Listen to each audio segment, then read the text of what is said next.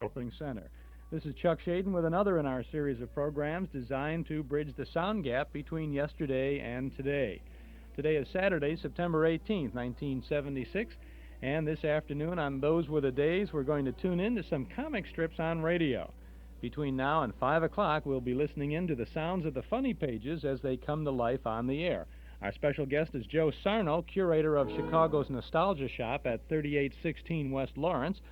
Joe and yours truly will be chatting about the comics that made the transition from the printed page to the airwaves. And we'll be tuning in to the adventures of Dick Tracy, so aptly read for us there by Mayor LaGuardia of New York City. We'll have the adventures of Superman, Mandrake the Magician, Blondie, Buck Rogers in the 25th century, Terry and the Pirates, Red Ryder, and Captain Midnight. Lots of fun and high adventure today, gang, so stick around.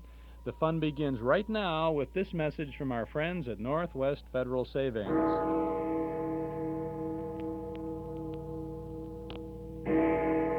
Captain Money! Yes, gang, once again it's time for Captain Money, brought to you by Northwest Federal Savings, makers of the rich, tasty new idea in identification cards, one that helps you save money instead of spending it. Yes, gang, the money-saving Northwest card is the smart way to fight the dollar drain on your allowance. With it, you can purchase traveler's checks, registered checks, and pay utility bills, all without a service charge. And you're even entitled to free notary service, too. With the new creamy rich Northwest card, you'll not only eliminate service fees and save yourself extra money each month, but you'll also have a positive means of identification, because your actual signature and a keen new photo of yourself in full color will both appear on your Northwest card. It's yours free when you maintain a $500 balance in your savings account at Northwest Federal Savings. For all the details, ask your mom to call, write, or visit Northwest Federal. And now, here's Captain Money with today's secret message. Squad, set your Northwest card secret decoder to code 9. That's A equals 26. And take down this special message. 23, 9, 18, 13, 16, 12, 5, 26, 15, 7, 18, 13, 22. Got that? Happy landing! Northwest Federal Savings serving you 63 hours a week in Chicago on Irving Park Road, in Edison Park on Northwest Highway, in Des Plaines on Dempster Street, in Norridge at Harlem and Irving, and in Arlington Heights on Algonquin at Golf. Chuck Shaden here with our Those Were the Days program this afternoon, saluting the comic strips on radio. And we're going to have a great radio show on film tonight in the Memory Club over in the community room at Northwest Federal Savings. At least our movie is based on the popular radio show of the 1930s, Hollywood Hotel, which featured Luella Parsons and a host of Hollywood stars every week on the air. The movie tonight is Hollywood Hotel. It's from 1937. Stars Dick Powell, Rosemary and Lola Lane, Hugh Herbert, Glenn the Farrell, Johnny Scat Davis, Luella Parsons, Francis Langford. We have Benny Goodman in the orchestra. It's a good film, and I think you will like it. Plenty of surprises, lots of guests, comedy, and music in it. Hooray for Hollywood is the big production number, directed by Busby Berkeley. Hollywood Hotel, tonight in the Memory Club, in the community room at Northwest Federal Savings. Doors open at 7:30. Movie begins at 8 o'clock. Dues are $1.25 a meeting, payable at the door. Well, we opened the door to our hall closet this afternoon, just shortly before we got on the air, and in walked Joe Sarno. Joe is the proprietor of the Nostalgia Shop over at 3816 West Lawrence Avenue in Chicago. And Joe is he is a walking reference library, I think. Right, Joe? I try to be. Joe is a super fan of the comic strips and comic art. And indeed, over at your Nostalgia, you've got two shops now. Only until October 1st. Only till October 1st. Right. So 3816 is the major shop. That's where they want to go, right. That's where to go. And now, what is in your shop?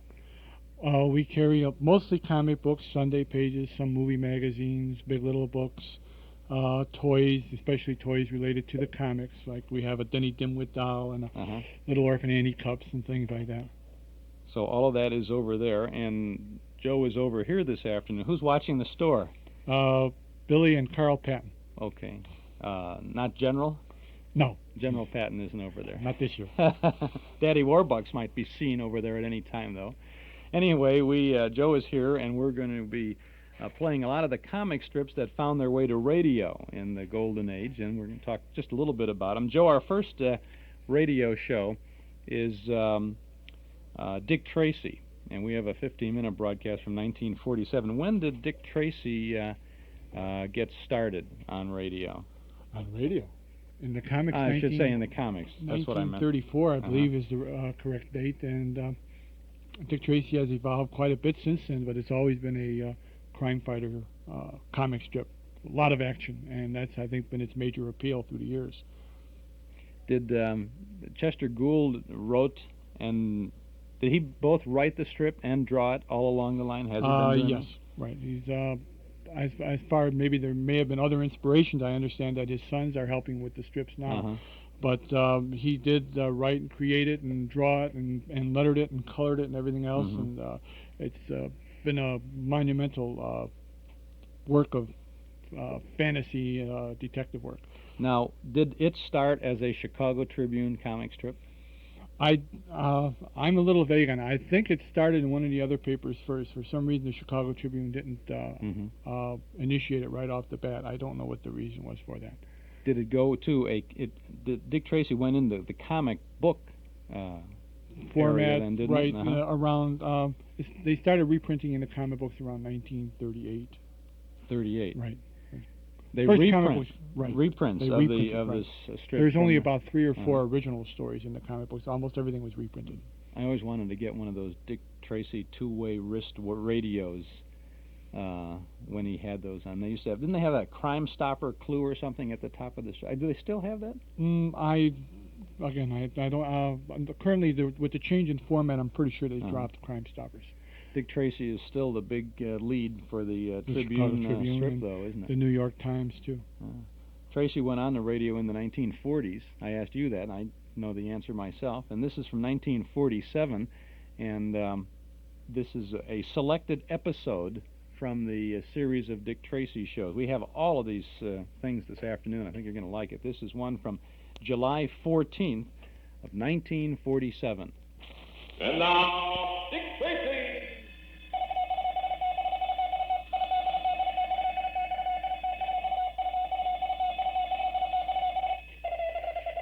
This is Dick Tracy on the case of the crooked fingers. Stand by for action. Let's go, men.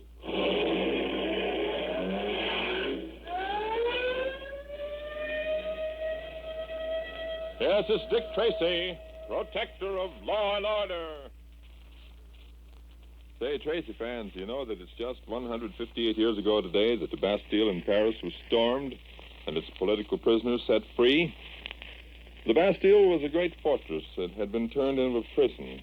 It was regarded by the French as the symbol of their oppression. Stories circulated that the prisoners there were treated with inhuman cruelty, and so when the Parisians began to revolt in 1789, they launched their opening attack on this mighty prison. Taking it by storm, they released the prisoners. The men were carried out on the shoulders of the crowd as a symbol of the new liberty. The Bastille was torn down. Thomas Paine, the great American political writer who was in Paris at the time, was given the key, which he sent to George Washington. A duplicate of this key lies in Philadelphia's Independence Hall today. So it was that 1789 became an important year in history because of the storming of the Bastille. For the attack symbolized the new spirit on earth, proclaiming all men had equal rights. No ruler had the authority to oppress his people. The message of the Bastille is one which free peoples everywhere still remember and fight for: liberty and equality for all. And now, Dick Tracy. Last Friday, Fingers, the sinister gem thief, was making a desperate attempt to escape in a speedboat, taking Cap'n Ash with him. But Dick Tracy and Pat Patton gave chase in a faster boat. And when Fingers realized that he was about to be overtaken, he threw Cap'n Ash overboard. In the delay caused by Tracy and Patton rescuing the old barge captain, Fingers and his boat disappeared in the fog, somewhere in the vicinity of Dead Man's Reef. But just as Friday's episode ended, The warning bell on the reef suddenly stopped ringing, and the boats are now running blindly toward the treacherous rocks. Captain Ash, what happened to that big bell that was clanging so loudly a few minutes ago? It was the bell on Dead Man's Reef. Oh. It's got fouled up somehow. Are you thinking what I am? Yeah, I sure am. That would certainly be poetic justice. Poetic or not, I'm betting that Fingers don't get away. He may know something about navigation, but he can't smell his way through this here channel like I can. Now, would you mind translating that last conversation? Rags and I have a little secret that we'll tell you about later. Yeah, well, what's this about Fingers not being able to get away? Just wait and see. Yeah. Cut the motor on this boat so we can see if Fingers is still up ahead. All right.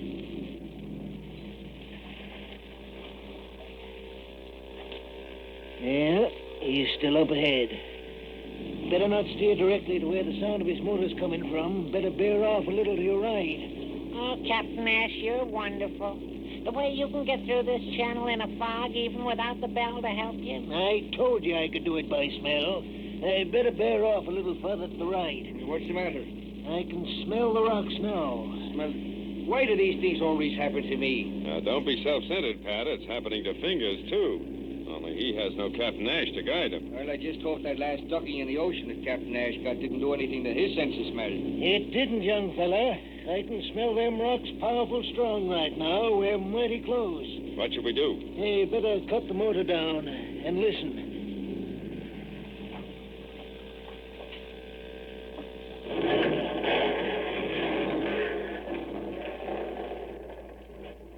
Well, there goes Fingers. Hey, hit the reef. I had a feeling he wasn't going to get away. But he's still got that Tommy gun, so let's not just go blundering in there. He hit that reef pretty hard, he may. Help! Help! Yeah, it's Fingers. He sounds pretty desperate. Look at that glow through the fog over there. Yeah, he's afire. His gas tanks must have split when he hit them rocks. Maybe we can get to him.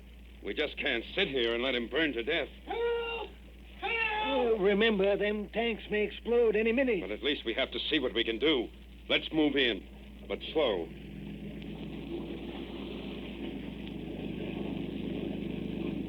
There's his boat half turned over and wedged in the rocks. Yeah, look. The burning gasoline is spreading out on the water. Yeah, better go back. This boat of ours would go up like matchwood if we tried to get through that there burning gasoline. Help! Help! Oh, there must be something we can... There was something. And that was it. Yeah. It was the best way for him. Yeah. No use even bothering to look for the body. There's not enough of the board left to put in a small-sized aspirin box. Well, so much for Fingers. Now we'd better see what's the matter with the bell on Dead Man's Reef. Yeah, I was waiting for that. Captain Ash and I have a surprise for you. What is it? You'll find out. Won't he, Captain Ash? Yeah. Now, if you'll just turn this boat around, go back about 100 yards, we'll come to the bell. All right. Is there any danger? No, not unless I miss the buoy in this fog. Oh, fine. That's like saying there's no danger in getting shot at if the gun's loaded with blanks. Young fella, I won't miss the buoy. How are we doing now? Yeah, you better take it easy. We're almost there. Hey, look up ahead, Captain Ash. There it is. My, but you're certainly a wonder. I don't see a thing. That's because you don't know what to look for. She's there, all right. Yeah, I see it now. What's the next move? Pull up on the left-hand side. Right. Easy. Now, grab hold of the buoy while I reach up inside the bell and see what's keeping it from ringing. Right. Now, hold her steady. That's it. Yeah. Something slipped down and fouled up the bell clapper. What is it, Captain Ash? Just a minute. There, she's loose. Well, what do you know? The Torara Tiara. Huh? Captain Ash, did you hide the tiara in that bell? Well, let's say I put it there for safekeeping. And it slipped down and kept the bell from ringing. Holy smokes, and Fingers was really killed by the Tarara tiara. The tiara he once said he'd risk burning to get. Well, he burned all right. Captain Ash, I can't tell you how glad I am to get this back. But you must realize that you're guilty of concealing stolen goods. I know it. And I'm willing to take my medicine. Of course, you did help us get rid of Fingers, and you showed us where the tiara was hidden. And he kept us from running on the same reef that Fingers did. Right. Well, all this will weigh in your favor, Captain Nash. And I'll add my personal recommendations of leniency. But in the final analysis, it'll be up to the district attorney. He doesn't want leniency. He wants to pay in full. Now, wait a minute, young man. Seems like you're in an awful hurry to send me to jail. Oh, it won't be so bad, Captain Ash. After all, I'll be there, too.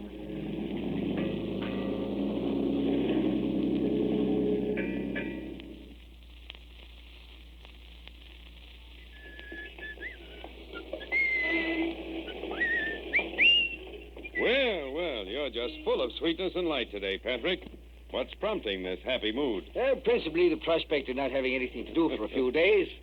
Now that we've taken care of the Tarara tiara and Fingers. That's right. Chief hasn't a single case for us. Well, a day off won't hurt. As a matter of fact, I'm thinking of retiring. I'll believe that when I see it. No, I'm serious, Richard. I feel that I taught you enough to make a fair cop out of you. Now I shall retire to some pleasant cave and raise bats for haunted houses. An occupation for which you're admirably suited. Oh, thank you, Tracy. I'm glad that you can appreciate my profounder talents. In the meantime, what do you suggest? Shall we go and see a good detective movie? Oh, or for the shall love we... of Pete, no. We'll find a nice, expensive restaurant, and you'll buy dinner for both of us. Well, that sounds like as good a way as any to start off an evening, but somehow I think you're taking advantage of me. Why, Richard, what a thing to say. You wrong me. Just to show you what a nice fellow I am, if you'll buy dinner, I'll spend my money on the rest of the evening's entertainment. But I'm not sure that I want to go on a 3-hour streetcar ride. That'll be enough out of you. Anyway, I have something very good in mind. What's that, Pat? Well, don't think I'm crazy, but there's a circus in town. What do you say we go see it, huh? Patrick, for once you're behaving like a rational human being. That's a great idea. I haven't been to a circus in years. Well, I'll describe the more important points to you so that you can follow the plot without too much trouble. You're so good to me. Now, when you see a creature with 2 humps and a face like a one-eyed beefsteak, it's called a dromedary. Nothing doing. A dromedary has only 1 hump. Richard, somewhere along the line you've been gravely misinformed. A dromedary has 2 humps. You're off your rocker, Patrick, and I'll prove it to you when we get to the circus. Now, you take a camel. That's a different thing. The camel has... While Tracy and Patton are discussing a matter that rightfully should be of more interest to a camel than to 2 detectives, a man and a woman, both of the circus, are talking of life and death.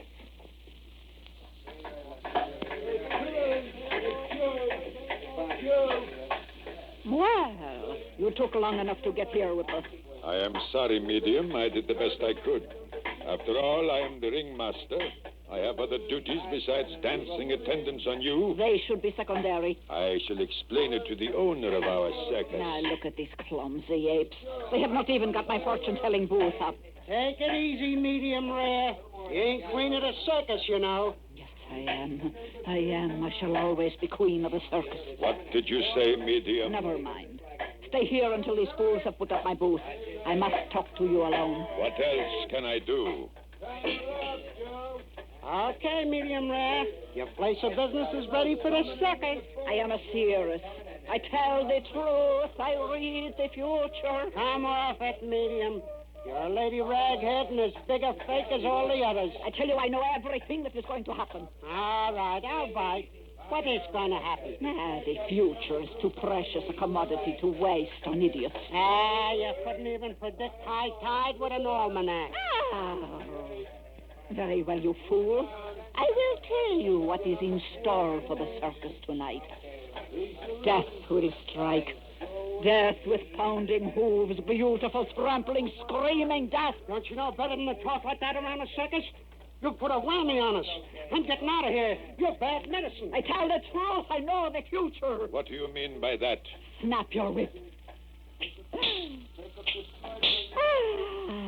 I love to hear that sound. And when you crack your whip like that tonight in the center ring, Rosa the equestrian, the daring rider, will die.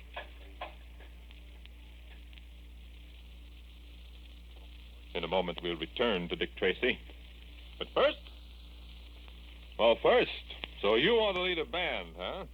Well, so does everybody else, from tailors and sailors to fighters and writers. And they've all had their dream come true on Sammy Kaye's show, So You Want to Lead a Band. Every Monday night, 4 contestants are chosen from the audience, and then the musical battle begins. Each one tries his hand at conducting, and one by one, contestants drop out until the winner gets the grand prizes in the bandbox. And brother, what prizes!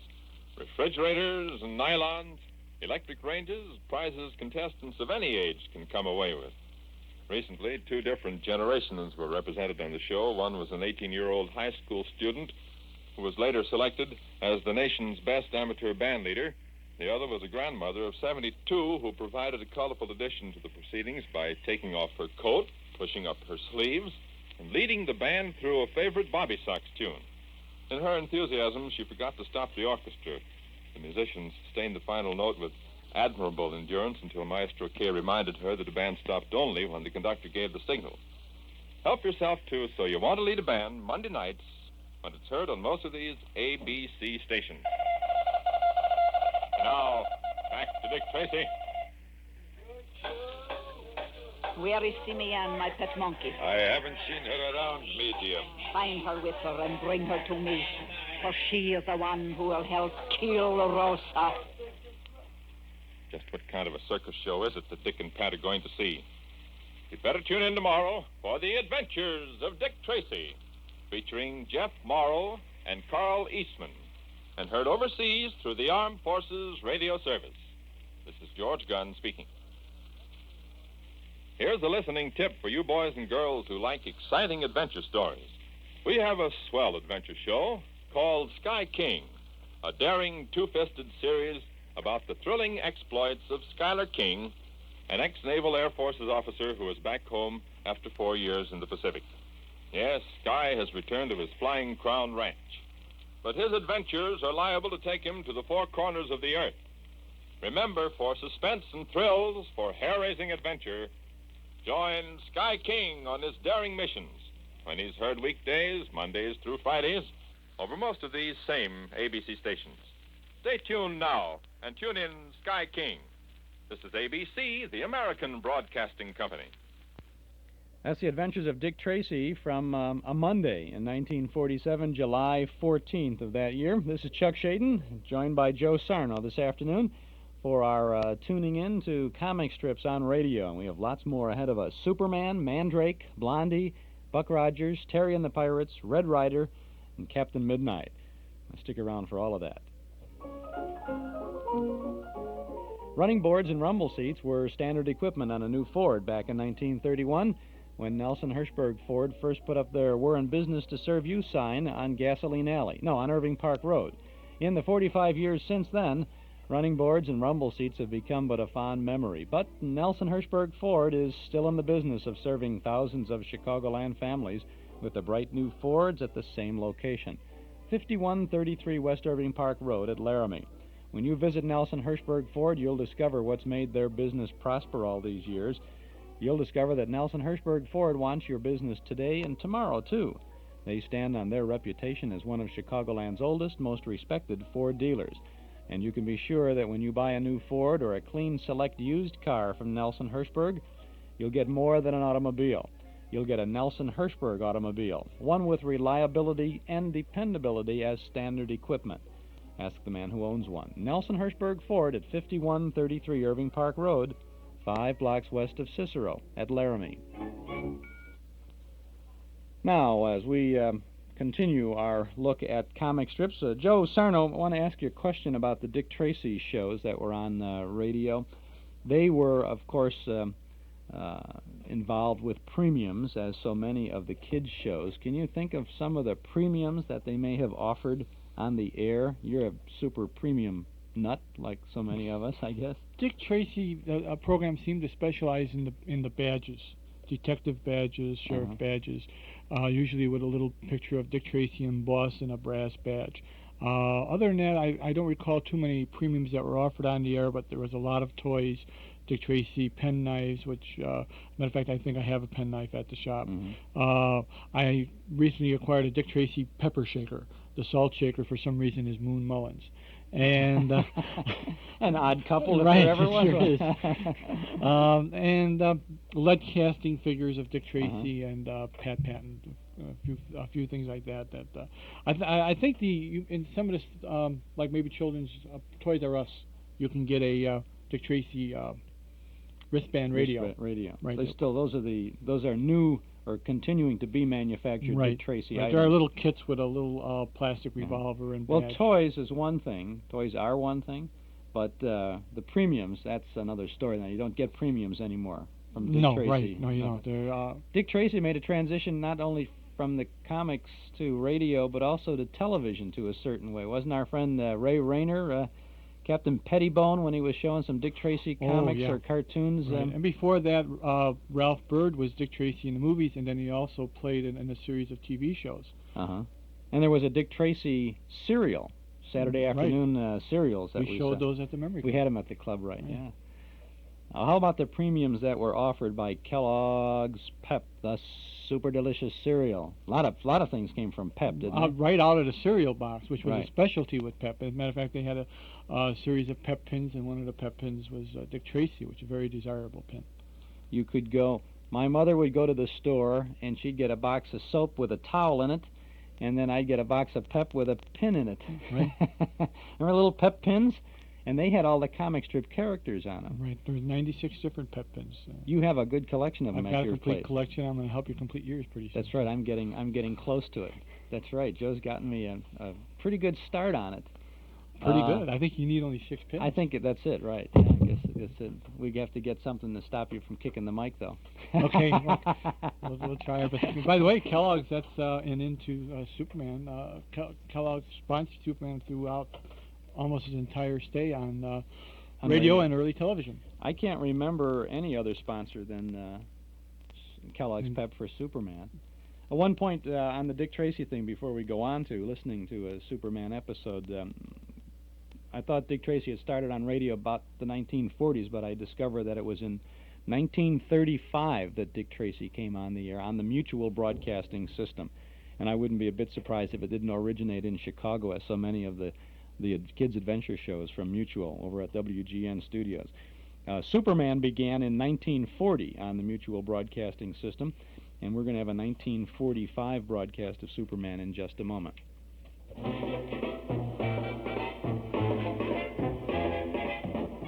Here's news for Vic and Sade fans. From our Metro Golden Memory Shop, we have obtained a limited supply of the newest collection of Vic and Sade scripts by Paul Reimer. This is a brand new edition of 30 more classic scripts about radio's home folks, the residents of the small house halfway up in the next block. Vic and Sade and Rush and Uncle Fletcher and all of Paul Reimer's immortal radio characters live again in this collection of scripts from a radio show still lovingly remembered by generations of Americans. Vic and Sade, the best radio plays of Paul Reimer. And Mary Frances Reimer, who edited and collected her husband's great radio broadcast scripts, has been kind enough to autograph our MGM shop copies. Like the first volume of Paul Reimer's plays, this new Vic and Sade book is destined to become a real collector's item. Get your copy now, $12.95 at our Metro Golden Memory Shop, 5120 West Irving Park Road, just east of Laramie. Open Tuesday and Wednesday from 11 a.m. to 6 p.m. Thursday, Friday, and Saturday till 8. We're open now. We'll be open till 8 tonight. And Sundays from 1 to 5. Metro Golden Memories, 5120 West Irving Park Road, just 2.5 blocks west of Northwest Federal. Joe, this is the last Superman broadcast of 1945. This is New Year's Eve, 1945, December 31st of this year. One of the things that I like about this is that the commercials on this promote those Pep pins, and they talk about them. Some of the other shows that I know you have in your collection of Superman radio shows, and in mine too, talk about the model airplanes that they would give away, and that would be in the box of Pep. There hardly was no room for Pep in those boxes, and that wasn't all bad either, I'll tell you, because well, like Ovaltine, Kellogg's Pep was destined to be purchased and gotten for premiums, as much as for eating. Just didn't have the body that maybe cornflakes and well, it was the Wheaties was the breakfast of champions, right? Right. And Pep was the breakfast of kryptonite. I got soggy awful fast. That's where it belonged.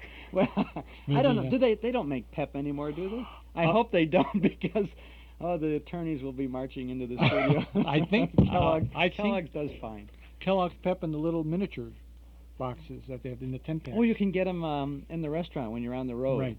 With your grits when you go south. Right. Very good combination. Anyway, from December 31st of 1945, Kellogg's Pep.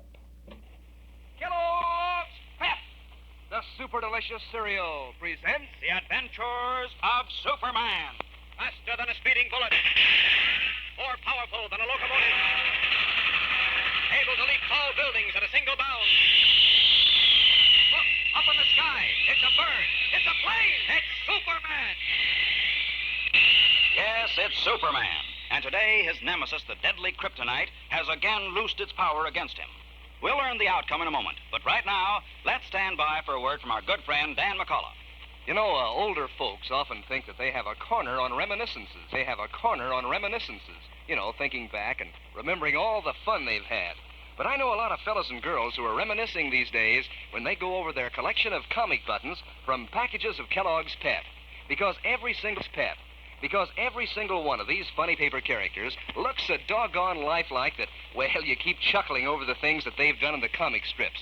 Like the way Smitty's always trying to get out of doing his work at the office, or Lillem's wearing those old-fashioned dresses and shoes. And, of course, there are the many times Superman has saved people from danger and captured criminals. Yes, sir, every single one of these 18 comic buttons has a real story to tell. They're all mighty worthwhile, too, and they're so easy to get. You don't send in any money, not even a box stop. Fact is, you can't buy these comic buttons anywhere. They come only as exclusive prizes in packages of that super delicious whole wheat flake cereal, Kellogg's Pep. So how about asking Mom to get you a package or two of Pep so that you can add another comic button to your collection? That's P-E-P, Pep, made by Kellogg's of Battle Creek. Now, the adventures of Superman.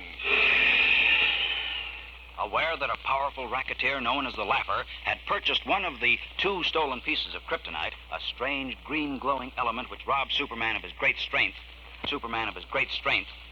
green glowing element which robbed Superman of his great strength, the mysterious Mr. Jones, leader of an international confidence ring, told the Laugher that with the kryptonite, he could destroy the Man of Steel, even though all others had failed.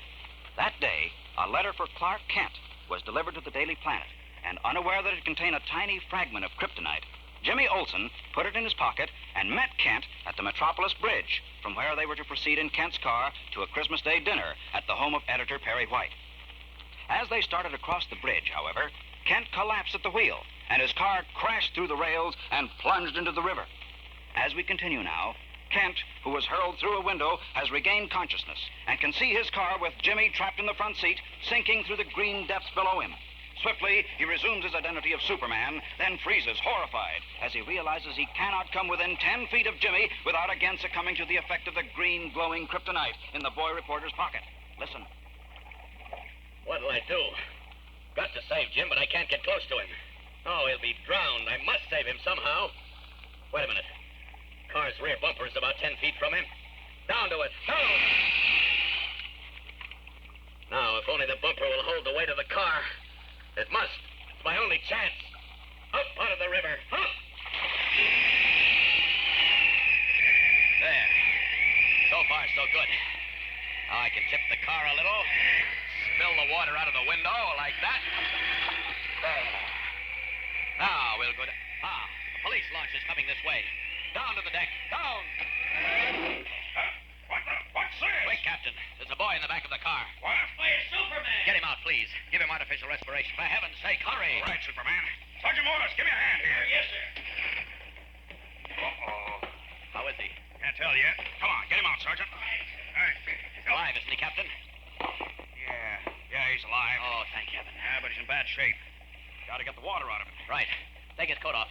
Okay. That's it. Now just throw it over there. All right, now stand by with that full motor while I apply artificial respiration. Okay, Superman. Are you ready? 1, 2. 1, 2. 1. Anxiously, Superman works over the limp body of Jimmy Olsen as the police crew stands by. long, tense minutes go by before the boy reporter revives and is carried to a bunk in the cabin below, where, suffering from exposure and shock, he falls into a deep sleep. 2 hours later, he awakens, and his eyes dimly make out the tall figure in the blue costume and red cape standing across the cabin. Superman. Hello, Jim. How do you feel? I'm okay, but where am I? What are you doing here? You're on a police patrol launch. What? How? I brought you here. You and Clark Kent had a little accident on the Metropolis Bridge. Do you remember? We did? Jeepers, I remember. Something happened to Mr. Kent. Right. He crashed through the guardrail and... Took a ducking in the river. You're all right now. Mr. Kent, what about him? He's all right, too. He is? Uh-huh. Boy, that's wonderful. Say, why are you standing so far away from me? It's because of that letter on the table beside you. A letter? I don't get it. The letter addressed to Clark Kent. It has a tiny fragment of kryptonite in it. No kid. Where did you get the letter, Jim? Oh, messenger brought it to the Daily Planet today for Mr. Kent. Did you see the messenger? No, Beanie Martin said it was some kid. I can't believe it. Listen, are you sure this hunk of stuff in here is kryptonite? You bet I am. That's why I'm standing over here. If I come within 10 feet of it, I lose all my strength. Gosh, imagine that. Who sent it and why? That's what I want to know. Open the letter, will you? Open it? That's right. But the letter is addressed to Mr. Kent. Yes, I know, but the kryptonite must be intended for me. Go ahead, open the letter, Jim. I'll take all responsibility with Kent. Okay, if you say so. Gosh, look how this piece of kryptonite glows. Oh! Burned my hand. Uh-oh, I meant to warn you. I'm sorry. Pick it up quickly and throw it through the porthole. Okay, there she goes. Ah, thanks. You're welcome. Now I can come closer to you. Let me read the letter, will you, please? Okay, here. Thanks. A little hard to make out. The water made some of the ink run. All right. Let's see now. Dear Mr. Kent, I understand that you and some of your colleagues, that means fellow workers, Yeah, I know. your colleagues on the Daily Planet have contact with Superman. Please show him the enclosed particle and tell him if he is interested in securing the rest of it to insert an advertisement in the personal column of tomorrow's Planet instructing me how to contact him in confidence. Well, I'll be... Gosh, is it signed? Just the initial J. What do you suppose that stands for? Mr. Jones, of course. Mr. Jones? Uh-huh. Oh, isn't he the guy Mr. Kent and the police are looking for, the boss of this Crescent and Star gang? That's right. Apparently, Jones wants to contact me. Well, this is very interesting. I wouldn't call it interesting. Guys like Mr. Jones and the Laugher and the Vulture want to see you. They mean trouble. No doubt about it. But I've got to contact Jones. That's my only chance to recover the kryptonite before something terrible happens. Look, Jim, I'll see Kent and arrange about the ad. You keep all this under your hat, understand? Oh, sure. I won't breathe a word. Good boy. Jeepers, I'm scared. Well, don't be. Just take care of yourself. Oh, thanks again for pulling me out of the drink. And Not at all. watch your step with Mr. Jones. I will, Jim. So long. So long, Superman. Well, I wonder what Jones is up to. He threatened to destroy me, but he knows I won't walk into a trap with my eyes open. I can't figure this out at all. Deeply puzzled, Superman stands for a moment outside Jimmy's cabin door on the police launch, preparing himself to meet Mr. Jones' threat. Why did Jones send the note? We'll return in a moment to learn more about it. But first, here again is your announcer. You know, gang, New Year's Eve is a time when you take stock of the past year and make plans for the new year. And while you're about it, it's a good time to take stock of your collection of comic buttons from packages of Kellogg's Pep and make plans for getting more. Because you don't want to miss out on the fun all the fellows and girls are having with these bright-colored buttons. And you want to be right in there pitching when they're swapping duplicates. And I'd bet you'd kind of like to have collected more buttons than the rest of the gang, too. You know, these white enameled buttons really show up when you wear them pinned on your jacket or your dress or cap. The brilliant red, blue, and black pictures of your favorite comic strip characters stand out like anything. Now, there are 18 different comic buttons in this series. So remind Mom to get you some more of that super delicious whole wheat flake cereal, Kellogg's Pep. Because that's the only way you can get these nifty comic buttons. You don't send in a single penny, not even a box top. Actually, you can't even buy them anywhere. They come only as exclusive prizes in packages of Kellogg's Pep. So hop to it, gang. Ask Mom for P-E-P, Pep, made by Kellogg's of Battle Creek. Now, back to the adventures of Superman. While Superman was preparing to insert an advertisement in the Daily Planet in response to Mr. Jones' request, Jones himself, in his hideout above a Turkish rug shop in the foreign section of Metropolis, has just completed an important phone call.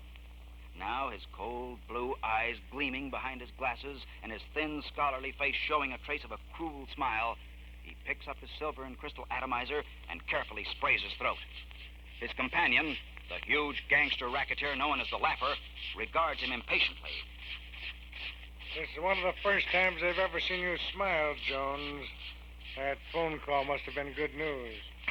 It certainly was, Lapper. Well, what was it? Oh, stop that ridiculous spraying.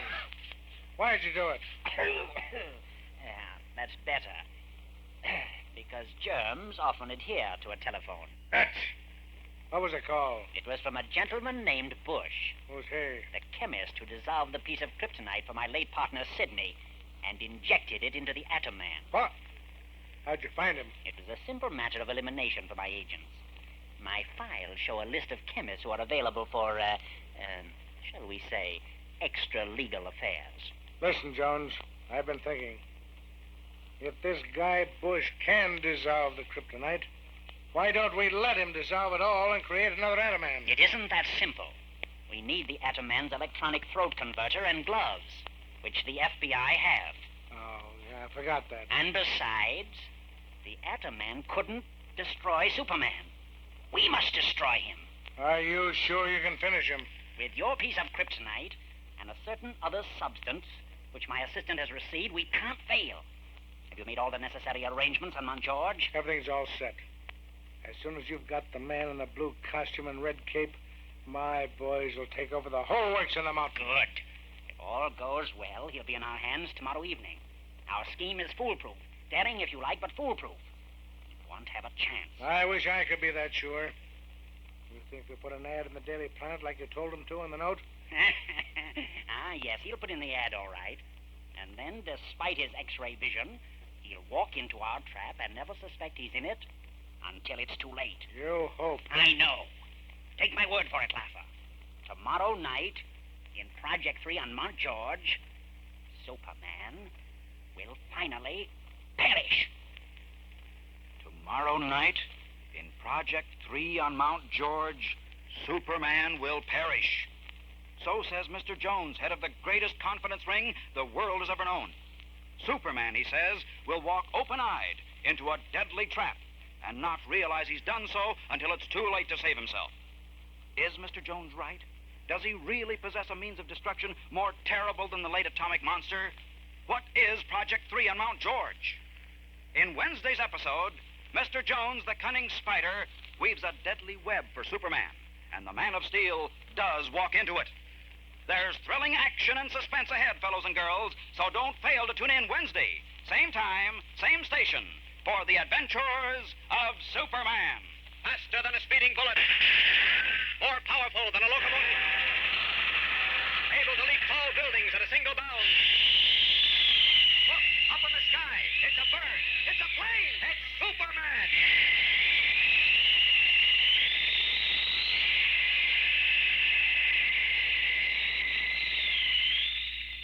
Fellows and girls, be sure to follow the adventures of Superman. Brought to you every day, Monday through Friday, same time, same station, by the grand old Kellogg Company of Battle Creek. And for other thrilling adventures of Superman, see your local newspaper. Superman is also a copyrighted feature appearing in Superman DC publications. Say there, gang, have you heard? Kellogg's Variety is back. That's the grand 10-package assortment of 6 famous Kellogg cereals that makes breakfast so much fun. Why, it's like eating in a restaurant where you can choose from a whole list of your favorite cereals, each one in your own private package. And Mom's sure to be glad Kellogg's Variety is back. Show her how you can eat right out of the swell new Kell Bowl pack. She'll like not having to wash dishes. So ask her to hurry and get Kellogg's Variety right away. And be sure to be with us Wednesday for the thrilling adventures of Superman. This is the Mutual Broadcasting System. The Adventures of Superman from December 31st of 1945. And this is Chuck Shaden with Joe Sarno with our Those Were the Days program this Saturday afternoon from WNIB Chicago at FM 97. Joe, when did Superman first make his appearance on the comics scene, on the strips? That was an historic moment because it was the first appearance of a costume superhero ever. And it first appeared in Action Comics #1, which came out in June of 1938. And after that, of course, there was a whole rash of imitators, including Captain America, Captain Marvel, and nowadays Spider-Man is the heir apparent to the superhero established by Superman. Is that a DC? A DC That was comic? a DC comic book, right? And they are still publishing new Superman adventures today. And Superboy, and Supergirl, and Superdog. Superdog? For a while, yeah, they had a Superdog. Superdog. Then the Superman did go to the comics. I remember reading Superman. Wasn't Superman in the Sun Times? Is it still in the Sun Times comic strip? No. No Superman comics. No, there hasn't been a Superman comic strip for a while. I think it was the Chicago Times originally. Times, yeah. Right. And it merged with the Chicago Sun. Right, which is that was the first instance of a comic book character that was created for the comic books, moving into the comic strips as well. And later on, there were others. Pogo is another one that started in the comic books and went into the comic strips. Superman, of course, went on to television, and I guess you can still see some of the reruns of the Superman show with George Reeves as Superman. It was Bud Collier, Clayton Collier, who played Superman and Clark Kent on the radio series for most of that long run. There was another fellow by the name of Michael Fitzmaurice who played Superman for just a short time somewhere along the line in there, but it was Bud Collier, the host of Beat the Clock and To Tell the Truth and all those shows on TV. He didn't play the role on TV in the TV show, which was originally was one of the first shows to be filmed in color. Right. And it was a kind of a, if you've seen the reruns, it's kind of a washed out to color, lots of blues, because they didn't know how compatible the color would be with the black and white. Right. There was some Superman in the movies too, wasn't there? Right. Kirk Allen, there were 2 serials starring Kirk Allen put out, I think, by Columbia Pictures in the early 50s. And wasn't there a cartoon, some cartoons? In the 40s, yeah. Bud Collier was the voice on the cartoon series put out by Max Fleischer. There were 17 of them.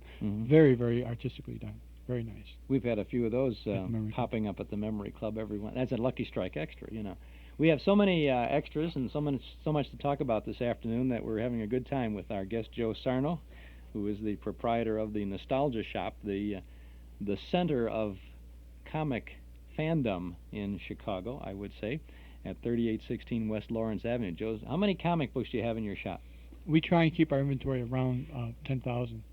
Around 10,000. Most of them sell for a dime, right? I wish.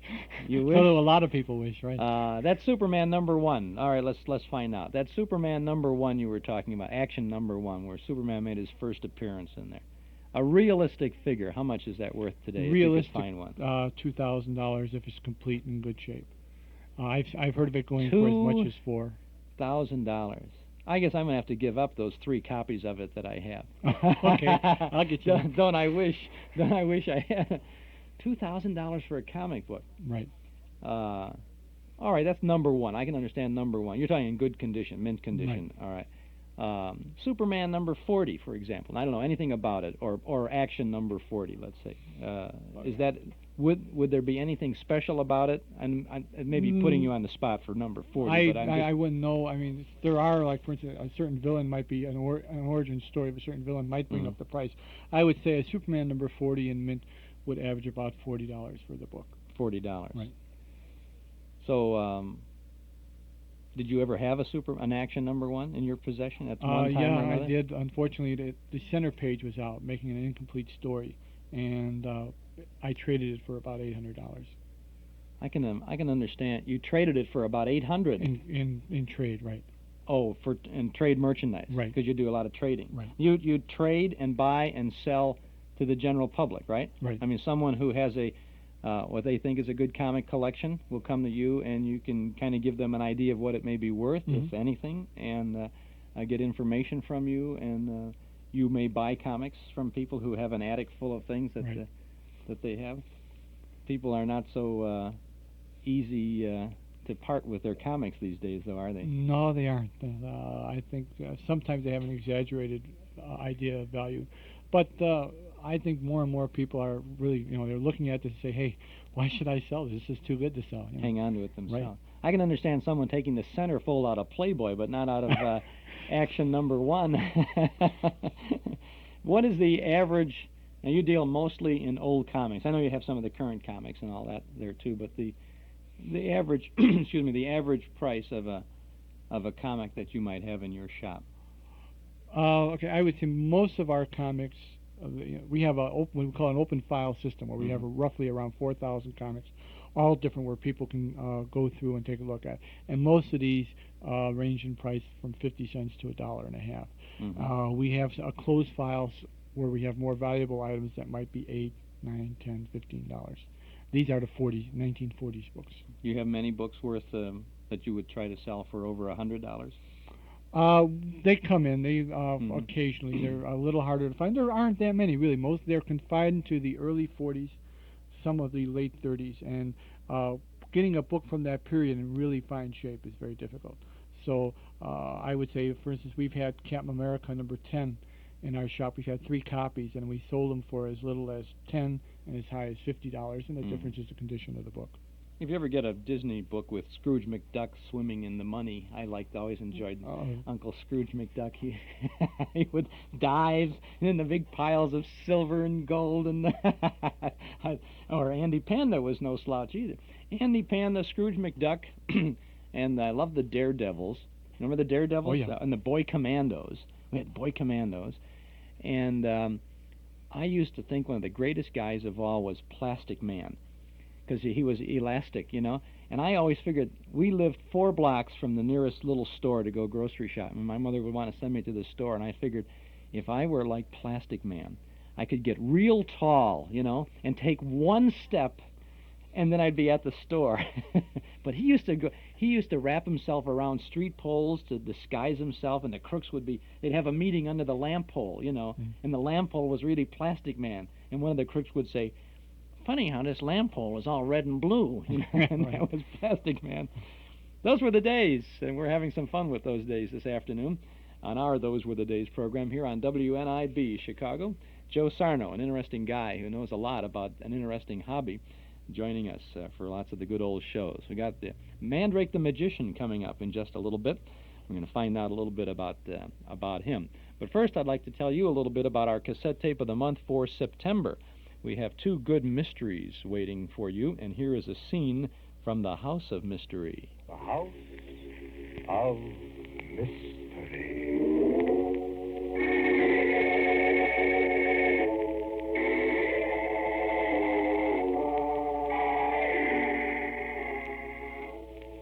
This is Roger Elliott, otherwise known as the Mystery Man, inviting you to join us for another storytelling session here at the House of Mystery.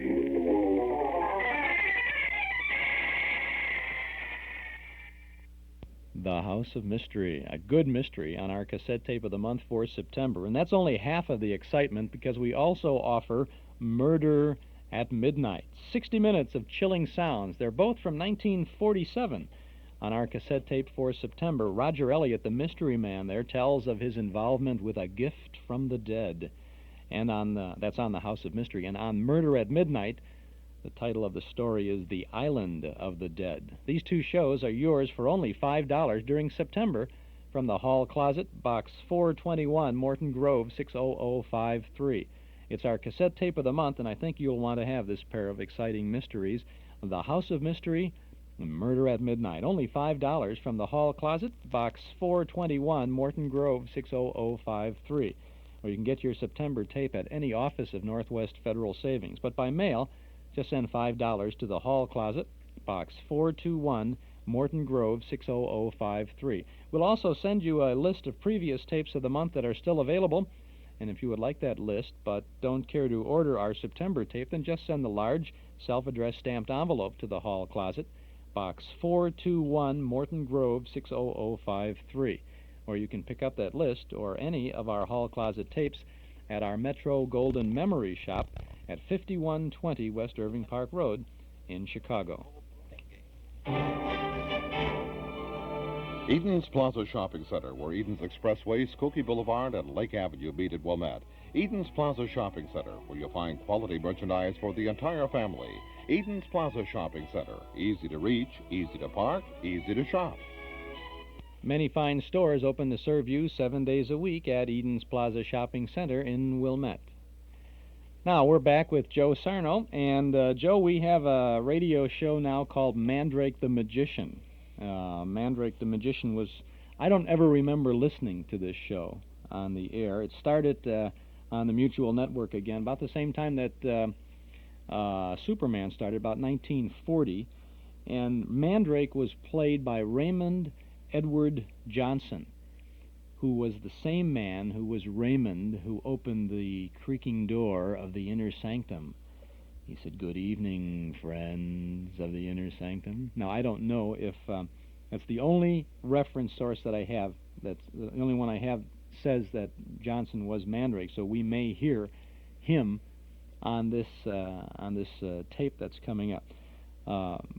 When did Mandrake, do you know, when did he appear in the comics? 1934. Lee Falk created him. He also created the Phantom, and it was a very, very good fantasy strip that is still being published in some papers today. Different artist, different writer. Mandrake was, he had a constant friend and companion, like so many of the sidekicks. Today on television, all the sidekicks, we have the old established investigator or whoever it is, and he's got the young guy, right? And when they go chasing the crooks, the old guy says, "Go get him!" And the young guy, he dashes away, right? But that's the pairing. But he had a faithful companion by the name of Lothar. Right. And I don't know how to describe the actor, but Juano Hernandez played Lothar on radio. And he is a man who you see a lot on, he's a black actor, and you see him a lot on some of the television shows. Sometimes he plays a South American or an African person. He has a kind of almost a British voice, a British accent to his voice. And folks who follow this will know, but I just cannot describe him. But it was pretty good on the radio for quite a while, I guess, at least a few years into the 40s. Were there ever any Mandrake comic books you recall? Mandrake appeared in King Features books. Usually, King Features would have 5 or 6 reprint strips per book: Flash Gordon, Lone Ranger, Mandrake, and then mixed in with some funny strips. And there were some what they call feature books, where the whole book was dedicated to Mandrake. Mm-hmm. But he never really got off in his own book by himself, although the strip was quite good with Lothar, and Narda was always running into some kind of problems. And it was especially suited for the comic strips, because they had a kind of a surrealistic magical tricks that would happen where you pull things out of the air or make people stretch or make the guns melt and go limp in people's hands or change to birds and things like this. And it just came over exceedingly well in the comic strips. I never heard of Mandrake on television or in the movies. There was I was fortunate enough about 5 years ago to view a pilot that was never shown. I don't recall who played the part of Mandrake, but he looked just like he did in the comics, with the mustache and the slick back black hair and the high top hat. And Lothar was played by Woody Strode, and he was just perfect for the part. Well, now you have a chance to figure out what Mandrake on radio would look like. And one of the nice things about a comic strip going to radio, was that you had seen the comic strip character on the funny pages, right? And on radio, you knew exactly what he looked like. You really didn't have to use your imagination too much, because you just saw this line drawing, the little comic strip character, come to life on radio. And the actors breathed good life into them. Of course, our imaginations never hurt us. I don't have a date for this episode, but this is a selected episode of Mandrake the Magician. Presenting Mandrake the Magician.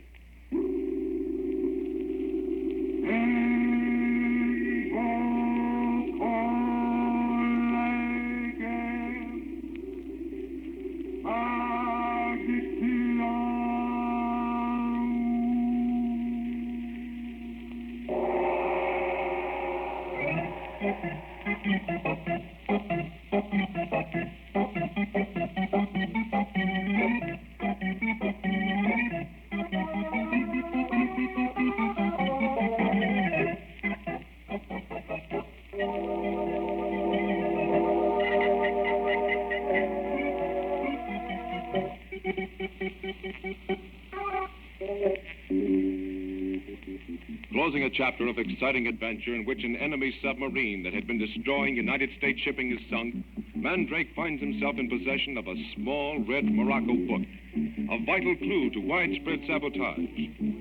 Now, with Lothar at the wheel of the dead gangster Barracuda's car, Mandrake and Tommy Turk are headed from the scene of their recent adventures toward the small town just a few miles inland. Where you want Lothar drive first when we reach town, Master? The hotel, Lothar. Nada will have arrived ahead of us in the plane. I'll notify the sheriff first to pick up Dorfman's body at Shore Point. And then we'll hold a council of war on our next move. What next move be, Master? Well, we'll get the jump on our enemies if possible. At least we know one of them by name. High Pitch. The fellow Nada saw looking in the window back at the shack. Too bad Lothar not catch him. Him get away and dodge. Yes. And I'm wondering where he went. He's payoff man for the big boss, remember? No, he didn't walk out from town. Got a car, maybe? I think so. But if he did drive out, he's still behind us. This is the only road from the point into town. Well, suppose we pull up alongside road. Wait for him to pass us. Then chase him. No, that's not such a good plan, Lothar.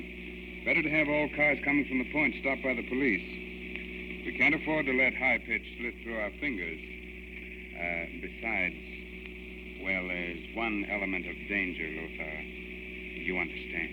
Danger? Oh, sure, Lothar understand. I haven't got anybody but my grandmother. She hasn't seen me since I was a baby. Doesn't make any difference what happens to me. Why, Tommy, you haven't said a word since we left the point. What made you say that? Because I saw you in the mirror. You nodded toward me. Oh. You'd lay for this fella High Pitch, but you're afraid I'd get hurt. Well, I'm afraid you are a little young for this sort of thing, Tommy. You see, it's our duty, Lothar's and mine, to deliver you safely to that grandmother you just mentioned. Understand? Sure. I'm anxious to get back to town, too, but not because I'm afraid. We know Tommy not afraid of anything. Used to get scared. You see, I was on the other side when the war started. Mother died from shock after an air raid, and Dad started flying planes across the Atlantic. He just disappeared. So I came home on a ship with a lot of other kids. Me and Trix, my dog. See, I was on my way to join Grandmother with Trix when the ship was blown up. You know, that one we were all on together. Yes, I know, Tommy. You see, Trix and I were real pals. She's an air raid orphan, too. She had 6 brothers and sisters. But when the air raid siren started blowing, I just grabbed her up and... Yes, Tommy. Go ahead. Well, after the all-clear siren, I went back and... Trix and I were both orphans. Watch it, Lothar. Nearly went into the ditch. Sorry, Master. Lothar got something in the eye. Can't see for a minute. Here, take my handkerchief, Lothar. Your eyes... Thanks, Tommy. Mr. Mandrake. Yes, Tommy? Mr. Mandrake, you won't send me to Grandmother's until I've had a chance to look for Trix. She might have been saved, and she won't take anything to eat from anybody but me. I gotta try to find her. We won't leave a stone unturned in our efforts to find Trix, Tommy. And I'll take the responsibility of squaring you with Grandmother. Oh, gosh, that's swell. I was afraid when I got to town, Grandmother might be there and wouldn't understand about Trix. Car behind us, Lothar. Hear that motor? Lothar here, Master. I can't see any headlights behind us. You will when she rounds that bend we just passed. There she is now. Ah, a heavy van. She's got lights strung all over her. Lothar try to keep ahead of her, Master? No, I don't think you can in this old jalopy. Say, that fellow's coming as though he was going someplace. That's an empty van from the way she's swaying. Gosh, look at that fella come. We'll never catch him after he passes us. I'm not so sure he intends to pass us. You think him stop, Master? At that speed, no. Slow down, Lothar. Give him plenty of room. Yes, Master. He's not slowing down. Open your car door, Lothar. Yes, Master. Open the door on your side, Tommy. Yes, sir. Here. Him right on our tail, Master. He's coming right at us. I thought I knew what he was after. He's going to drive right through us. Jump, Tommy. Jump, Lothar.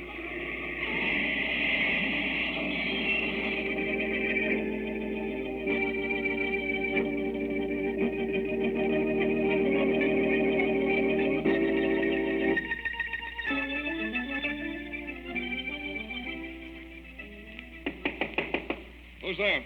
High pitch. Open up, Slade. 1 minute. Come in, high pitch. Right. Now, what in blazes did you come here for? I see you're packing. Of course I'm packing. I'm leaving. Yeah? Thought you were on your way out of here with your truck. My truck's in the garage. I got a bad dent in the front fender. I hit something. Want me to report your reckless driving to the chief? Who said I was reckless? I hit it on purpose. Look here, high pitch. I haven't got time to waste on you. Unpack. You're not leaving, Slade. I'm not taking orders from you either. Okay. It's your funeral. You never would listen. Wait a minute. Well? If you've got anything on your mind, spill it. You know I've got to report to the chief. What are you going to report? Shore Point blown up. Submarine base destroyed. 5 enemies of the great plan eliminated. I think I just eliminated 3 of the enemies of the great plan with my truck. The other 2, Nada and her brother Sigrid, are here in the hotel. What are you talking about? Heard the explosion when Shore Point was blown up. You heard the submarine blow up. That bombing plane that was headed for you know where. Heard it, too. She passed flying low without lights.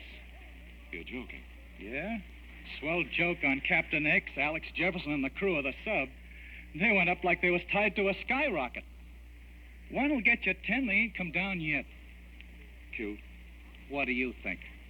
You know how it happened? Sure. Double-crossed by the pilot, Dorfman. He went patriotic before he kicked off. Oh, now, please. Yeah, I heard the whole thing. Nearly got caught looking in the window of Barracuda's shack. How did you happen to be there? I dropped my load for the sub at the point and was heading back to town with an empty van. Had engine trouble. I was only about a quarter of a mile from the point when I heard the explosion. You went back? Sure I went back. I was curious. I knew that explosion came from out at sea. Well? I learned all I could and I got back to my truck. Waited for Mandrake, Lothar, and that kid to pass me. Followed them and blasted them off the road. Good work, I bet. Did you stop to make sure that the... I'm a hit-and-run driver. The lights went on in a house right alongside the road when I smacked their car. I beat it. And you can't be sure that... I'm sure I made kindling wood out of that jalopy, and they was in it. Well, could be worse. Yeah, it could. And you better get to that flossy nodder and find out just how much worse, and spike it. What do you mean? I mean Mandrake's got one of the little red books. He's got the... What? Yeah, with names, dates, a map, and everything. A smart guy might do something with that. We've got to get that book back, High Pitch. Yeah. I thought you'd get the idea. Nada's room number is 47. 47, eh? Room 47, please. You think she'll come here? Your crude methods can't be used in a case like this, High Pitch. My crude methods worked once tonight, but I'm willing to watch you, mastermind, and learn. Hello, is that you, Mandrake? No, Miss Nada. I'm afraid Mandrake has met with an accident. Accident? You mean he's been hurt? Now, don't be alarmed. Could I speak to you at once, privately? Why, I don't know who you are. My name's Slade. Slade? I know no one by that name. Confidentially, I belong to the Army Intelligence Division.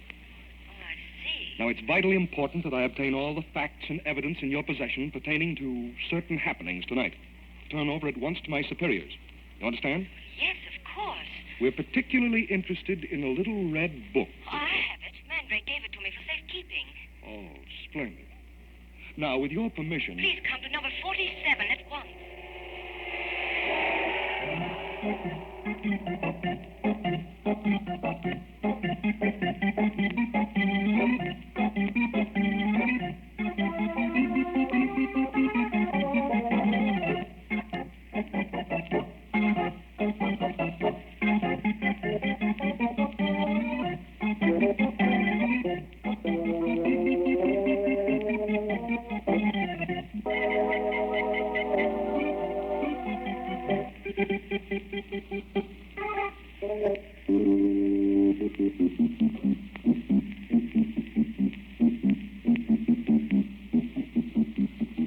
Mandrake, Lothar, and Tommy been seriously injured?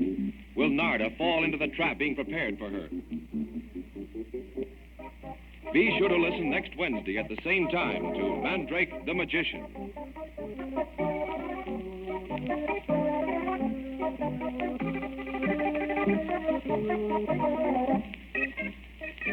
Mandrake the Magician is adapted from the King Features adventure strip of the same name.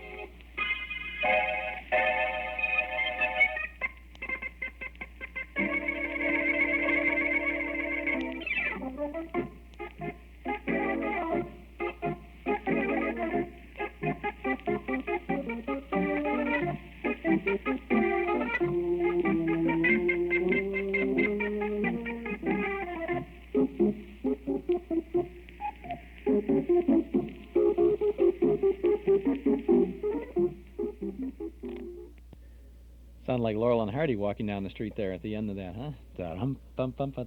Almost a Hitchcock kind of a theme that he would use. A little different, though, I think.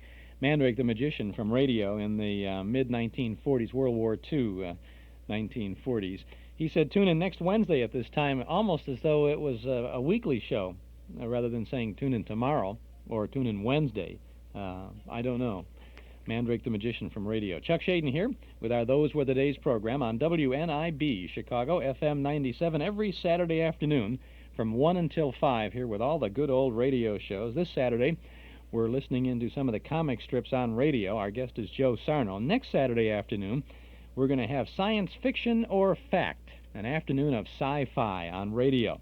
We've got a couple of suspense dramas for you. With a science fiction theme. One is called Strange Day in May. The other is called Donovan's Brain, starring John McIntyre, and that's an hour-long suspense program from 1948.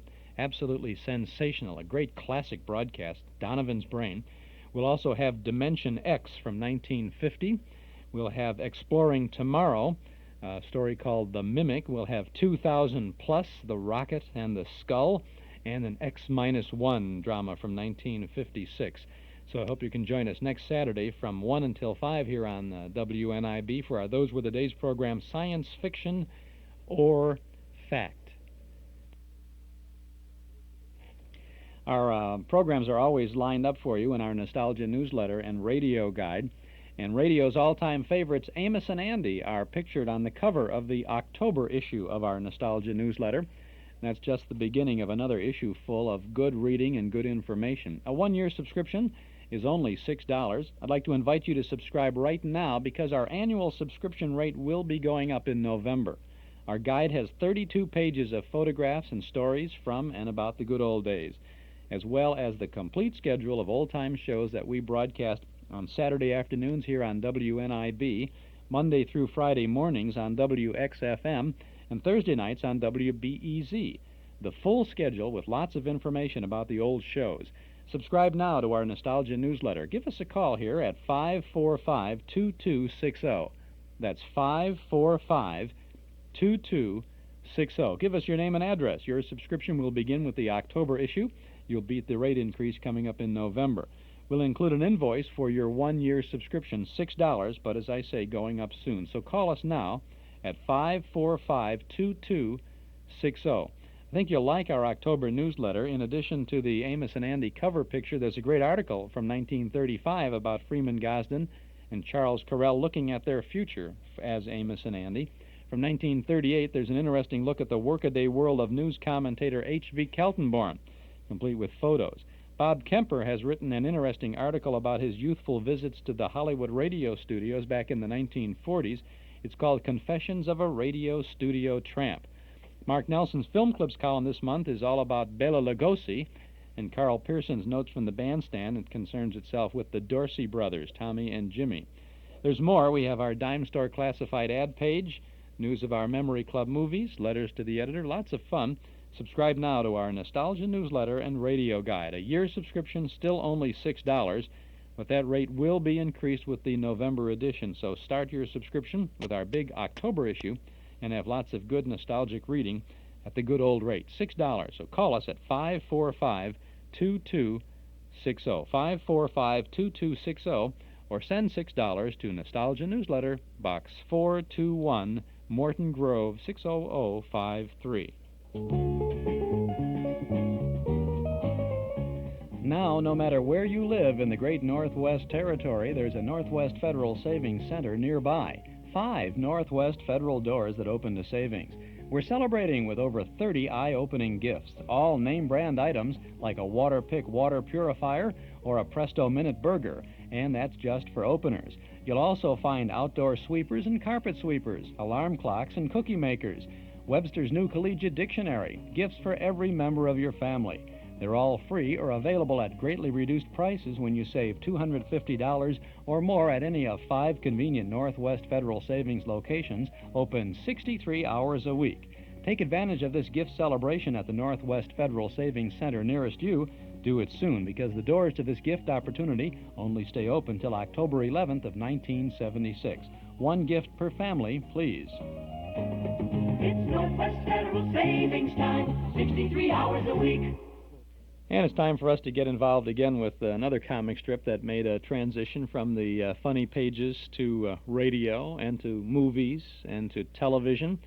This was not an adventure strip like Dick Tracy or Superman or Mandrake. This was Chick Young's Blondie, and it was a funny strip. And Joe, when did readers first find Blondie? 1930 was the year for Blondie, but really didn't begin to take off until Dagwood and Blondie became married in 1933, and that's when the fun began. They were just she was the part of the strip, the main right. part, and he was a boyfriend. Right, I think she was a wealthy debutante in the early strip, and then just how it developed, I'm not sure. There's very little interest really in that early period of Blondie, except historically. Then they became married and they had Baby Dumpling, and that's when the strip took off, and they made the movies with Arthur Lake and Penny Singleton. And it was Arthur Lake and Penny Singleton then who were also on the radio series. On television, wasn't it Arthur Lake and Pamela Britton? I believe it was. I think it was Pamela Britton. Penny Singleton didn't want to go into TV. She got very much involved with AFTRA and union affairs, and she, of course, was doing a lot of voiceover work. She was on the Flintstones. She was either Fred Flintstone's wife or Barney Rubble's wife on the Flintstones. One of the two. I think she was Barney Rubble's. Barney Rubble's wife. So Blondie and Dagwood, of course, were people who made a very easy transition from the comics.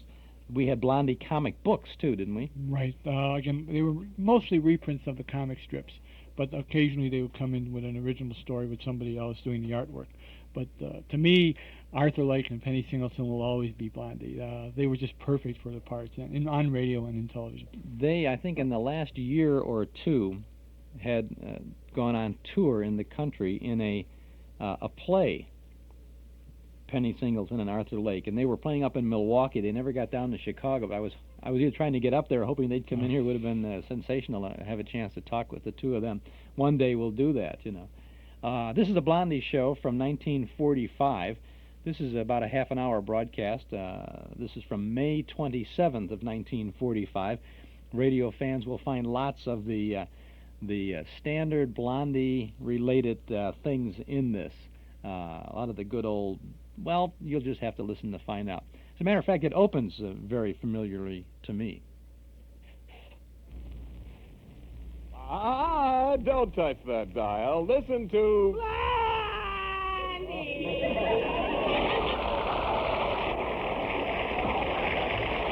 Yes, folks, it's another half hour of fun with Blondie and Dagwood.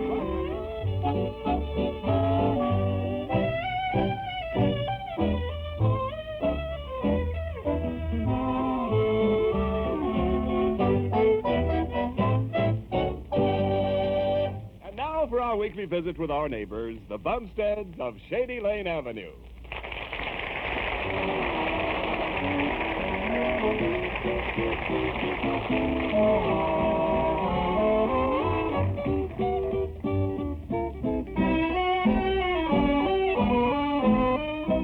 Well, you wouldn't think it of Blondie, but deep down in her heart, she's always had, social aspirations.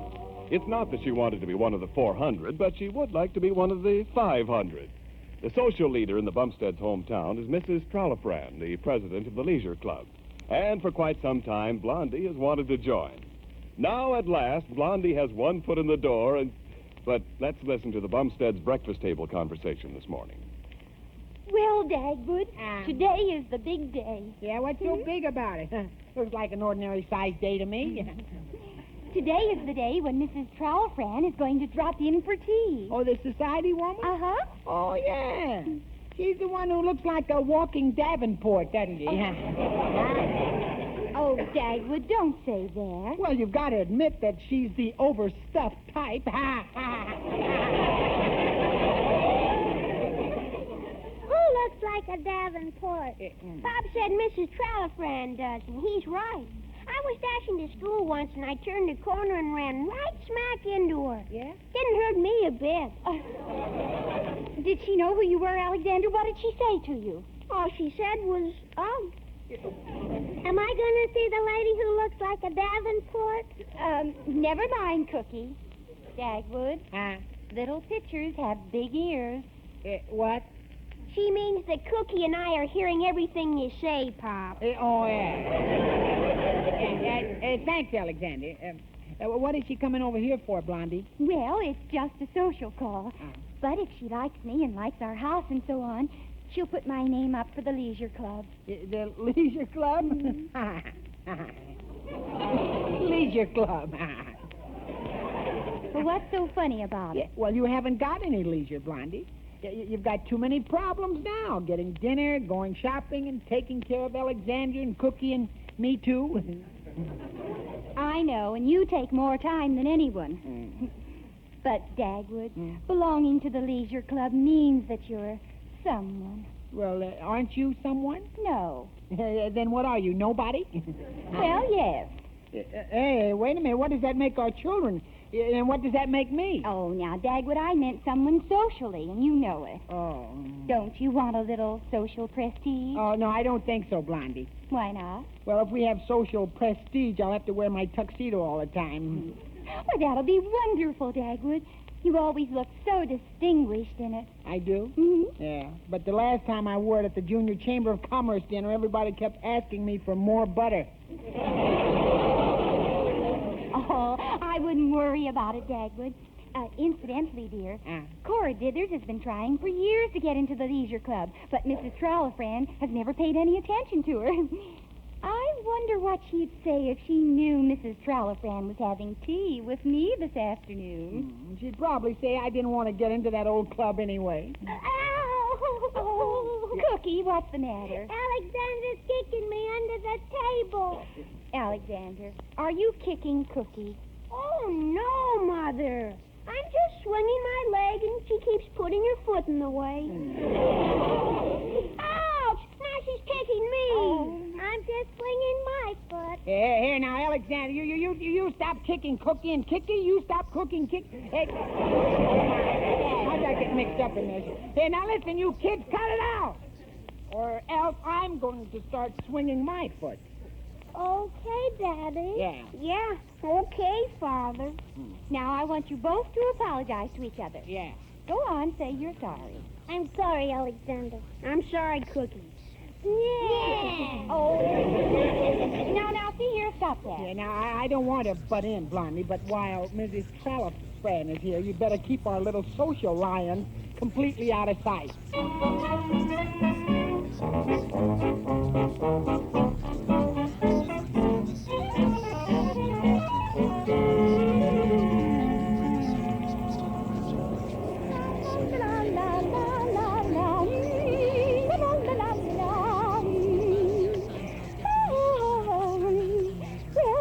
This room is clean now. Oh, dear. I haven't straightened up the room this much since we first moved in. But at least it's nice and... Oh, Cookie. What's the matter, Mommy? How did those feathers get all over the floor? They came out of my pillows. Oh, I'll never get them all up. Cookie, how did they get out of the door? When the puppies tore the pillow up in the dining room. Oh, Cookie, you go upstairs and stay in your room until I come up to get you. Yes, Mama. Have I been a bad girl? Yes, you have. Why? Now, Cookie, Mother's not going to argue or explain it to you, because if Mother does, Mother will end up behind the ball. What's an 8-ball, Mommy? I don't know. It's some sort of an expression used in baseball. Now, go on upstairs to your room. Okay, Mommy. And don't get in any more trouble. Oh, dear, how can we do things like that? Got feathers all over the floor and back of me. I ought to have eyes in the back of my head. Oh, dear, now who can that be? Should I or shouldn't I go to the door with my dust cap on? Oh, well, I guess I'll take a chance. Hello, Blondie. Oh, hello, Harriet. Oh, gosh, I'm a wreck. Come on. Thanks, Mud. Oh, see, look at all those cute feathers on the floor. Cute? I just finished cleaning the room when Cookie did that. I hope you didn't get angry with the little precious darling. Oh, Harriet, I wish you had a little precious darling of your own. I'd like to hear what you call her sometime. Yes, so would I. Say, Blondie, I'm going shopping today, and I wonder if you need anything from the market. Oh, Harriet, you're an angel. And I forgive you for calling my daughter a precious darling when she was being a little fiend. Look, I've got my list right here in my apron pocket. Oh, well, Blondie, thanks. I'll see you later. Oh, that's fine. Thanks a lot, Harriet. Oh, that's all right, Blondie. I'm glad to do your shopping today because I know you'll probably offer to do my shopping tomorrow. Goodbye. Oh, dear, well, now let's see about all these feathers. Oh, dear, I might as well get down and brush them into a pile. Oh, now who could that be? Hello, Blondie.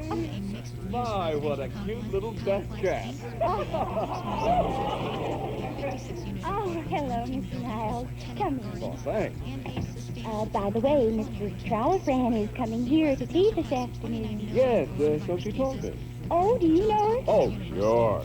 Say, I'll give you one tip about her, Blondie. She's very sensitive about her size, so don't mention anything about how fat she is, huh? Oh, I wouldn't think of it. Well, I know, but Dagwood might think of it. Where is he now?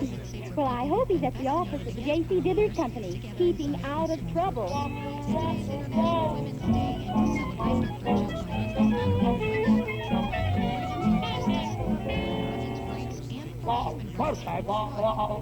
into my office.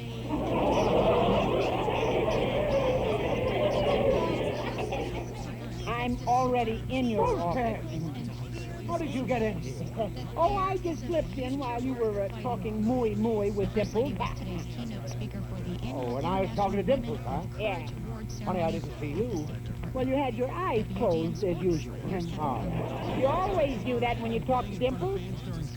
Yeah, I get more nice surprises that way.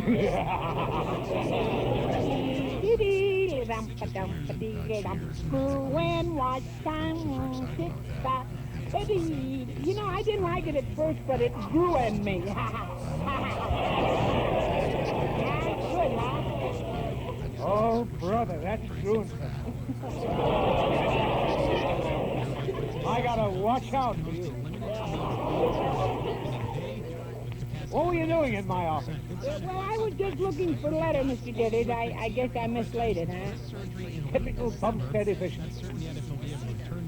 You know, you'll never get anywhere if you don't use that BB brain of yours. Well, maybe not financially, but the Bumsteads will get somewhere socially. Are you kidding?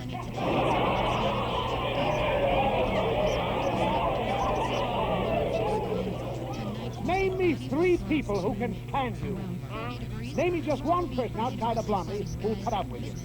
And I'll call that person a big jerk.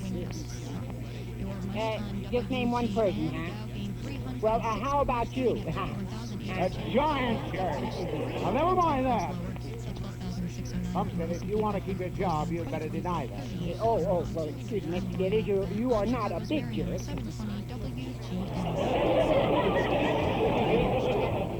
Found a loophole, huh? Yeah. Ought to crawl in it.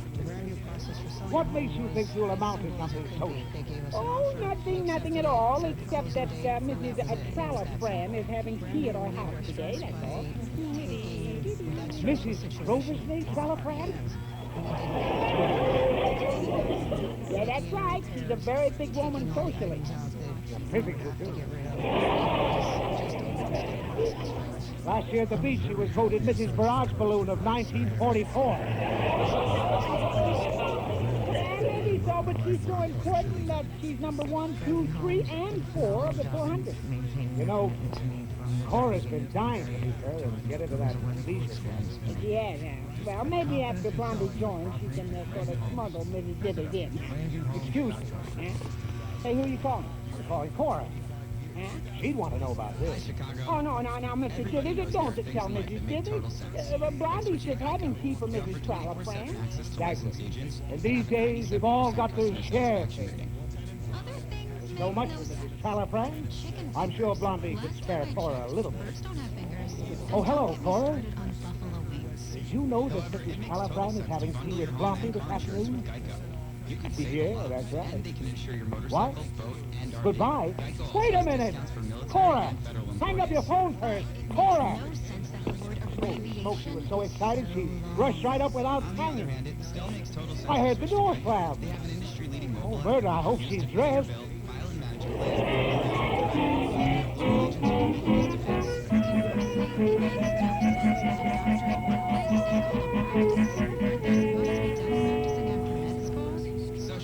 Mommy, why didn't you answer the door when Mrs. Dithers was ringing the bell? Well, you see now. Tell me the truth now. Well, it just isn't convenient for me to see her this afternoon. She's gone now. We should go back downstairs. When is the fat lady coming? Oh, Cookie, don't say that. You mustn't call her a fat lady. You want to make her feel slender while she's coming. Okay, I'll remember. Wait a minute. I thought I heard footsteps on the back porch. I wonder if Cora's come back. Grocery boy. Oh, it's just the grocery boy. Sounds like a new one to me. Well, let's go into the kitchen and see what he brought us. Oh, hello, Blondie. I have, hello, Cora. Hello, Mr. I thought you were the delivery boy. That's what I thought you'd think. I rang your bell for about 10 minutes before I came around to the back. Is that right? Yes. I stopped by to see if you'd go shopping with me. Not today, Cora. Nothing would suit me better now than a nice hot cup of tea. Oh, you'd better hurry if you're going to do any shopping. Oh, there's no great rush. No great rush.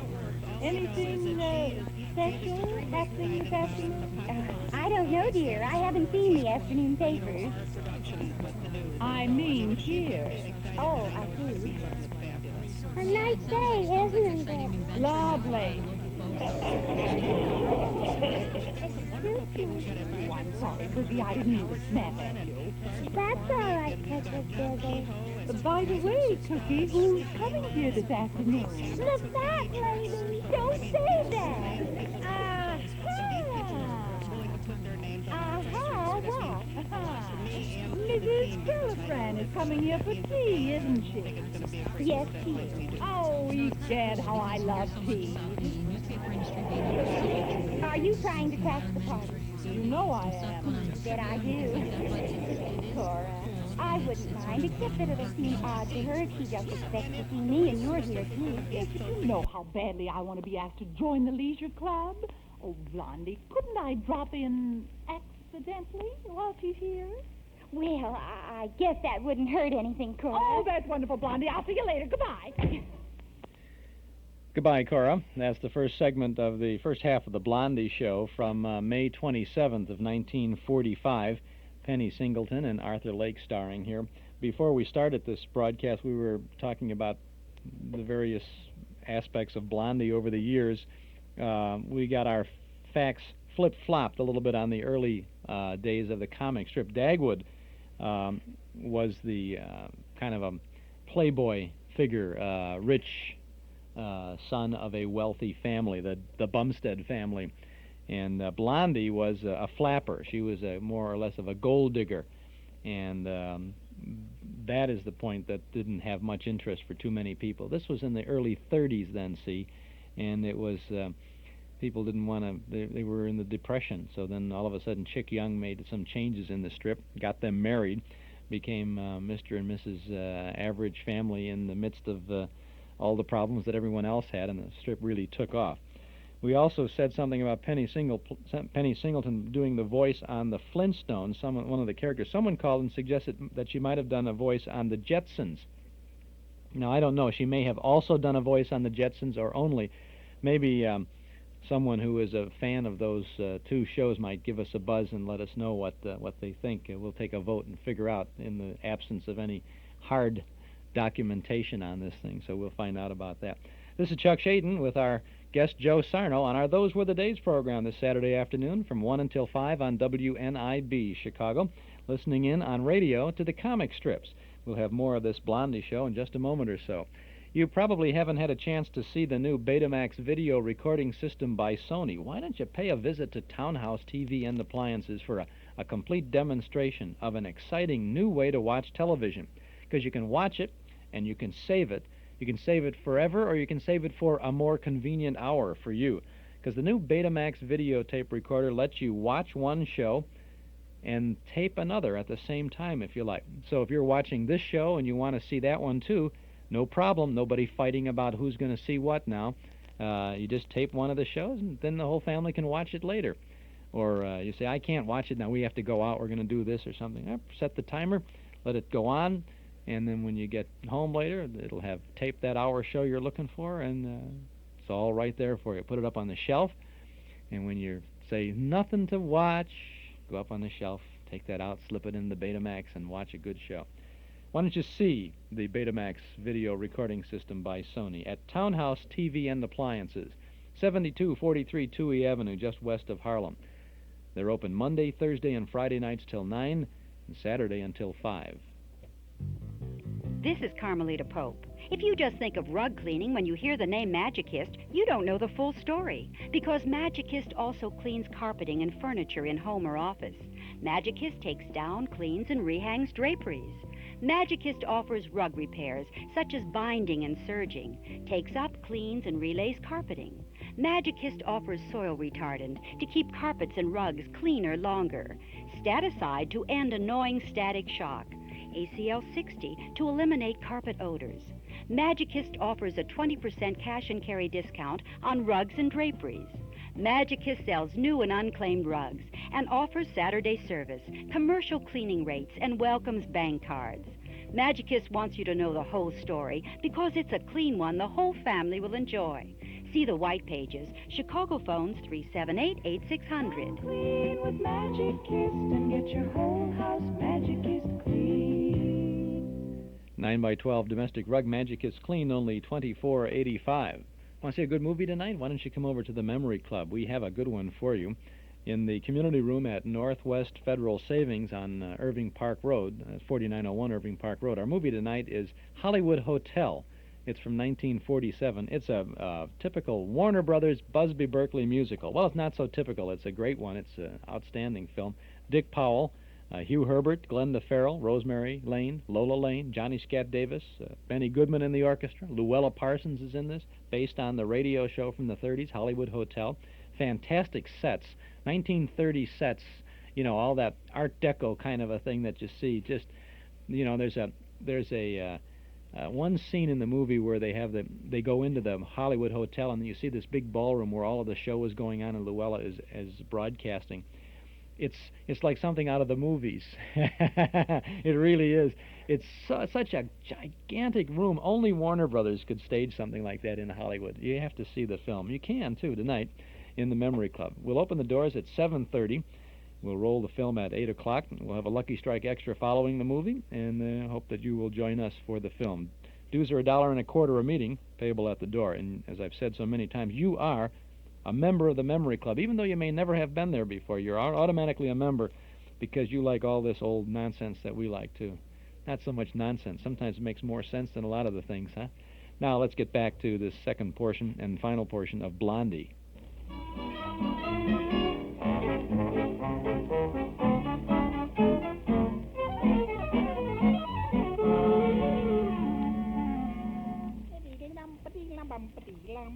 Bumstead. Yeah? What are you fussing around my desk for? Yeah, well, I'm looking for that letter I wrote. Who was it to? It was to Mr. Hotkin of Hotkin, Botkin, Plotkin, and McGillicuddy and Fanoof. Our best customer? Yeah. What were you writing him about? Well, I told him that I'd bet his class at college voted him the louse most likely to succeed. Bumstead. Right. Oh, well, it's all right, J.C. Don't worry. I'm not going to send the letter. It's just one of those letters you write to make yourself feel good, and then you tear it up, you see? I call him all sorts of names, and, well, mostly things you call me. Oh. Yeah. Well, Hotkin is a high-class thinker. Yeah. Where'd you put the letter? Well, I thought I left it on your desk last night. I wanted you to see it just for laughs. Well, I signed all the letters on my desk this morning, and Yeah. Dimples mailed them. Good grief! Holy smoke. I must have signed it. Yeah. He'll get that letter from me. Yeah.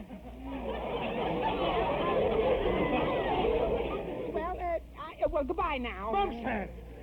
It won't do you any good to run away. I'll catch you no matter where you go. So long, Mr. Dicker. Ah, come on. I'm right on your heels, you heel. Come back here. Stop. Bumstead!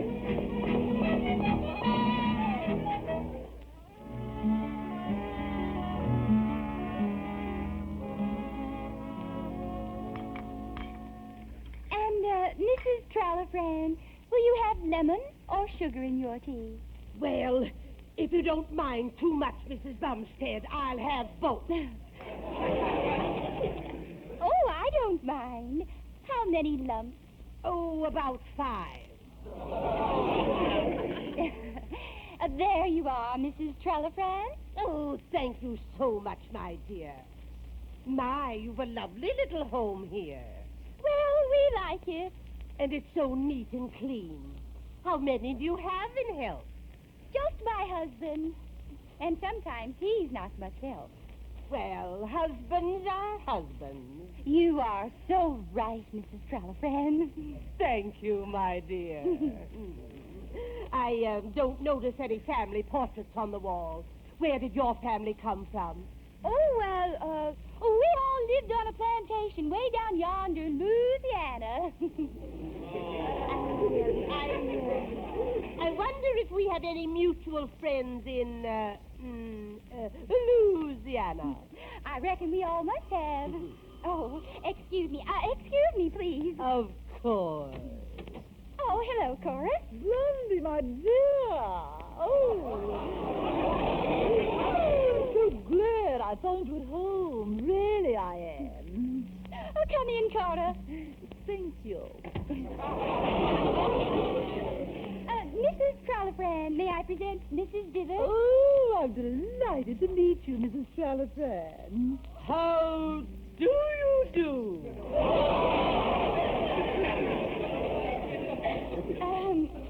Will you have some tea, Cora? Oh, I'd adore this. My goodness, who uses all this sugar in her tea? Why, this is thick enough to pour on hotcakes. I beg your pardon. That is my tea. Oh.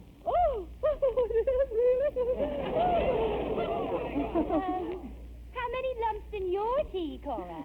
7. Oh. Oh, dear. Excuse me. Certainly. Well, how's everything at the club? Just fine, thank you. Oh, I've often wondered what it looks like inside. Have you really?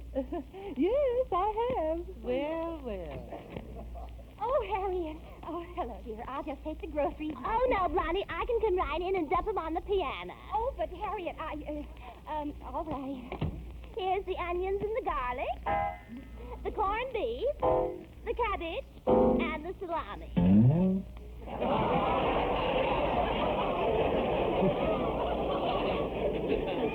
Oh, you got company. Hello, Cora. Hello, Harriet. Mrs. Trallifran, may I present Mrs. Woodley? How do you do? Hi. Oh, what a day at the market. Have you turned in your fat, Mrs. Tazzlecraft?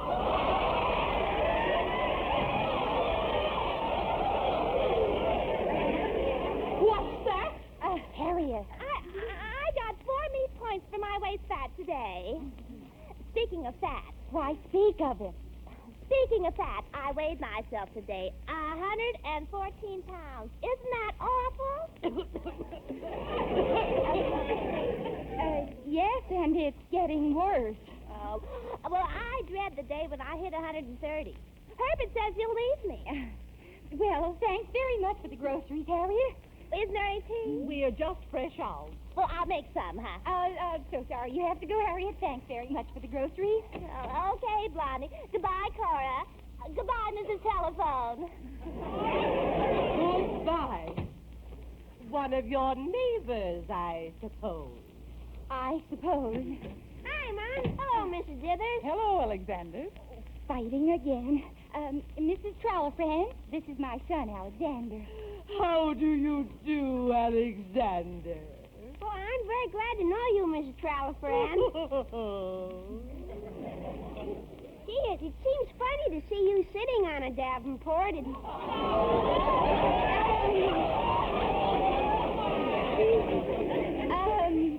Alexander, have you been roughhousing again? No, this was a real fight. A guy insulted baby Snooks. Oh, I love that gal.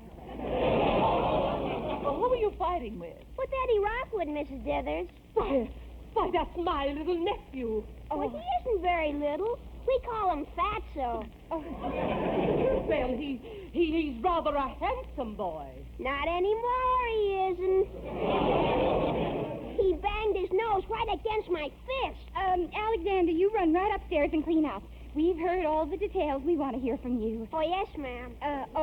Mrs. Trollopan, I'm so sorry this had to happen today of all days. I presume this represents an ordinary day in the Bumstead household? Well, my husband hasn't been heard from yet, and usually he...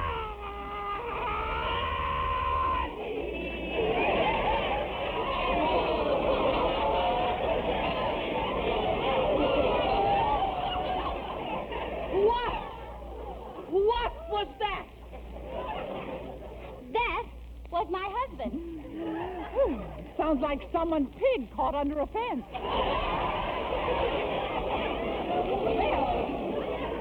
Well, I think I'd better be going. Blondie, he's after me. Hello, Mrs. Dithers. Mrs. Trollopan, this is my husband, Mr. Bumstead. Yeah, how do you do, Mrs. Bum? Mrs. Trollopan. Really, Mr. Bumstead? Where are you, Bumstead? Where are you? Now you get away from me. Dagwood, stop him! I can't stop Blondie. It's my life this time. Bumstead, come on out from behind that whale. A woman.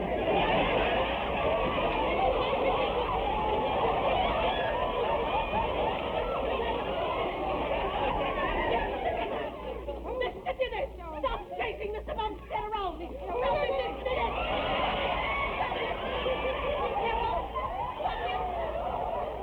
Stop it, or you'll regret it. Oh, is that so, Fatso? Well, roll yourself out of the way, then. That did it. You asked for it, Mr. Dithers. No. Good day, Mrs. Bumstead. Goodbye, Mrs. Trollopan. It was nice of you to drop in. I shan't return.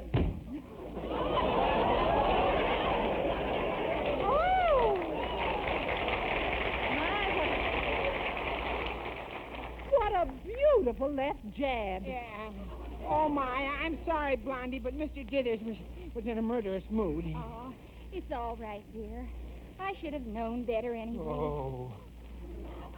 What a roughneck that babe was. Where is the old battle wagon? Hey, you know, I did... Oh, hey, Mr. Dithers. Hey, well, one of those letters in your inside coat pocket, huh? Letters? Yeah. Oh, say. What? These must be the letters that Dimples gave me to mail. Huh? And here's that letter to Hodkin. Oh, my. All that chasing me around for nothing, huh? Where's the fat lady? Where's the fat lady? Oh, Cookie! What did I tell you about saying that? The fat lady's gone. Gee, and I was going to make her feel slender, too. I'd like to know how. I'd like to make myself feel so slender I'd just disappear. Cookie, what were you going to say to her? I was going to say, how do you do, Mrs. Terrafran? Gee, you sure are skinny. That's all we needed. Oh, dear. There's no place like home. Absolutely no place. Yeah, unless possibly in the middle of a three-ring circus.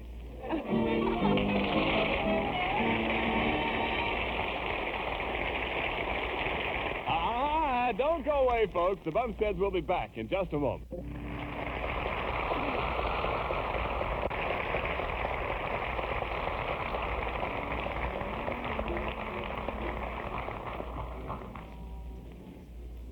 Oh, Blondie, honey, I hope you really don't feel too awfully bad about everyone offending Mrs. Trallafran, huh? Oh, no, dear, I guess not.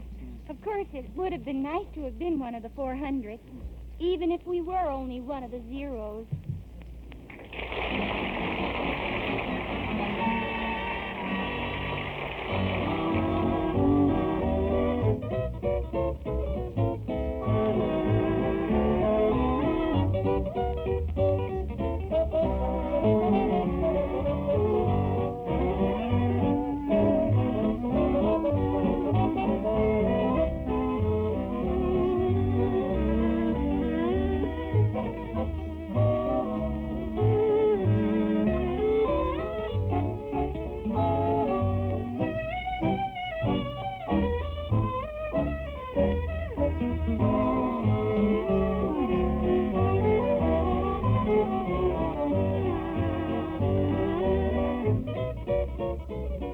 This is the Armed Forces Radio Service. Ah, yes, that's the Blondie Show from May 27th of 1945. I always like it when Armed Forces Radio, they had the orchestra that did the music for these shows record the theme separately. After one of the broadcasts, the musicians sat down and they recorded the whole theme, a long version of the theme, specifically for Armed Forces Radio, so that when they would take these shows and edit out the commercials, they could put their theme on the bottom of the show and then use it to fill or pad the time and to go with it. And in so many cases, that theme plays just like you heard here on the Blondies. Da-dum, da-da-da-da-dum, ba-dum, ba-dum, da-dum. It goes on. And I'd love to have that music just by itself. It would be so nice. And then always the guy comes in and says, "This is the Armed Forces Radio Service." And he kind of just, well, he doesn't spoil it. It's part of the thing. But it would be nice to have that theme just nice and clean like that. It never happens. Well, maybe it happens. Once you get those on the command performance programs, too, it goes on real long sometimes. And then they say Armed Forces Radio, and then there's some applause or something. Comic strips on radio is the subject of our get-together this Saturday afternoon on WNIB Chicago at FM 97. My name is Chuck Shady. Joining me in the studio this afternoon is Joe Sarno, proprietor of the Nostalgia Shop, comic book emporium and nostalgia place to go at 3816 West Lawrence Avenue in Chicago. We're talking about the comic strips that found their way to radio, and we're going to be tuning in and talking about Buck Rogers in just a moment. Paternal Foremost Liquors at 5303 Milwaukee Avenue at Central, just north of Foster. That's where fine wines have been a part of family tradition for 3 generations. Put a visit to Paternal on your agenda and you'll be amazed at the fabulous wine cellar.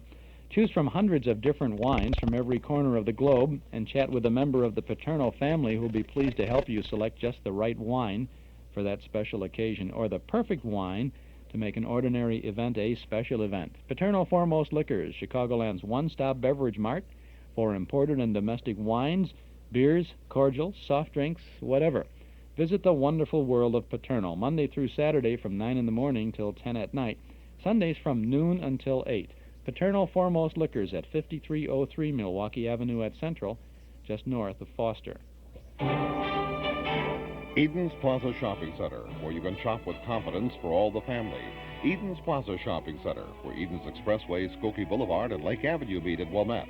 Eden's Plaza Shopping Center, easy to reach, easy to park, easy to shop. Quality plus value 7 days a week at Eden's Plaza Shopping Center in Wilmette.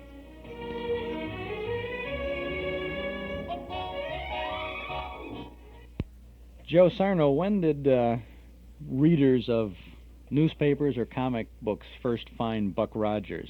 Buck Rogers first appeared in the comic pages on January 7th, 1929, and it was a groundbreaker, an innovator. It had many, many imitators, and probably if Buck had not come on the scene, you would not have seen such comic strips as Mandrake, Brick Bradford, Flash Gordon, and indirectly Dick Tracy and Jungle Jim and some of the other adventure strips, because up until Buck Rogers and Tarzan, which appeared in the comics the same day as Buck Rogers, a whole new era of adventure strips began, and responsible for just about everything that we know of as in adventure strips today. And by the way, there are not too many adventure strips in the comics today. They are not selling. They are not being responded to.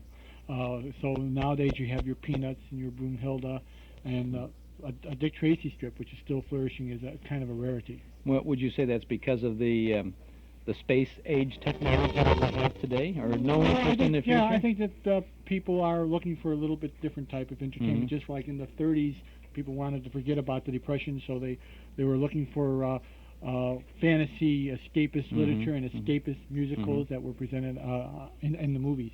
So it's just that we have a different atmosphere today than we did then. You said those two strips appeared on the same day? Right. Buck Rogers and Tarzan first started in the comics on January 7th, 1929, but there was a break. I think Tarzan dropped out of the picture for a while because it was not being purchased by the various newspapers. But Buck continued, and of course, Buck had most of the imitators. Flash Gordon was one. Flash Gordon. As a matter of fact, when the assignments went out, they wanted a character to compete with Buck Rogers in a rival newspaper. And in this case, they were, I think, in the same newspapers, which was the Herald papers. The Hearst papers, papers, yeah. Now, Buck Rogers went from the comic strips and into radio. I'm trying to think. I think it was on radio about 1931, just a couple of years after it appeared in the newspapers, and it was a big success on radio all through the 1930s. And Popsicle Pete and the Shower of Stars was the sponsor, and they searched all over the country to find the kid who would be Popsicle Pete. You know, could have been me, I'll tell you. Might have been one of the first really big radio promotions. Probably was. You could save your wrappers from the popsicle, and this went on into the 40s too. Save the wrappers from the popsicles and get all kinds of premiums. You'd send the things in like that. Now, Buck Rogers had there were a lot of Buck Rogers toys, I know, and premiums, I guess, as well. Buck would rival, when it comes to toys on the market, Buck rivaled Mickey Mouse for the amount of toys, and they were just so remarkably marketable and accepted so well by the public during that period of time. What was the most popular Buck Rogers premium or toy? It could not be accepted. A premium, of course, had to be offered over the air, but the Buck Rogers rocket pistols were extremely successful, and everybody had to have one, even though I think they cost $1.98 originally, but and there was a depression going on, but the story goes that when they first came out, there were long lines of people waiting to buy these at the various downtown stores, Sears and Marshall Fields. How many of those are still around? Are they hard to find now? Huh?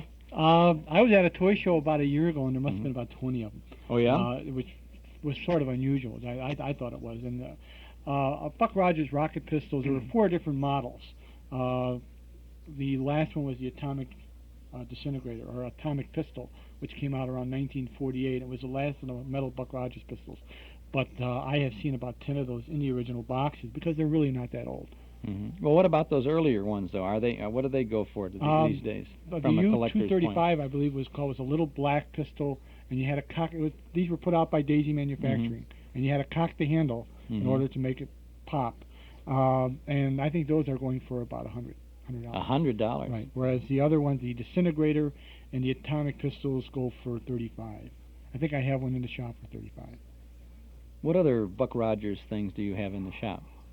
I'm not too many items right now, but things that we've had: Buck Rogers rings, Buck Rogers walkie-talkie sets. These are premiums now? These are mostly ring. toys. I don't recall. The ring was a premium. I don't recall too many premiums that you sent in for over the air. Apparently, the Popsicle company didn't go in too much for them. But there were a lot of premiums that you sent in for. At the bottom of the comic page, it would say, join the Solar Scouts, Buck Rogers Solar Scouts. And there were at least 5 or 6 variations of the Solar Scout badges. There was a Kellogg's manual. Even though they weren't a sponsor, apparently they got the rights to put out this special manual based on the Buck Rogers, the original origin Buck Rogers story. Very colorful, very beautiful piece of industrial art. Did Buck Rogers go into the comic books then as well? As reprints in Famous Funnies. Famous Funnies, by the way, was the first comic book to come out. It came out in 1933. Actually, it was called Funnies on Parade as a one-shot, and then came out Famous Funnies, and it lasted until about 1952. And Buck Rogers began appearing in the Famous Funnies as usually 4 to 8 pages of reprints around the 18th issue, roughly 1935. You mentioned earlier this afternoon, we were first talking about your shop, that you have Sunday comic pages and sections. Is that it, the cutout? Right. These are, I try and keep complete sections of the comics as they exist, so they'll have all 20 or 40, whatever. Episodes, you mean? Right. I see. Do you have any Buck Rogers things? I don't right now. We've come across, about a year ago, a book came out called A Celebration of Comic Art in America, and the author, Robert Lesser, is a Buck Rogers fan whom I've done a lot of trading with, and he devoted an entire chapter to Buck Rogers, and this has generated a kind of a renewed interest. And I've had 3 new Buck Rogers collectors come into the shop in the last year, and they pretty well cleaned me out. I see. Well, then all of a sudden one day someone will walk into your shop and say, I found this upstairs. Can I get this box of stuff? It's not much. What do you give me for it? And then you look in there, and what would make your eyes pop open if you looked in there? The Buck Rogers Solar Scouts map, the Buck Rogers mask. They came out with a little mask of Wilma and Buck. Just beautiful. The Buck Rogers, little Britain soldiers, they stood about 4 or 6 inches high. They were hand-painted. They came out in Britain, and there's 6 different ones. Buck, Wilma, there's a mechanical monster, Dr. Hure, practically the whole cast. Now, if that was in that box, what would you... For the Britons, the value of that? The Britons are worth about $25 a figure, and I would be glad to pay $25 a figure for it. I know, and this is a personal thing, but I know that Joe is a very honest dealer on all of this stuff, and he's not out to take advantage of anybody. If someone comes in to his shop and wants an evaluation of something, Joe will give an honest evaluation of it. He may feel that he doesn't want to spend that to buy it from you, but he will still give you an honest evaluation of it, and I'll vouch for him on that. I've known you for a long time. As a matter of fact, I knew Joe Sarno before I had really gotten into all of this collecting of radio shows and things like that. And too long, Joe. It's too long. 1969. Long before. But if you have something in your attic or your hall closet someplace that you have a fondness for, or even if you don't have a fondness for, and you say, well, I wonder, is this worth anything? Could I sell it? Or what's it worth? Or I wouldn't sell this or anything or trade it, but I wonder what it's worth. I know that you can take it into Joe's place, and Joe will give you a good idea of what it would bring. Sometimes you'll be disappointed. Sometimes you'll be amazed. A lot of it has to do with how many others of these things are in the marketplace.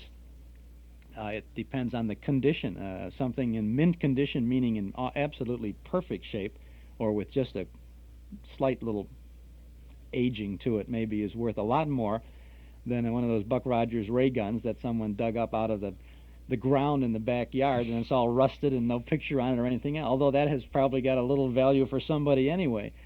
But Joe will give you good advice on that. He's over at 3816 West Lawrence in Chicago. It's called the Nostalgia Shop. It is a celebration of comic art in the Midwest. And Joe, what are your hours? We're open Monday through Friday from 1 until 8 o'clock, and Saturday from 11 until 6, closed Sundays. Okay. Now we have that business out of the way. Let's talk about... That wasn't business. There was no... I never said that we were going to talk about that, but I know that you're interested in that. But we have a little shop of our own. It's the Metro Golden Memory Shop at 5120 West Irving Park Road in Chicago. Not much in the way of comics, but lots of nostalgia memories from the good old days. You'll find a complete selection of big band, personality, and soundtrack recordings, as well as those great old-time radio shows on cassettes and on LP records. We offer books and magazines about the stars and the days gone by, plus nostalgic jigsaw puzzles, games, cards, gifts, and novelties. An amazing selection of memorabilia, giant one-sheet movie posters, theater lobby cards, photos and magazines, Riverview, theater and railroad scenes, and lots more. At Metro Golden Memories at 5120 West Irving Park Road, just east of Laramie. Why don't you come in and browse?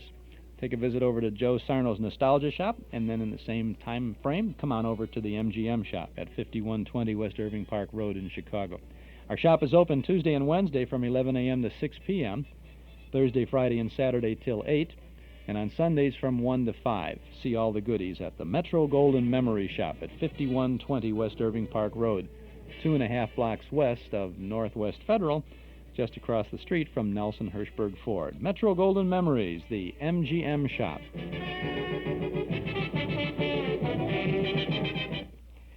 Okay, Joe, what do you know? We have a good Buck Rogers episode. Now, this is the first episode of Buck Rogers.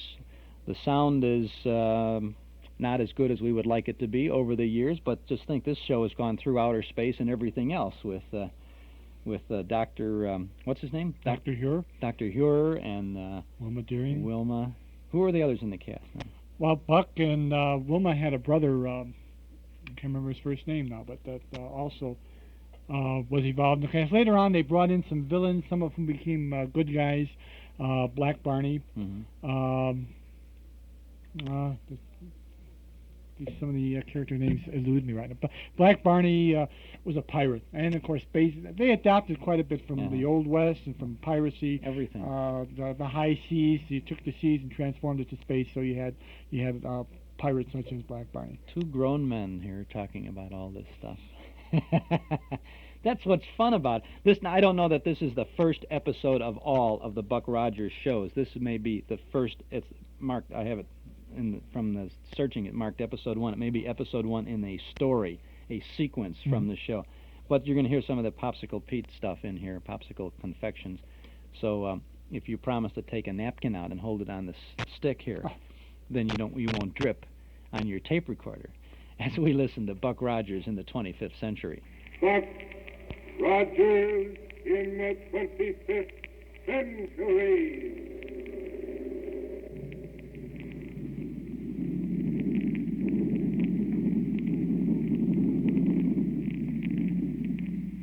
Buck Rogers is back on the air. Buck and Wilma and all their fascinating friends and mysterious enemies in the super-scientific 25th century. This program is brought to you by the makers of Popsicle, Fudgicle, and Creamsicle, those delicious frozen confections on a stick. Now I have a swell surprise for you. The famous winner of the typical American boy contest has now become Popsicle Pete. And here's a message from him. Hello, everybody. I sure am glad to meet you. And boy, am I glad I was picked to be the typical American boy. Because now I'm Popsicle Pete. I always wanted to be on the radio. Now I have a chance to tell you about some wonderful presents you can get, free. Gee, you ought to see them. Hundreds of them.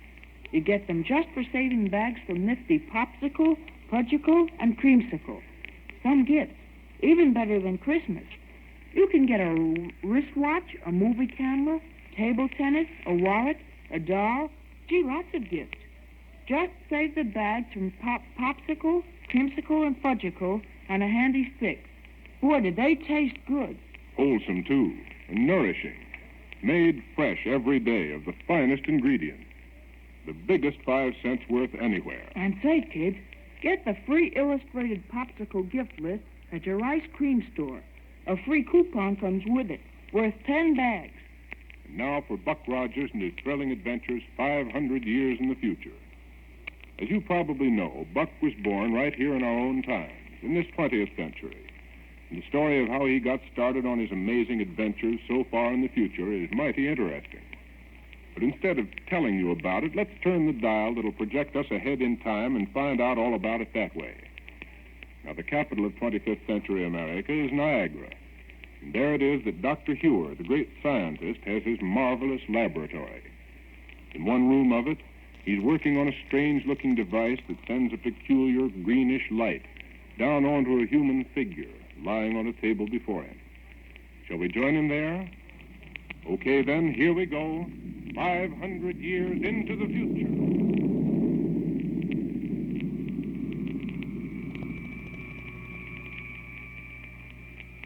Ray is putting you to sleep. To sleep.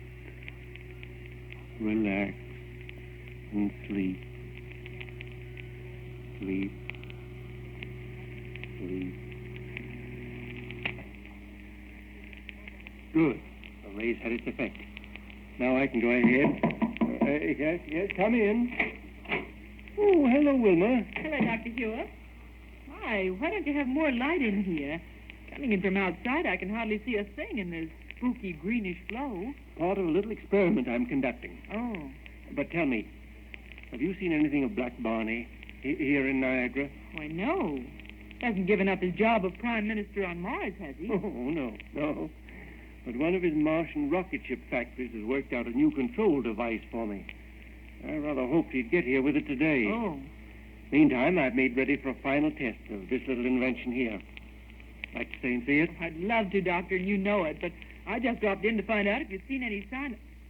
Oh. What's the matter? Doctor, what's happened to him? Eh?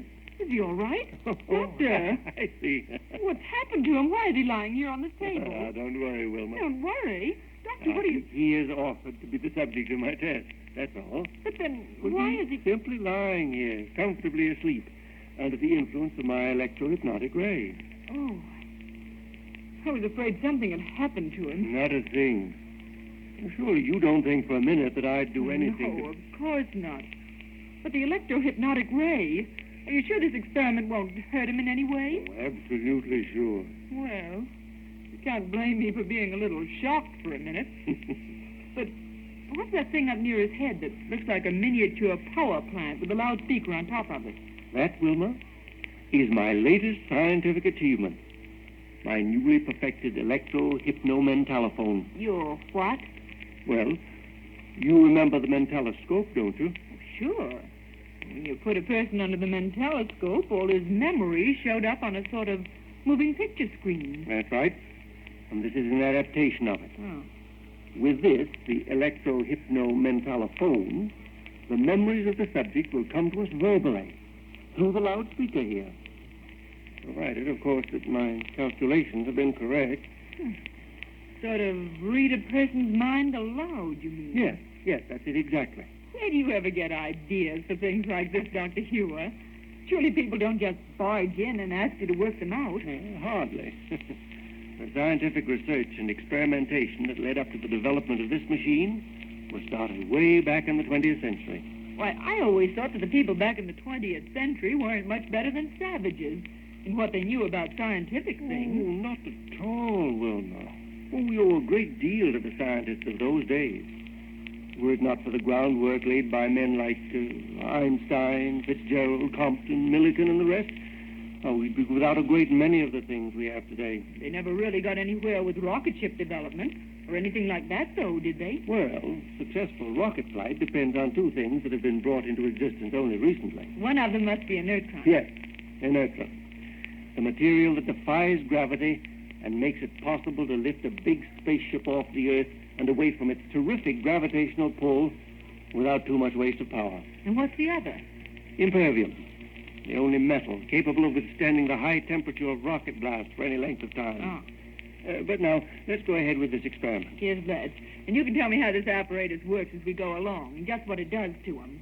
Well, there's not very much to tell you about the apparatus itself, Wilma, except that here, in this little pad under his head, is an extremely sensitive and high-frequency response piezoelectric oscillator of quite complicated design. Yes, I guess so. Yes. And I've succeeded in tuning it to receive the minute electronic impulses that emanate from his brain. Yeah? Through the medium of a super-radiating protonoformer. Oh, yes, Oh, what? In other words, we're able to obtain sufficient amplification of the impulse output to register audibly through a process of thermionic note magnification. That's all there is to it. I think I'll understand it better when I see this thing work. I should be very much disappointed if it doesn't. Oh, don't you worry about that, Doctor. Your inventions always work. I have been rather lucky in most of my experiments, haven't I? Lucky. Well, now let's proceed with this one. All right. Anything I can do to help? No, thanks. First of all, we'll have to switch in the electronoformer. Gives the electronoformer a sort of eerie sound. Yes.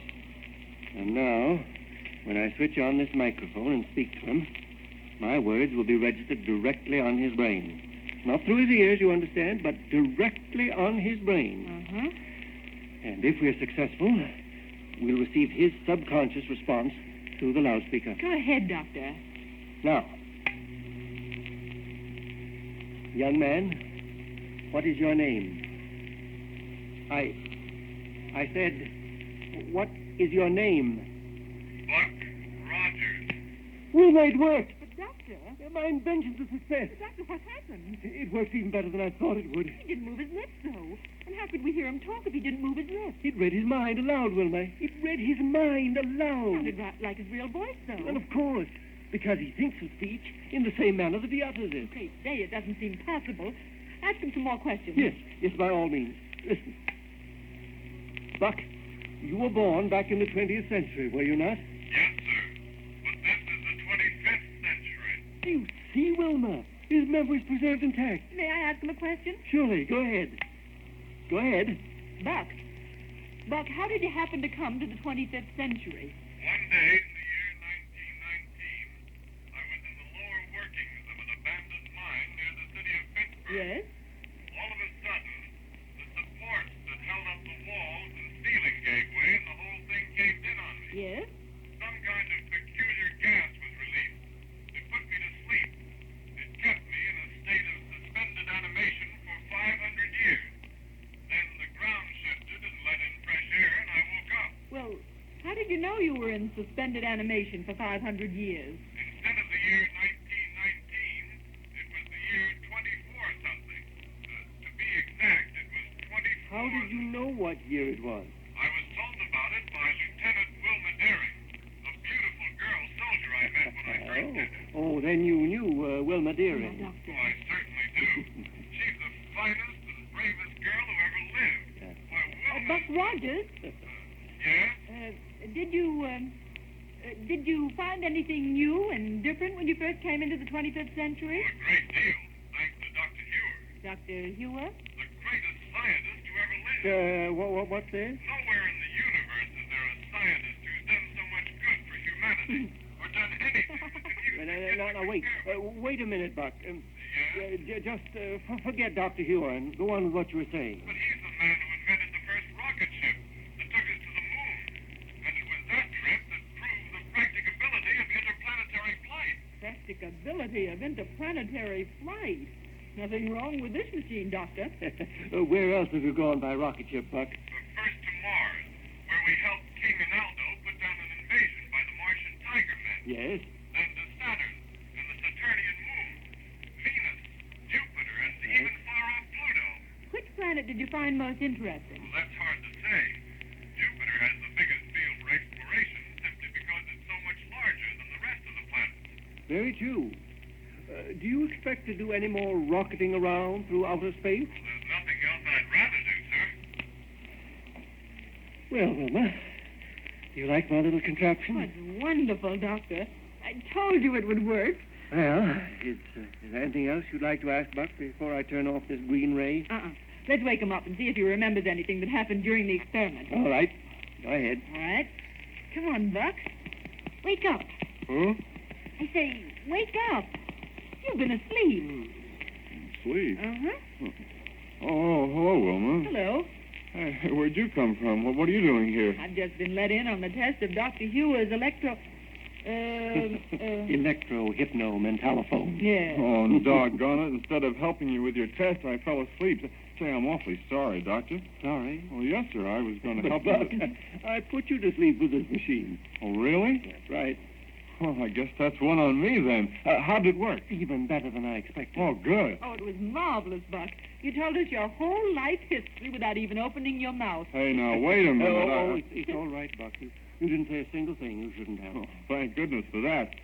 Let's put Wilma under it. Oh, no, you don't. Oh, you have to do something for excitement around here. Come on, Wilma. Oh, you're never satisfied unless there's something exciting going on, are you, Buck? Well, it's not as bad as all that, Doctor, but things have been sort of slow around here lately. Well, wait until we start making tests of the new type of gyrocosmic relativator I've just devised. A new one? Isn't that the equipment on a rocket ship that makes it possible to take off without much loss of time for pickup? That's right. And without the usual physical effects of too quick acceleration. It removes from your ship the normal effects of weight and inertia and momentum and the like. Well, how have you improved the relativator, Doctor?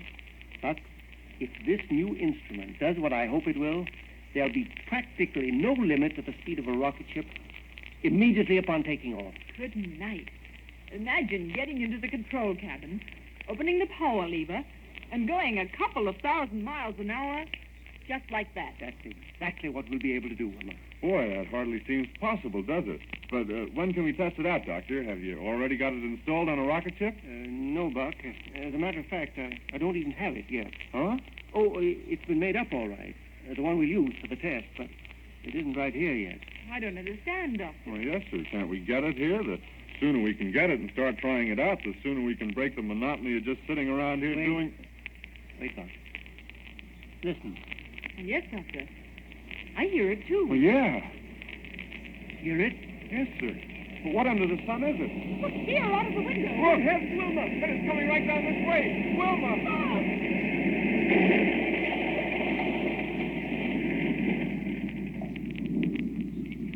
Say, Buck's wish for excitement certainly came true in a hurry. Great day. I wonder what that was. I certainly hope he and Wilma and Dr. Hewer are all right. What do you say, Pete? Well, I know what would make me feel all right. A great big frozen fudgicle. Jiminy, can you imagine anything better than that fresh, creamy chocolate fudge frozen ice cold on a stick?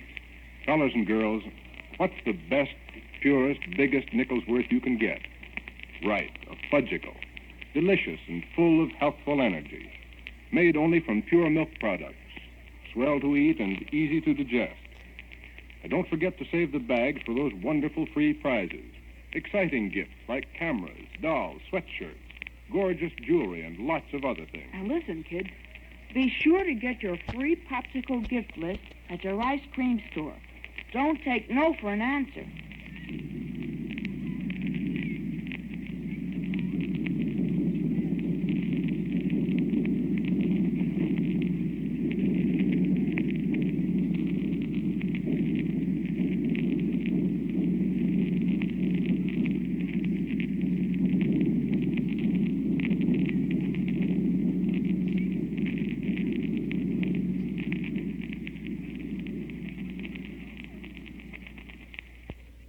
And there goes Buck Rogers in his rocket ship there into the 25th century, stopping only to save the popsicle bags. Used to save the sticks to the bags. You would save the bags and get those premiums. But the sticks you'd save and you could make forts, and you'd make fences and things, and you could do a lot of stuff with those sticks. Oh, those were good days. Hope you're having a good day joining us as we listen into the sounds of comic strips on radio. Our guest is Joe Sarno, and we're talking about these strips and the radio shows. We have ahead of us yet this afternoon Terry and the Pirates, Red Ryder, and Captain Midnight. Always got a lot of good stuff here on a Saturday afternoon, in the mornings too, on WXFM, when we have our hall closet from 7 until 9. And Saturdays, right here on WNIB at FM 97 in Chicago, our Those Were the Days program. Radio's all-time favorites, Amos and Andy, are pictured on the cover of the October issue of our Nostalgia newsletter and radio guide. Now, that's just the beginning of another issue full of good reading and good information. A year's subscription to our Nostalgia guide is only $6. We invite you to subscribe now. Our annual subscription rate will be going up in November. Our guide has 32 pages of photos and stories from and about the fondly remembered past, as well as the complete schedule of old-time radio shows that we broadcast throughout the week. the full schedule with lots of information about those old shows. Subscribe now to our Nostalgia newsletter. Give us a call at 545-2260. That's 545-2260. And if you are already a subscriber to the Nostalgia newsletter, why don't you take this moment to call a friend and say, I've been meaning to tell you about this guy on Saturday afternoons. And tell him to tune us in now at FM 97. And he'll be able to hear Terry and the Pirates and Red Ryder and Captain Midnight. And you'll know when it's on if you subscribe to our newsletter. Call us at 545-2260. Give us your name and address. Your subscription will begin with the October issue. You'll beat the rate increase coming up in November. We'll include an invoice for your one-year subscription, $6, but going up soon. Call us now at 545-2260. I think you will like our October newsletter. In addition to the Amos and Andy cover, there's a great article from 1935 about Freeman Gosden and Charles Correll looking at their future as Amos and Andy. From 1938, there's an interesting peek at the workaday world of news commentator H.V. Kaltenborn. That's complete with photos. Bob Kemper has written an interesting article about his youthful visits to the Hollywood radio studios back in the 1940s. And Mark Nelson has written about Bela Lugosi. Carl Pearson writes about the Dorsey brothers. And we have more. Our dime store classified ad page, news of our Memory Club films, letters to the editor, lots of little clippings from here and there. Lots of fun. Subscribe now to our Nostalgia newsletter and radio guide. A year's subscription, still only $6, but that rate will be increased with the November edition. So start your subscription with our October issue and have lots of good nostalgic reading at the good old rate, $6. Call us at 545-2260.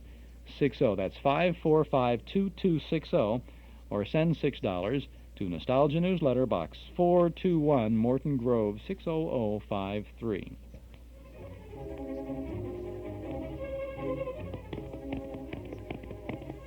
Whoa, whoa, big fella. Stout.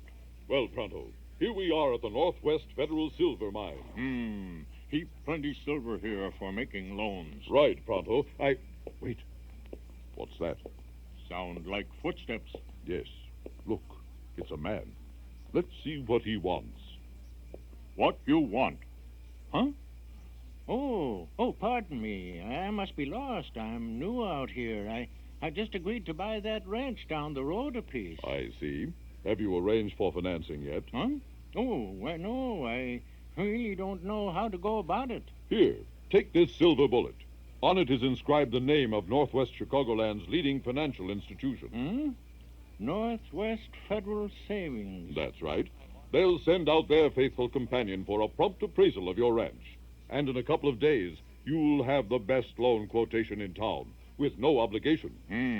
That's right, Kimosabe. Say, that's great. Northwest Federal Savings, huh? Wow. I'm glad I happened along here. Well, thanks, Mr. Hey, where'd he go? He's gone, and I wanted to thank him. Well, who is he, anyway? Him, loan arranger. We've got silver to lend away! Northwest Federal Savings, lending silver away 63 hours a week in Chicago, Edison Park, Des Plaines, Norridge, and Arlington Heights. Not open for business on a Saturday night, but lots of good fun over at Northwest Federal at the Irving Park office on Saturday evenings when our Memory Club gets together. Tonight's the night for Hollywood Hotel from 1937. It's a Hooray for Hollywood Busby Berkeley musical. You'll love it. Dick Powell, Rosemary and Lola Lane, Hugh Herbert, Glenda Farrell, Johnny Scat Davis, Luella Parsons is in this, Francis Langford, Fritz Feld, Ellen Joslin, Alan Mulberry, Benny Goodman in the orchestra. Boy, it's lots of fun, a lot of specialty things. Good comedy, good music, good film. Come see it tonight in the Memory Club. Doors open at 7:30. Movie begins at 8. Dues are $1 a meeting, $1.25 a meeting, payable at the door. And we'll be there tonight to see the Hooray for Hollywood film, Hollywood Hotel from 1937. I hope you will join us. Come over and say hello. Hello, Joe Sarno. We have Terry and the Pirates coming up next. Now, Terry was a pretty interesting comic strip over the years, wasn't it? Very, very popular. Created by Milton Caniff in 1934. And Terry owed as much as probably any comic strip to the cast of characters. that Milton Caniff surrounded Terry Lee and Pat Ryan with, and you had Connie, Big Stoop, and the ultimate in Femme Fatales, the Dragon Lady. And this probably had, as well as Caniff's own unique art style, had a lot to do with the success of the strip. It was a radio show. I don't recall that they ever did anything. Oh, they did a serial, I think, on Terry, didn't they? No, Smiling Jack, I was thinking of. But I don't think they ever did anything in the movies. I don't know of any Terry on the films. Right, but except in the TV later on with Hot Shot Charlie was another. That was not very successful on TV. No, I don't think believe. It just lasted a few years. Terry and the Pirates came to radio in 1937 on NBC, and it's interesting. Some of the people who played the roles in the radio show. Jackie Kelk, who was Homer Brown on the Henry Aldridge show, he played Terry Lee. He was Terry Lee. He was also Jimmy Olsen on the Superman series. Jackie Kelk had a very interesting career on radio. Bud Collier, who was Superman on that series, was also Patrick Ryan for a time on the Terry and the Pirates show. And the Dragon Lady was played by no less a femme fatale than Agnes Moorehead. Agnes Moorehead played the Dragon Lady. She also played Margot Lane on The Shadow for a while there. And Cliff Norton, comedian from Chicago, who was on the old Garraway at Large show and had done a lot of different things on TV. He was Connie, and a lot of people were involved in this show. It lasted for a long time. It didn't have a full career on the comic strips, did it? Milton Caniff decided he wanted to get away from Terry and the Pirates after a while. He wanted to do something different. He created Steve Canyon. George Wonder, who was not as good a storyteller. I think a lot of the success of the strip has to do with that. Caniff was a superb storyteller. George Wonder took over the strip, and while it was still, the art was still very good, it lacked a lot of the punch. He had, Terry Lee did grow up. It was one of the few strips where the character did grow up as time went on and become more adult. And of course, he became a fighter, I guess in the Korean War, a U.S. Air Force fighter, Blue Jets. Steve Canyon went to television, didn't it? Yeah, that was on TV. There was for a series, a couple of years, right? Space out of was it Andrews Air Force Base? It always comes to my mind. I think that's where the setting was, California Air Base or something. Steve Canyon wasn't too bad on TV, as I recall. I remember seeing a little bit of that. Terry and the Pirates was always a good show. Loved all the Chinese stuff that it opened up. It meant nothing, and it didn't have a meaning. There was long studies and all. What did that mean? What was that? What were they saying? People were going. It meant nothing. It was just a bunch of nonsense syllables that they put together to just to set the scene, like it was a Shanghai kind of a thing. All that Chinese business. The use of the Oriental music was effective too. Yeah, and they had the gong and all of that. I think I remember. And I don't know whether this is this show we have is got a sponsor on it or not, but it was on ABC later. After this was probably in the 40s, sometime after it started in 37, and it used to be sponsored. It was for a while by Quaker puffed wheat and Quaker puffed rice, shot from guns. Sparkies, right, Quaker Sparkies. puffed I remember wheat the Sparkies. and the cereal that's shot from guns. And we used to run home from school to hear that gun, shoot some cereal at us. Did you ever get shot by a cereal? Oh, puffed wheat got me right in the chest. One thing about Quaker puffed rice and Quaker puffed wheat, it was a lot better, cereal. It was one that if you had to send in for anything, you enjoyed eating the cereal. Yeah, I like the rice better than the wheat. Right? Definitely. Now, why would that be? Probably less vitamins in the rice. I mean, kids always liked the stuff that wasn't as good for you as the stuff that was really supposed to be good for you was shredded wheat, right? The pillows of shredded. Oh, you couldn't eat that stuff. One night I dreamt I was eating shredded wheat, and when I woke up, a corner of the mattress was missing. That's an old gag that I attribute to my father, who told me that for many, many years, and I give it back to him now. An old shredded, my only shredded wheat gag. But you remember you had a box. There was a picture of Niagara Falls on this cereal. I don't know of the brand. Anybody know the brand? What? Nabisco. Nabisco. Oh, yeah. Nibisco. Oh, that was Straight Arrow sponsored that. Right. Oh, yeah. Gee, we won't have time for this. That means we have to do another one of these, Joe, because we got so many of those great shows. Let's listen now to Terry and the Pirates. Terry and the Pirates.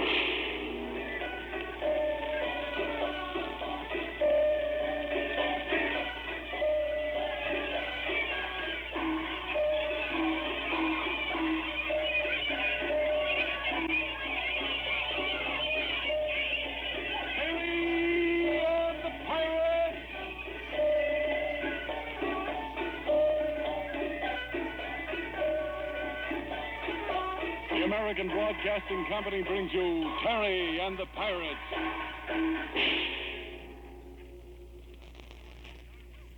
Whether you live in New York, Chicago, Kansas City, Los Angeles, or Timbuktu, you want your radio adventure to be gay and thrilling, filled with amusing two-fisted characters and pirates who are really different. Well, then, this story, The Favorite of the Nation, is just what you're looking for. And we're going to prove it right now. So let's go across the world to ancient China, the Marco Polo Mountains, and the case of the Goofy Gosling. Terry and Pat Ryan, Hotshot Charlie, and Connie have set out from Singapore in pursuit of the Dragon Lady who has stolen a valuable radio invention. In Hotshot's plane, called the Goofy Gosling, our good companions started for a spot known as Utong, somewhere in the Marco Polo Mountains. There they hoped to recover the invention. But when the Goofy Gosling landed in Utong, Hotshot was made a prisoner by one of the Dragon Lady's men, a certain Mr. Keel. Thus far, Terry, Pat, and Connie are okay. In fact, they've located Charlie and slipped him a revolver through the barred window, so that the next time he faces Mr. Keel, well, it's night now, black and strangely silent as Terry, Pat, and the Chinese boy Connie hold a council of war. From the shelter of a tree, up among its branches, they can see into the room where Charlie is a prisoner. Gee, we're up a tree, all right, in more ways than one. Well, it's a lot safer up here than it is wandering around down on the ground. Hey, are you all right, Connie? Connie's liver is torn with sympathy. Oh, yeah? Oh, sympathy for birds. We have taken their homes in trees. Oh. How about you, Terry? My liver isn't torn as much as the seat of my pants. Yeah, and I'm getting hungry, Pat. Yeah, I could do with a little fodder, too. Hey, where'd you leave that junk we took from the plane? There's 3 separate small packs. We left them at the base of this tree before we shinnied up. There's food in one of them. Mm-hmm. You also hungry, Connie? One cannot live forever by forgetting horizontal pain in personal stomach. Okay, you're on the lowest limb down there. Suppose you slide down, get some grub, and come on back up? Oh, you bet. I shall back up perhaps. Never mind that perhapsly stuff. You come on back up here. As you say, Mr. Ryan Pop. What do you think we'd better do, Pat? We can't stay up in this tree forever. Even if our ancestors liked it, I'm not very comfortable. Yeah, change your position. Let's figure things out. Okay. Can you hear me all right? Yeah. Now, we've located Hotshot. You talked to him and slipped him a gun. That's right. And Charlie told me as far as he could tell, the Dragon Lady was not here in Utong Village, but is expected. All right. She isn't here and hasn't been here yet, then there's no use for us to get into action. Came here to get our hands on that portable radio transmitter, and we can't get it because the Dragon Lady has it, and she isn't here. What about Charlie? Why is Keel keeping him a prisoner? Well, Terry, what else can Mr. Keel do? We forced Charlie to set the plane down here. Yeah, but what will it get Keel or his boss to deal to hold Charlie a prisoner in there? It's something we don't know, Terry. Just have to wait. Hey, can you see Hotshot from your position? No. Huh. That pint-sized pilot is probably lying down, catching up on his beauty sleep, while we hang by our teeth out here in a slippery tree. I'm not worried about Charlie. He's got a gun and he can put up a fight when the time comes. Yeah, I hope you're right, fella. After all the trouble we've taken to slip him a gun, if he doesn't use that Hearst ticket, then he's only got himself to blame. Yeah. Say, Pat. How'd you like to be back in Singapore now, sitting down to a dinner with Berman late in April? You know the kind of a dinner I'd like to have? Well, first I'd start with... Hey, stop it, will you? You're breaking my heart. Here I am giving an invitation to the man on the flying trapeze, and you talk about friends and food. Mm-hmm. Sure, I'd like to be back in Singapore. But if wishing would do the job, then we'd have that radio device back in our hands, too. We can leave Pat and Terry up in a tree for a moment while we return to the place they're talking about, Singapore. We drop in on Nurse Burma and the wide-eyed southern gal, April Kane. The girl pilot, Eleta, has cooked the evening meal and has gone for a walk, and so the supper dishes are being washed here in the old mission house. And April comes up with a very bright remark. Oh, dear. What? Nothing. Just, oh, dear. You certainly are a cheerful little earful, Kitty. What's the big trouble? Nothing. Well, if you think I'm going to stand around and cry on your shoulder just because you're lonesome, well, banish the thought. We're going to dry these dishes, and then little Burma's going Betty-bite. I reckon I'm just worried. I reckon I am. Worried. What about? Terry, Pat Ryan, Hot Shot Charlie? Well, when you stop and think about it, they have gone to orangutan. The place is Ootong. Oo as in oo, and tong as in, well, as in tongs. Yes, and they've gone there on my account. They've gone to get back that radio invention the dragon lady stole, and they may get killed before they get it. They may. Look, Angel Face, they flew to Ootong because they knew things would happen. Don't kid yourself. That radio invention is a swell excuse, but Patsy Ryan is as restless as a man with a 7-year itch. He wanted to find adventure. Yeah, and your radio invention was a good reason to go looking for it. Just the same, baby. I'm worried. I really am. Well, confidentially, just between us gals, so am I. Oh, you are? Oh, I'm so glad, really? Yeah. To an uneasy mind, any suspicion is reasonable. Well, who are you worried about most? Terry Lee? I play no favorites, child. I share my worry equally. Oh. Don't tell me you're concentrating your worry on any one of our absent friends. No, but I've been wondering if I'd better. Look, lady, ever since you got back from the busy part of Singapore late this afternoon, you've had a faraway look in your eyes. Is it possible you've been thinking? Well, frankly, Burma, I was doing that, but I get such awful headaches when I think. Well, don't knock yourself out. But, what were you thinking, if I'm not too personal? I was thinking about Potter Kane. About, oh, you mean your uncle who died? No, I mean my uncle who isn't my uncle. Oh, then you mean Lawyer Monad, the crook who stole that radio invention from your real uncle back in the States. Yeah, that's it. I'm worried about Lawyer Monad. Why worry about him? Well, when I was in town this afternoon, guess who I bumped into? The heel Lawyer Monad? No. I ran into a man who works in the American consul's office. You're taking a long time to tell me nothing, April. Oh, but this is important. Sort of. That's why I've been thinking. Thinking if I should go to Ootong or not. You go to Ootong? Over my dead body. Oh, but how am I going to warn Terry and Mr. Ryan and... Warn them about what? About what the man from the consul's office told me. Now, look, Mr. Bones, I'm sure getting powerful sick of waiting for you to say something. Well, it was about this Lawyer Monad escaping from the Singapore jail. What? You mean you've been here in this house for about 4 hours knowing this? And you didn't tell me or a later or... Well, I was trying to make up my mind what to do. My uncle, my phony uncle, Lawyer Monad, he escaped and the men didn't say why. Well, go on. But the man did say that Mr. Monad left a note saying he was going to get even with Terry and Mr. Ryan and all the rest of us, and he'd get that radio thing back if it was the last thing he did. So there. Yeah.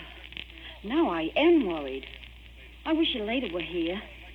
We've got to do something, April. That's just what I've been getting a headache about. We've got to let Mr. Ryan and Terry and Charlie know about Lawyer Monad's jailbreak. But how on earth can we do that? Well, I reckon maybe I better go to that place in the mountains called... But that's a 3-day trip to Ootong, honey. And even then, we don't know where to find them. Well, but if Mr. Monad gets there first, well, maybe he'll patch things up with the dragon lady, and maybe they'll work together, and if they get hold of Terry and the others... Don't you see? I mean, don't you? They're speaking an awful lot of common sense all of a sudden, April. Look, let's forget the dishes.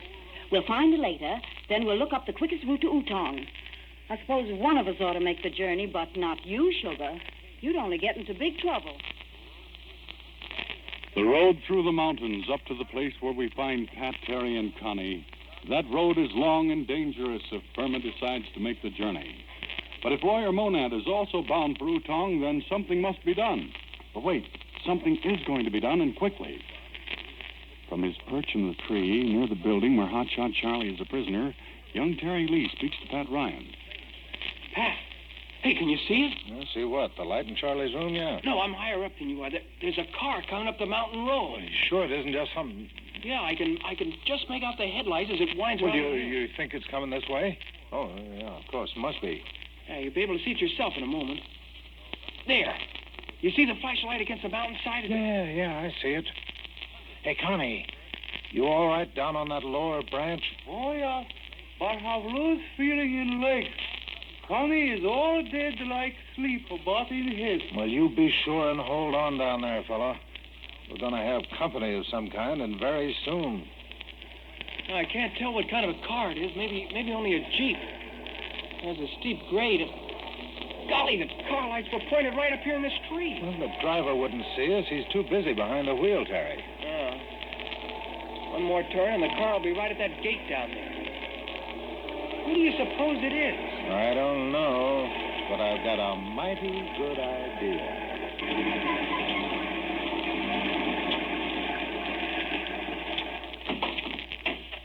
That will be all for tonight, Kang. Help me in with this small package. As soon as we get inside, you can rouse Ding Dong. Have him come out here and bring in the big trunk tied on the back. Ming Hai Toa, Miso Hati, Huya Chiwai, Ki Bulai, Bunny. I would not be surprised if Mr. Keel had already arrived. Jim Wen, my boo, let's go. Jagawaya. Well, what have we here? Hold your flashlight close, King. The lad is stunned. Roll him over so I can have a look at him. Yo, mio. Oh, Yes, a Chinese boy. I seem to recognize those big ears. Yes, his name is Connie, unless my memory fails me. So, King, we have a visitor. A visitor who prefers to roost in this tree. I never knew this old tree could hold such interesting things in its branches. I wonder if we shook it, if other surprises might tumble out. Or, better still, I can use this gun and shoot up there in the darkness. Who can tell? We may bring down other birds who roost by night.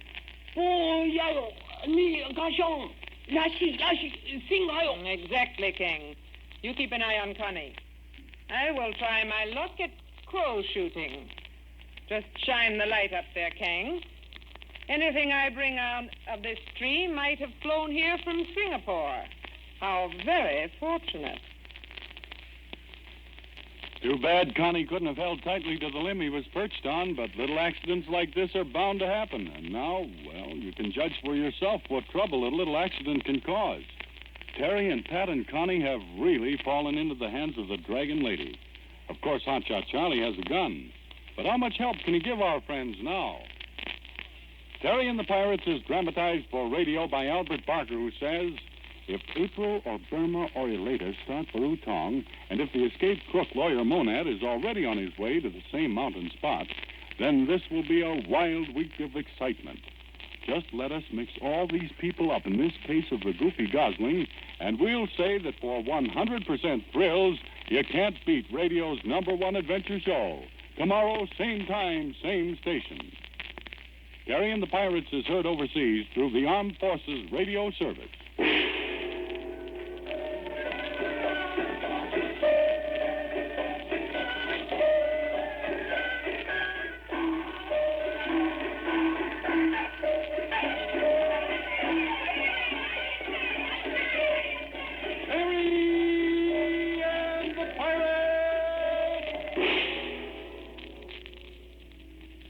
This is ABC, the American Broadcasting Company. Oh, we didn't get treated to any Quaker puffed wheat or puffed rice Sparkies on this show. This is ABC late then. It would be about 48 or 49. No sponsor for Terry at this time. Quaker puffed cereals were probably puffing up, shooting from guns on television in the late 40s at this time. Joe Sarno is with us this afternoon on our Those Were the Days program from WNIB Chicago at FM 97. Joe, were there many premiums, radio premiums associated with Terry and the Pirates? No, about the only one that was kind of a hit that is well known and it's common now is the gold ore detector ring.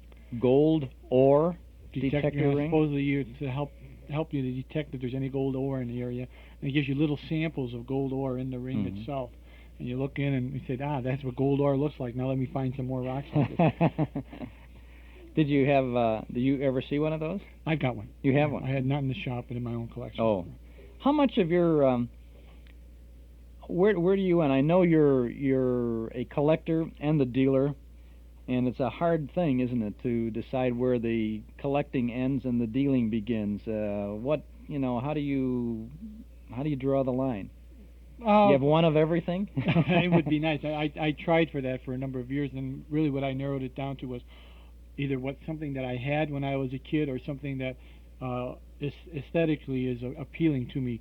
For instance, there's a couple of items from the 30s that are very, very nice. There's a Doc Savage badge, Shadow badge, membership badge, or Shadow Club badge. The 1937 Little Orphan Annie badge, which is probably it sort of has a starburst surrounding it. That's very, very nice. So either I stick with the material I had that when I was a kid, or items that I just think this was really a nice piece, and I have to keep it.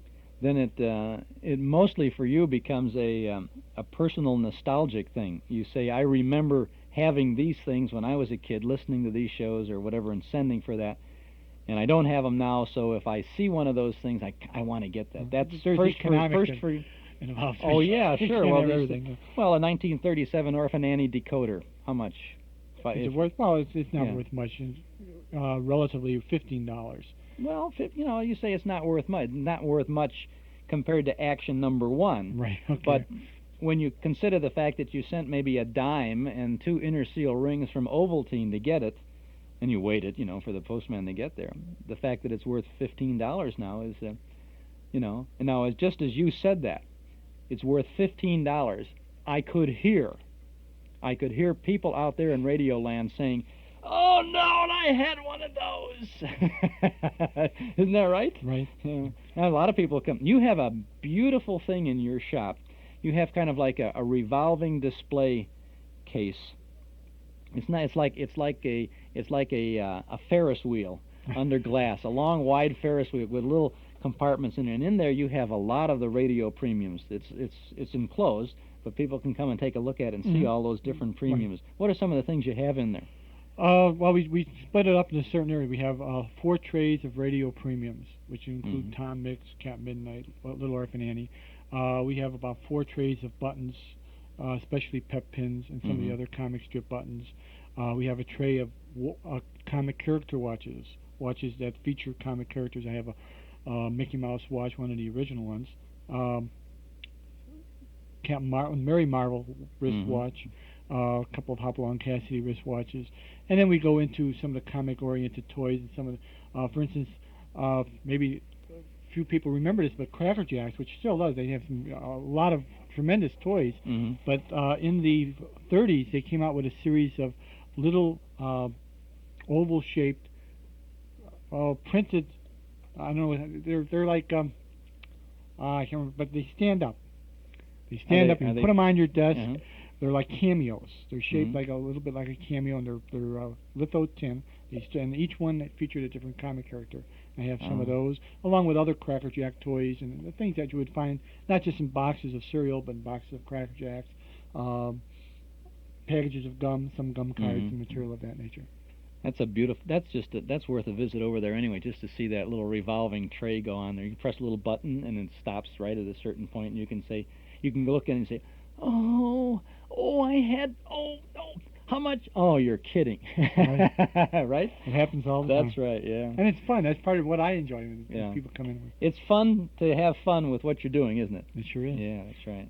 Joe's one of the original guys to move a hobby into a full-time scene, and it's a lot happier than when you were used to be An accountant. An accountant, right? And he hasn't worn a shirt and tie and A shirt, not a tie. a shirt. Well, a shirt and tie, that combination, right? Chuck Shaden here with our Those Were the Days program on WNIB Chicago. We're going to have some fun with Red Ryder coming up in just a moment, and then Captain Midnight, so stick around and don't touch that dial. The in footwear for young men and women this season is Welco High Pals hiking boots, and for good reason. They're snug, and they're warm, and they're durable, besides being fashionable. Your headquarters for Welco High Pals hiking boots is the Paul Meyer Shoe Store at 2924 Central Street in Evanston. The Paul Meyer Shoe Store has them in all sizes, and remember that Welco High Pals hiking boots have vulcanized construction to ensure flexibility.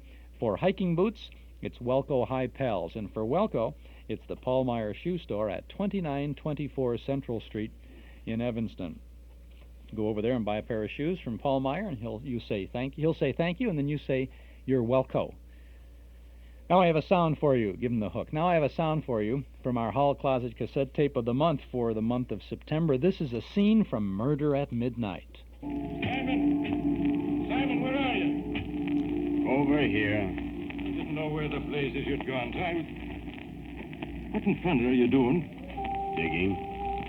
Digging some graves. Well, I see that. 3 of them. What for? Because they'll be needed before the night is over. Huh? You mean they called up and told you to get them ready? It's funny. I didn't hear the phone. No one phoned. Well, then why are you doing it? I told you. I think they'll be needed. That's just a sound, a clip from Murder at Midnight on our cassette tape of the month for September. On the other side, we offer The House of Mystery. 60 minutes of chills from this cassette tape of the month for September. Roger Elliott, the mystery man on The House of Mystery, tells of his involvement with A Gift from the Dead, and The Island of the Dead is the title of the mysterious Murder at Midnight thriller. These 2 shows are yours for only $5 during September from the Hall Closet, Box 421, Morton Grove, 60053. It's our cassette tape of the month, and you'll surely want to have this pair of exciting mysteries, The House of Mystery and Murder at Midnight. Only $5 from the Hall Closet, Box 421, Morton Grove, 60053. Or you can get your September tape at any office of Northwest Federal Savings. But by mail, send $5 to the Hall Closet, Box 421, Morton Grove, 60053. We'll also send you a list of previous tapes of the month that are still available. And if you would like that list, but don't care to order the September tape, then just send the large self-addressed stamped envelope to the Hall Closet, Box 421, Morton Grove, 60053. Or you can pick up that list or any of our Hall Closet tapes at our Metro Golden Memory Shop over at 5120 West Irving Park Road in Chicago. That's just across the street from Nelson Hirschberg Ford. And when this tune was popular back in 1931, Norm Nelson and Ralph Hirschberg opened their Ford Automobile Agency on a small piece of land at 5133 West Irving Park Road. The first year, they sold about 100 new Fords. Today, 45 years and thousands of new Fords later, Nelson Hirschberg Ford occupies a whole city block at the same location on Irving Park Road at Laramie. And thousands of Chicagoland families have not only bought their first Ford from Nelson Hirschberg, but have returned again and again for all their new Fords. The proof is in the seeing. Next time you're out for a drive, notice how many Fords bear the Nelson Hirschberg emblem. And you'll notice how many drivers have seen Nelson Hirschberg, one of Chicagoland's oldest, most respected Ford dealers.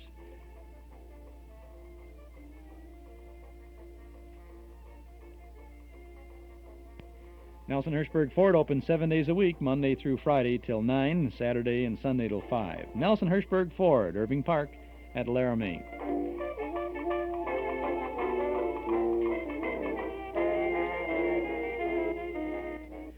Joe Sarno, we have a Red Ryder program coming up now. This was broadcast on April 20th of 1948. Where did Red Ryder first appear on the comic strip scene? You know? You familiar with that? I'm not certain of the year. Fred Harmon was the artist, and Red Ryder was very stereotyped. It was a B-Western converted to the comic page. Mm-hmm. And the only unusual thing about, besides the art style of Fred Harmon, was the fact that instead of using a grizzled old sidekick, he had a little Indian partner. Little Beaver. Little Beaver. In the early movies of Red Ryder, the early Red Ryder movies, Little Beaver was played by this Beretta on television now, right? Bobby Blake. Bobby Blake, who was one of the our gang kids, too. Right. Who was Ryder? I don't remember. Who was Red Ryder in the movies? Jim Bannon, I think, was the last Red Ryder. The most popular was Alan Rocky Lane. Oh, and, he was a great cowboy actor. I mean, he didn't. To me, Gene Autry and Roy Rogers were just a little bit too baby-faced, you know. Where John Wayne he's a rugged continuity. Alan Rocky Lane was a rugged individual. And he had a deep voice to go along with this his cowboy character.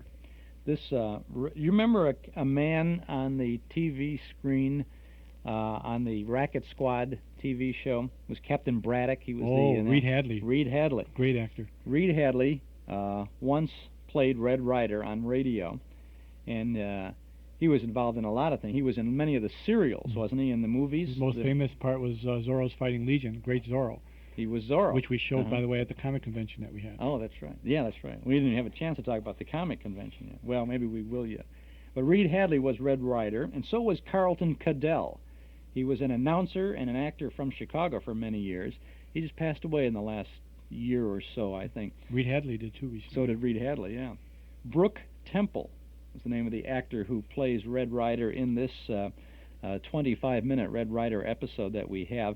This is an air check from a Mutual Broadcasting System station in Los Angeles back on April 20th of 1948. Maybe we can have a little fun this afternoon.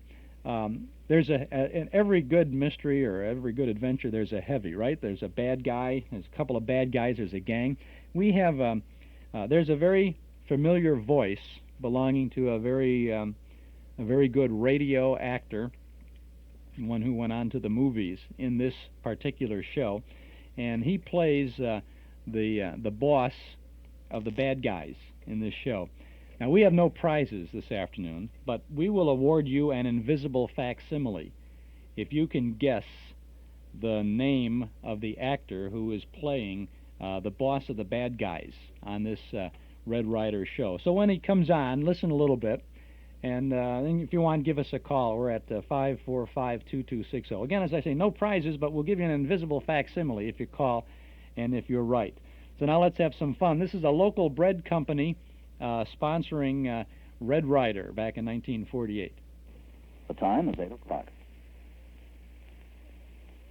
The bakers of the new Langendorf 50th anniversary loaf present The Adventures of Red Ryder. From out of the West comes America's famous fighting cowboy.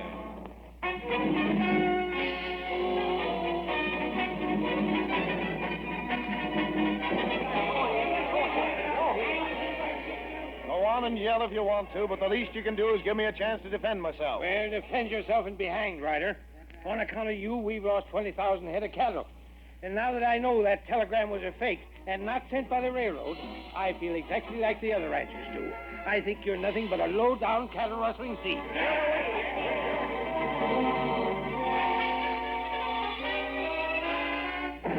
Hey, now, did you hear that? Red Ryder accused of being a cattle rustler, and apparently the ranchers accusing him have got some kind of proof.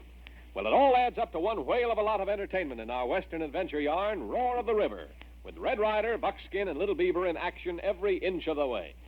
Now, while we're waiting to hear Red Ryder's latest adventure, let's listen to what people are saying about the Langendorf 50th anniversary bread, that wonderful new eating adventure that so many of you youngsters, as well as grown-ups, are enjoying these days. Well, I can tell you what everyone at our house is saying. They're saying that there just hasn't been a bread like Langendorf 50th anniversary bread before. A bread so full of good flavor and guaranteed to stay tasty fresh for 5 full days. And what tasty freshness it really has. Boy, just you make a sandwich with the new Langendorf 50th anniversary bread and see for yourself how downright delicious bread can taste. This bread has appetizing nut-like flavor that just sings out the harmony of choice ingredients baked to perfection. And let's not forget the texture. Why, Langendorf 50th anniversary bread is so light and fine in texture that it takes a spread slick and smooth as magic. That means wonderful, tasty sandwiches every time, doesn't it? It certainly does. And Langendorf 50th anniversary bread means tempting golden toast every morning. And it's an ideal dinner-time bread, too. Well, I'd say all in all that the new Langendorf 50th anniversary bread is a triumph. And America's finest.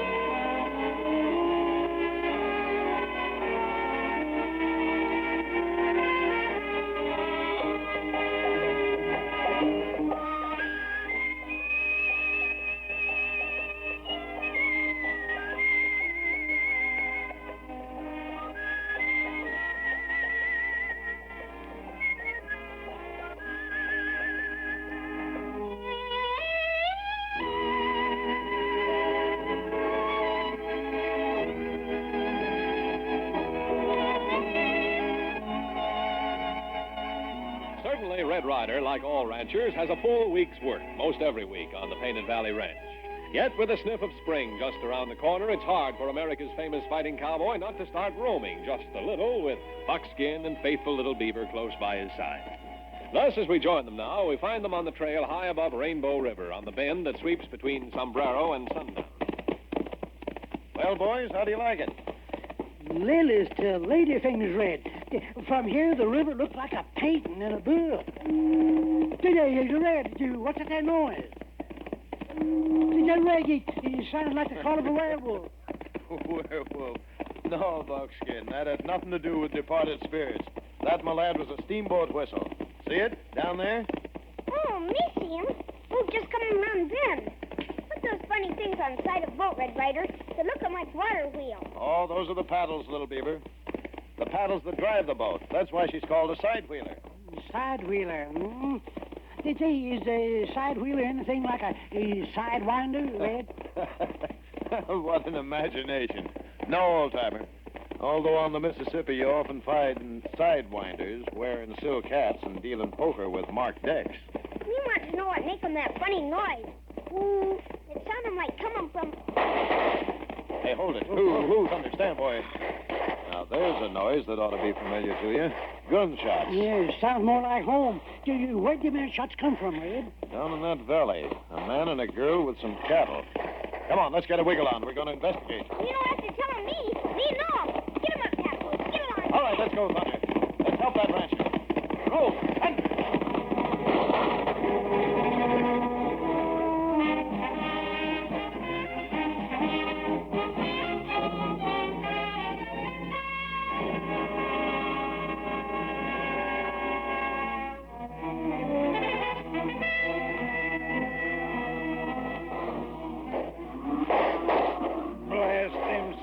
Rustling coyotes.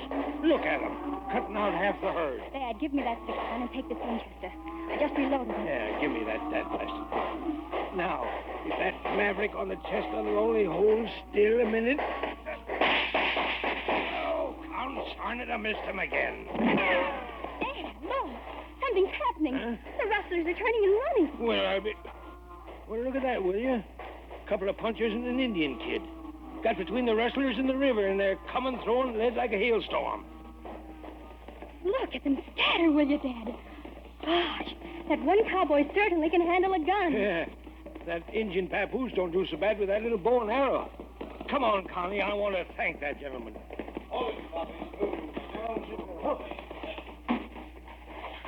Are you folks all right? Well, I guess we are, all except for Dad's disposition. Yes, sir, I never saw a more welcome sight than you knocking on that stallion. Why, you scattered those rustlers like dried leaves in a windstorm. Well, if they'd have known there were only three of us, we'd have probably be signing receipts for a harp and a halo right now. You never mind any harps. You don't sing too good anyhow. Can't argue that point with you, Buckskin. Oh, by the way, came up in such a hurry I forgot to introduce ourselves. My name's Ryder. This redskin's known as Little Beaver. The old-timer answers to the name of Buckskin. I'm Connie Wilson, Mr. Ryder. I'm proud to meet up and with this is my dad. I sure owe you a lot, Mr. Ryder. You saved me from having suppose we let the thanks go for the moment, Mr. Wilson, see if we can't round up your cattle. Another few minutes and they'll have wandered all over the next 10 counties. Little Beaver, help Miss Connie on her horse and let's ride.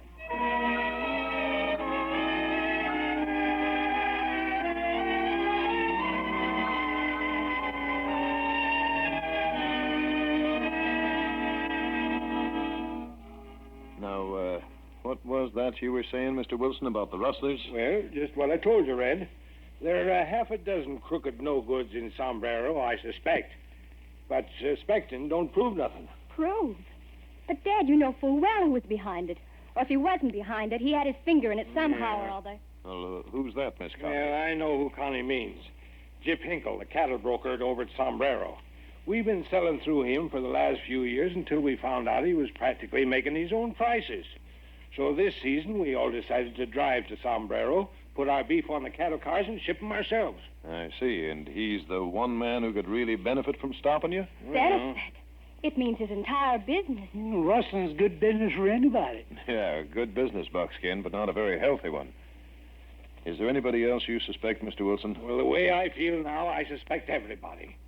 But Jip Hinkle certainly makes more sense than anybody else. Uh-huh. Isn't there any other way that you can get to market besides driving into Sombrero and shipping from there? Oh, I wish there were. There's that one little dinky railroad line, and that's all. You see, Mr. Ryder, that river practically shuts this valley off from the rest of the world. Well, how far is Sombrero from here? From a ranch? Oh, just 7 or 8 miles. Why? Well, after a heavy meal like the one you just fixed, Miss Connie, a little exercise might come in handy. So I just thought we might sort of ride into Sombrero, and, well, if I happen to run into Jip Hinkle, the time won't be wasted.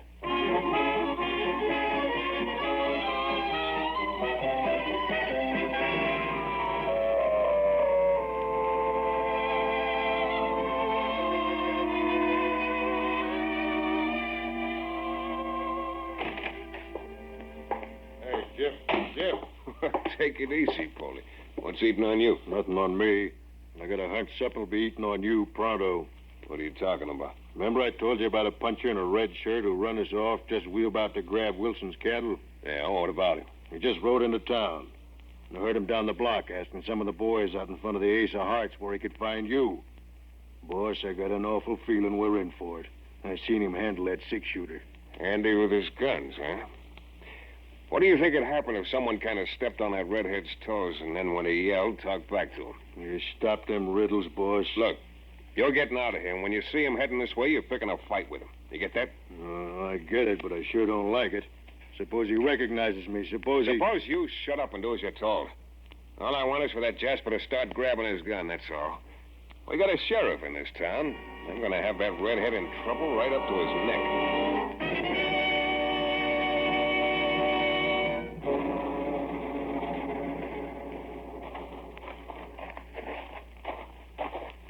That must be in cattle broker's office across the street, Red Ryder.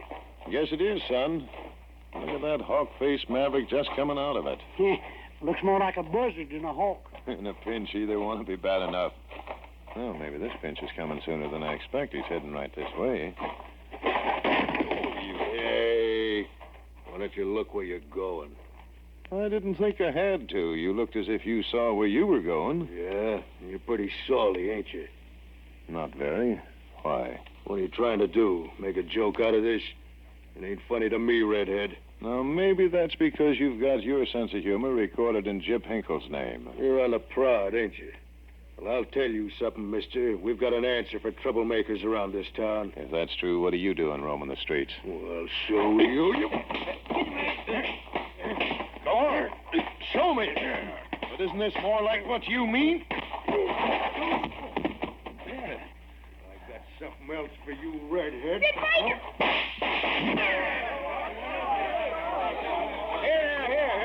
What's going on? I'll tell you what's going on, Sheriff. I saw the whole thing. That's very interesting. What were you doing? Watching with a spyglass? You just came out of that door. That'll be enough out of you, young fella. What happened, Hinkle?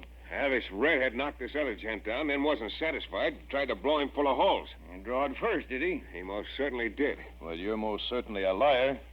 I want an apology right now. You know how you can get one, don't you? Empty your holster. Why, you know... I wanted you to see that, Sheriff. I thought maybe it'd convince you if I drew first on that other polecat, he'd be at the undertaking parlors right now. Hinkle said he saw you. And I called Hinkle a liar.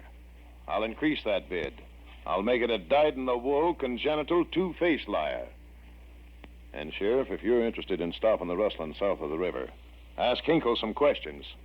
And if you don't get the right answers, you better get some additional deputies, because this range is going to be blown wide open.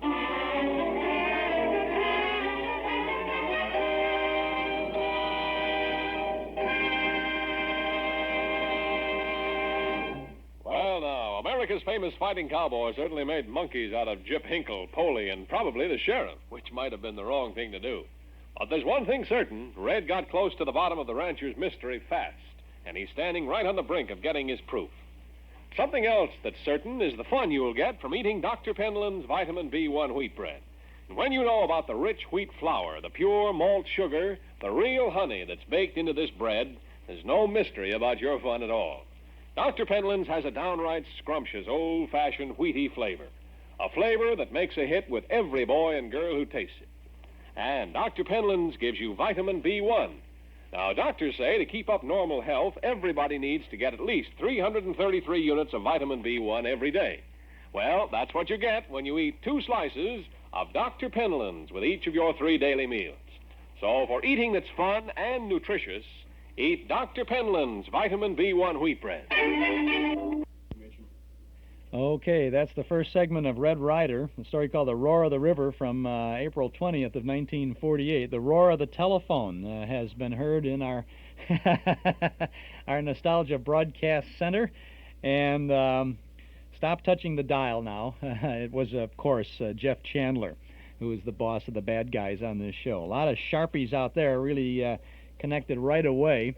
Good old Jeff Chandler doing that. He was Mr. Boynton on the R. Miss Brooks radio series for a long time, and of course did a great deal of acting on radio in the good old days before moving into the motion picture scene. Jeff Chandler, the boss of the baddies here on this Red Ryder broadcast. Everyone who called in and gave us the correct answer will get an invisible facsimile. What's an invisible facsimile? It's the greatest thing you've never seen. This is Chuck Shaden on our Those Were the Days program on WNIB Chicago, FM 97, every Saturday afternoon from 1 until 5.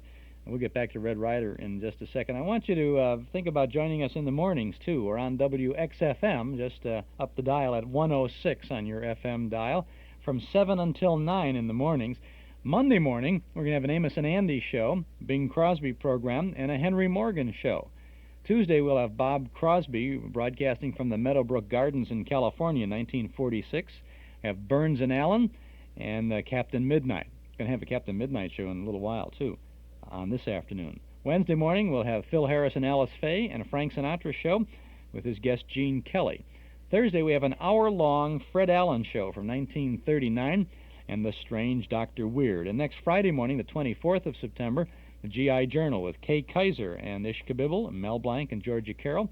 And we'll have a Jack Benny program, another in our sequence of Jack Benny shows from 1943. Lots of good stuff in the mornings when we open our hall closet on WXFM. Always lots of good stuff. Hope you can join us whenever you can to tune in to the good old radio shows. I have some news about a good old radio show, Vic and Sade. Once again, our Metro Golden Memory Shop has obtained a limited supply of the newest collection of Vic and Sade scripts by Paul Reimer. It's a brand new edition of 30 more classic scripts about radio's home folks, the residents of the small house halfway up in the next block. Vic and Sade and Rush and Uncle Fletcher and all of Paul Reimer's immortal radio characters live again in a collection of scripts from a radio show still lovingly remembered by generations of Americans. Vic and Sade, the best radio plays of Paul Reimer. Mary Frances Reimer, who edited and collected her husband's great radio broadcast scripts, has been kind enough to autograph our MGM shop copies. Like the first volume of his plays, this new Vic and Sade book is destined to become a real collector's item. I promise you that. Get your copy now, $12.95, at our Metro Golden Memory Shop, 5120 West Irving Park Road, just east of Laramie. Open Tuesday and Wednesday from 11 to 6. Thursday, Friday, and Saturday till 8. We're open now. And Sundays from 1 to 5. Metro Golden Memories at 5120 West Irving Park Road, 2.5 blocks west of Northwest Federal. Now let's get back to Red Ryder.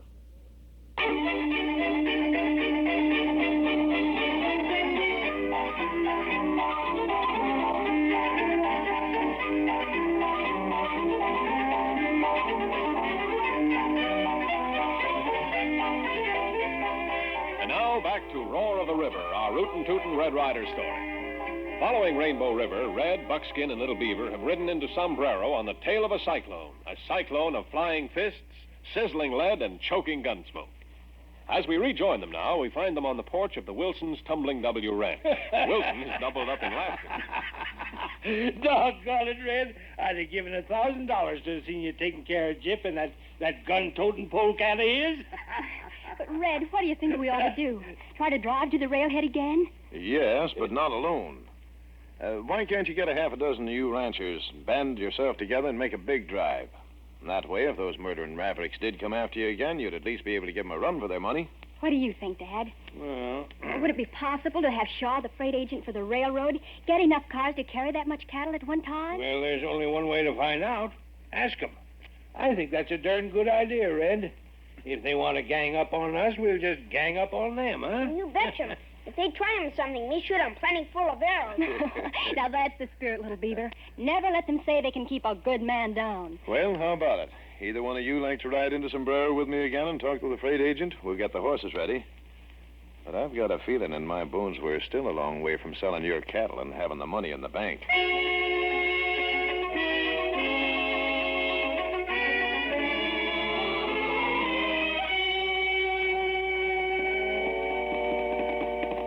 Over this way, Red. There's a hitch rack right behind the freight depot. Who, Thunder? Who, boy? Oh, there he is. Just coming out of the office. Mr. Shaw! Mr. Shaw! I thought you and your pa were going to ship your cattle yesterday. Oh, we were, but that's a long story.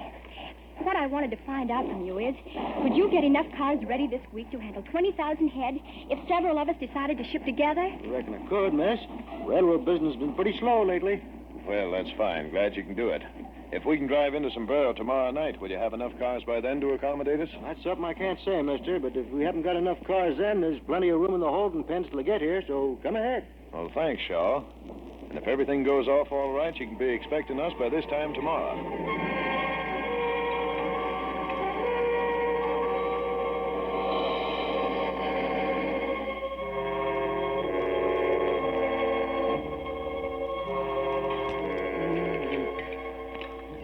Boy.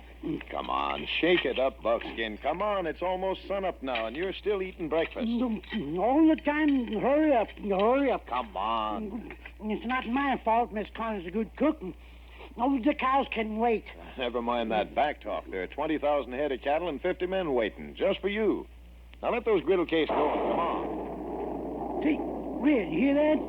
This here ain't no day to have a cattle drive. Thunder or not, if we're going to have this drive at all, we've got to do it fast. Otherwise, Gyp Hinkle's going to have time to reorganize his plans to offset ours. Me don't care. Me don't like 'em. Indians always learn thunder as voice of war gods. You drive 'em now, you catch 'em plenty trouble. If you don't stop stuffing hotcakes into your mouth, you little pessimist, you're going to feel like you've been hit with hotcakes all over. Come on now, trouble or no trouble. We're getting those cattle through.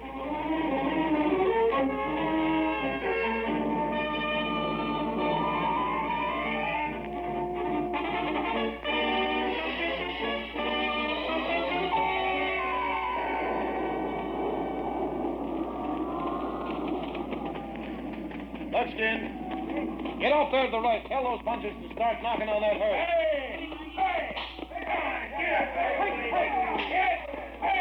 How do you like our weather, Red? Oh, it's great weather. For ducks or rustlers. What do you mean, rustlers? You're a fine one to ask that. With this mud underfoot, we'd have to swim after them. Well, keep your poncho on, Red, and your fingers crossed. We're not over 4 miles from Sombrero now. Yeah, maybe so. But if this rain keeps up, this valley's going to be just another channel in the Rainbow River. All right, Thunder, come on, move. Move, Thunder.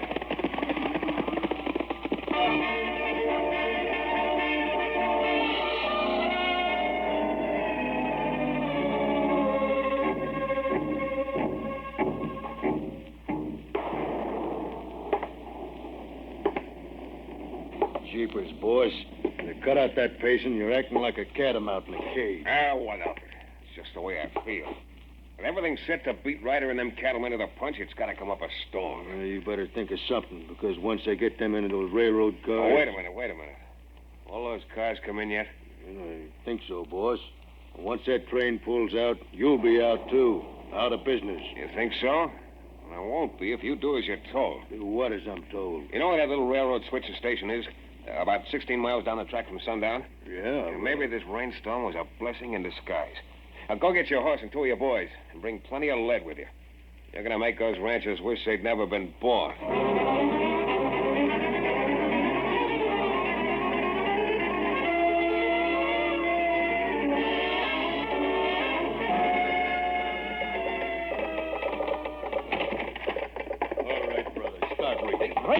But here, if you're trying to stick me up, this ain't no regular railroad office. It's just a dispatcher's telegraph office. Never mind the explanations and sit right where you are. You're doing as you're told. Here, now, looky, here you... I said you're doing as you're told. Why, you sidewinded, ugly face. Here, get your...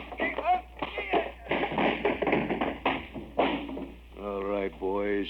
Pick him up and put him back in his chair. When he wakes up, he'll do what we tell him.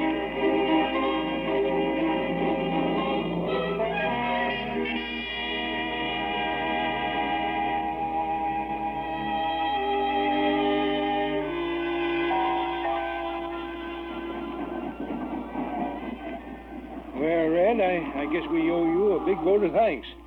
I never thought when he started this morning we'd get all them cattle through. To tell you the truth, Wilson, neither did I. Neither did Little Beaver. Did you, Little Beaver? When me heard 'em thunderstorm, you never think of men get 'em through so easy. Well, that just goes to prove, Little Beaver, that the thing people have to fear most is... Ryder, hold it! Stop those men from loading the cattle. Stop 'em. Why, Shaw? What's the matter? Here, look for yourself. Telegram just came from the switching station down the line. Storm washed out a rail between Big Rock and Sundown. Wash out? Well, oh, now, what the dickens are we going to do now? You see? No laughing at what thunder means. Now, just a minute, son. Shaw, how long will it take for the rails to be repaired? Your guess is as good as mine, Ryder, but I'd say not over a day, day and a half. Well, then, why can't we just leave the cattle here in the holding pens until the road's repaired and we're ready to ship?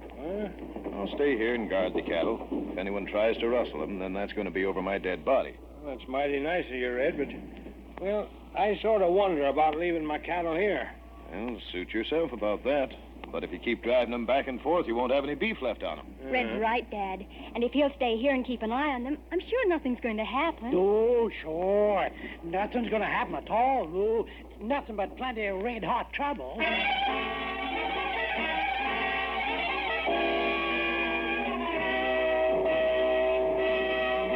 Well, maybe Buckskin's right. Maybe there is nothing but trouble facing Red Ryder. Just what the trouble is and how badly it throws our red-headed cowboy friend will make up the slashing, dashing climax to our story of the West that lives forever.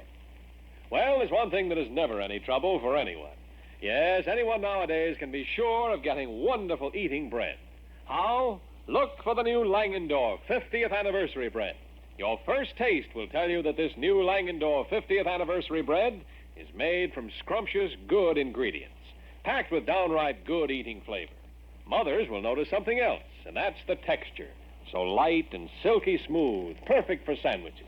But no matter how you use this Langendorf 50th anniversary bread, whether it's in a sandwich or an after-school snack or with dinner, that tempting flavor and goodness will be there. And the freshness keeps for 5 full days. So don't any of you put off your first taste too long. Try this wonderful new bread today. It's Langendorf 50th anniversary bread, a triumph and America's finest. Their 50th anniversary bread there, Langendorf bread, back in, that's from a Los Angeles broadcast at Air Czechoslovakia. Red Ryder probably was a syndicated show.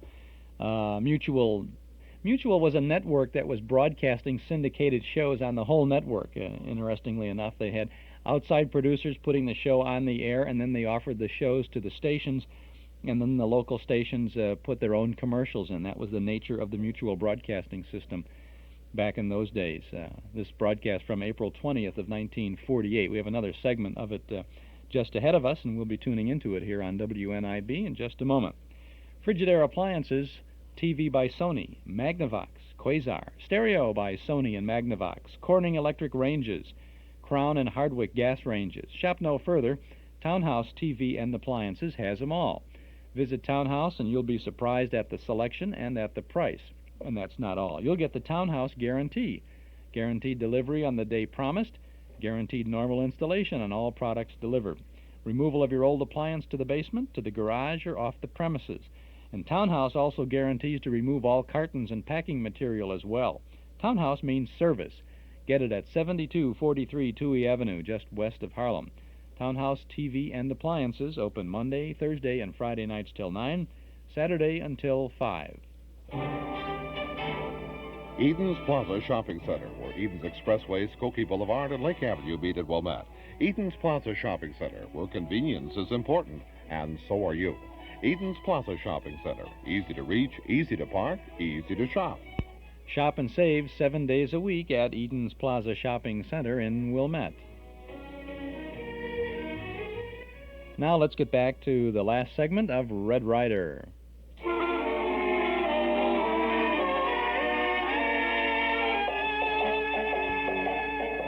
And now to find out if Buckskin's prophecy of trouble, red-hot trouble, comes true. Rejoining Red, we find that it's night, and Red, Buckskin, and Little Beaver, all three, are in the railroad holding pens guarding the cattle. Not 10 yards away, Gyp Hinkle and his gang are slowly creeping up on the unsuspecting watchman. There's the redhead, Polly. Yeah, got his back toward us now. The old man and the Indian kid's fast asleep. All right, take it easy. Let's get right behind him before we jump him. Okay, now. When you double... All right, Polly, let him have it. All right, you tie him up, Polly. Tie him up good. Now the rest of you get started on that cattle. Yeah, this is going to be like taking all-day suckers from little babies.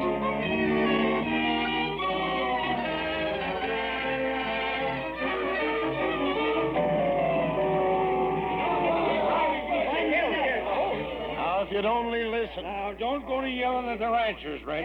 We got plenty of reason to be sore at you. You were going to guard the cattle with your lives. Well, what do you think I did with your beef? Barbecued it and ate it all up? Now, look here. Being sarcastic ain't going to help now, Red. And you might as well know the truth. Since we found that telegram was a phony and there weren't no washout, some of the ranchers down around Sundown are sure you had something to do with it. I agree. Sure. Oh, doggone it. You can't make all that cattle vanish like that. And I say that... Hold on. What's the matter with all of us? I'll bet that's what's happened to the cattle. What are you talking about? With all the mud on the riverbanks from yesterday's rain, you could drive 100,000 head of cattle down there at night and no one would have heard it. And now with the sun out and the hoof prints all dried up, you can't tell... what's the river got to do with the cattle disappearing? Well, how else could they have gotten out of there without leaving a trail if they weren't taken on a boat? All right, men, you're blaming me for this. So how about giving me a chance to prove you're wrong? Come on, get those horses. Let's roar.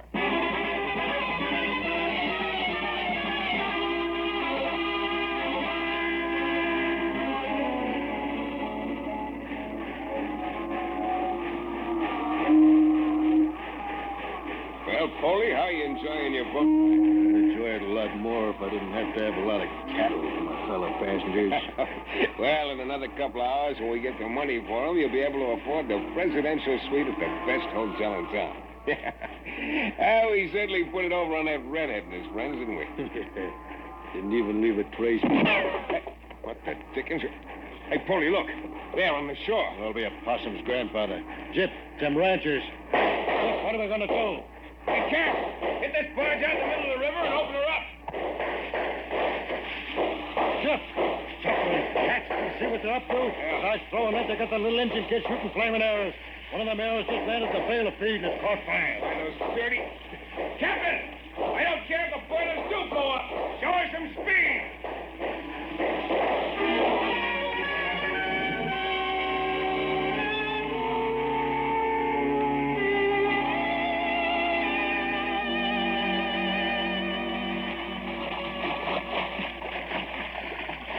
Come on, Thunder, old boy. Keep right on swimming. How are you doing, little beaver?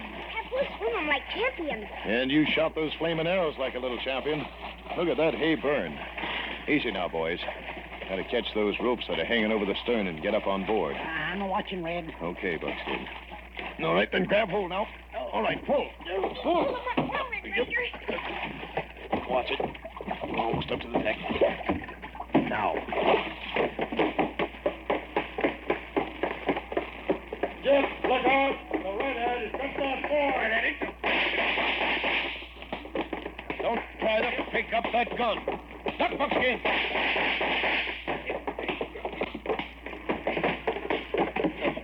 Now, Mr. Cattle Broker, we'll just show you what it feels like to be really broken. Broken in two.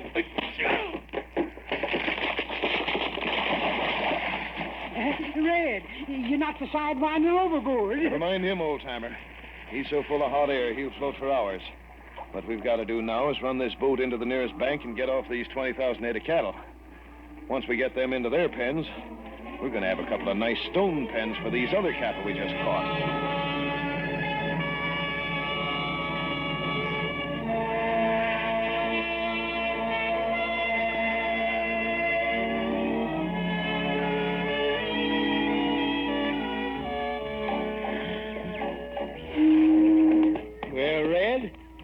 Anytime you want a job bossing my ranch, just say the word. Oh, don't be silly, Dad.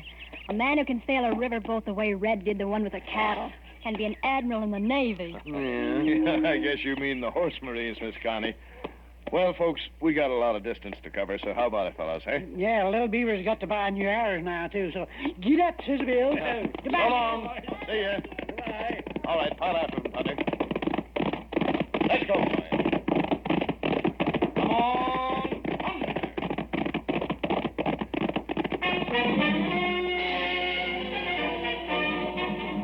Listen again this Thursday and every Tuesday and Thursday night for the adventures of Red Ryder. And starting next week, Red Ryder will come to you 1 hour earlier.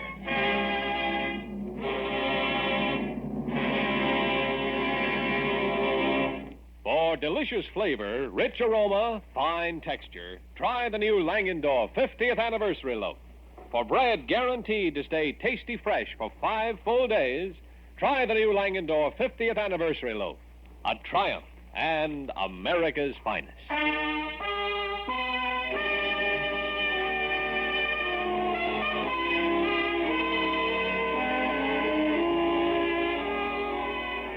The part of Red Ryder is played by Brooke Temple. And now till Thursday evening, this is Art Gilmore saying good night for the bakers of Langendorf bread. The Mutual Don Lee Broadcasting System. KHJ and KHJ-FM, the Don Lee stations, Los Angeles. Okay, there it is, Red Ryder. A couple of interesting things here. I was on Tuesday and Thursday nights. He said, join us next Thursday. So this show would be on Tuesdays and Thursdays. They did that frequently in the late 40s here, after 47, 48, and 49. Instead of having 5 days a week serials, 15-minute strips across the board, they would have complete shows in the time period. Red Ryder did that. Captain Midnight went that way. Dick Tracy, I believe, was heard that way. So were, I think, Tennessee Jed may have done that, and many of them were like that. This is a broadcast from April 20th of 1948, and the Mutual Don Lee Network. Don Lee was a man who owned a number of stations on the West Coast, and he joined, he gave a big impact to the Mutual Broadcasting System by letting his stations become by affiliating his stations with the Mutual system. But he was, he wanted to maintain the identity of his own Don Lee network.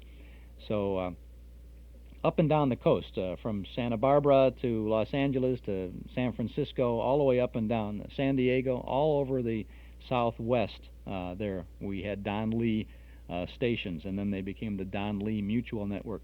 And he was very interested in radio programming. They did a lot of original things. They did, in addition to becoming part of the Mutual Network, they produced a lot of their own shows.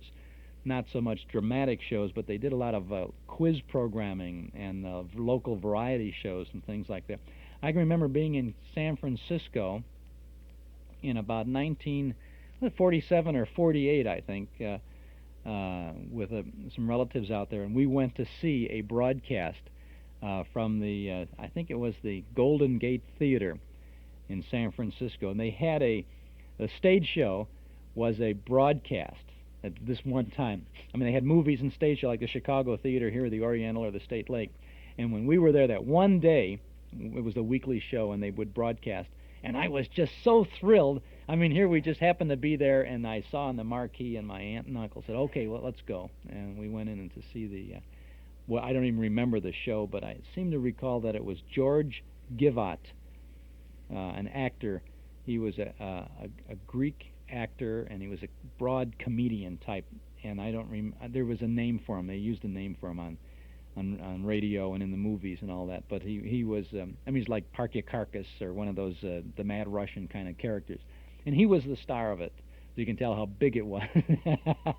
But a little aside, Don Lee staged that, and there was the Don Lee Network. His chain of stations were, probably the flagship stations were much like WGN in Chicago, which was an independent station, but carrying many of the Mutual Broadcasting System shows, and indeed contributing some shows to Mutual. Well, we have one last comic strip to radio, but this is going to be a radio to a comic strip for you this time, as we listen into Captain Midnight. We're going to be talking about that in just a moment with our guest in the studio, Joe Sarno. If you haven't decided to give us a buzz and call for your subscription to our Nostalgia newsletter and radio guide, this might be your last chance this afternoon. We'll be here till 5 o'clock, but you can dial us up at 545-2260, 545-2260. Just give us your name and address. We'll begin your subscription to our publication with the October issue. And we're going to be increasing the subscription rate with the November issue, so if you've been thinking about subscribing and you just never got around to it, why don't you get around to it now? Give us a call and beat the rate increase. 545-2260. We'll start your subscription with the October issue, and we'll include an invoice for a one-year subscription. $6, but going up soon. Give us a buzz at 545-2260, or send $6 to Nostalgia Newsletter, Box 421, Morton Grove, 60053. Now, no matter where you live in the great Northwest Territory, there's a Northwest Federal Savings Center nearby. 5 Northwest Federal doors that open to savings. We're celebrating with over 30 eye-opening gifts, all name-brand items like a Waterpik water purifier or a Presto Minute Burger, and that's just for openers. You'll also find outdoor sweepers and carpet sweepers, alarm clocks and cookie makers, Webster's New Collegiate Dictionary, gifts for every member of your family. They're all free or available at greatly reduced prices when you save $250 or more at any of 5 convenient Northwest Federal Savings locations, open 63 hours a week. Take advantage of this gift celebration at the Northwest Federal Savings Center nearest you. Do it soon, because the doors to this gift opportunity only stay open till October 11th of 1976. One gift per family, please. It's Northwest Federal Savings Time, 63 hours a week. Captain Midnight is the last of our good old radio shows this afternoon. Captain Midnight got its start on a regional network in Chicago. Regional being, they called it a WGN regional network, was sponsored in the Midwest by Skelly Oil Company. At the same time it was on the air in the late 30s, 38 and 39 for Skelly Oil Company, Ovaltine was sponsoring Little Orphan Annie. And then in 1940, Ovaltine decided that they needed a stronger character to grab the attention of the kids from coast to coast, and they decided to pick up the Captain Midnight series that had been heard locally in the Chicago Midwest area. So in 1940, I think it was September 30th of 1940, Captain Midnight made its national network debut, sponsored by Ovaltine. And then something very interesting happened. All of the shows we've played today were radio programs that came about because of the appearance of the characters in the comic strips or in the comic books.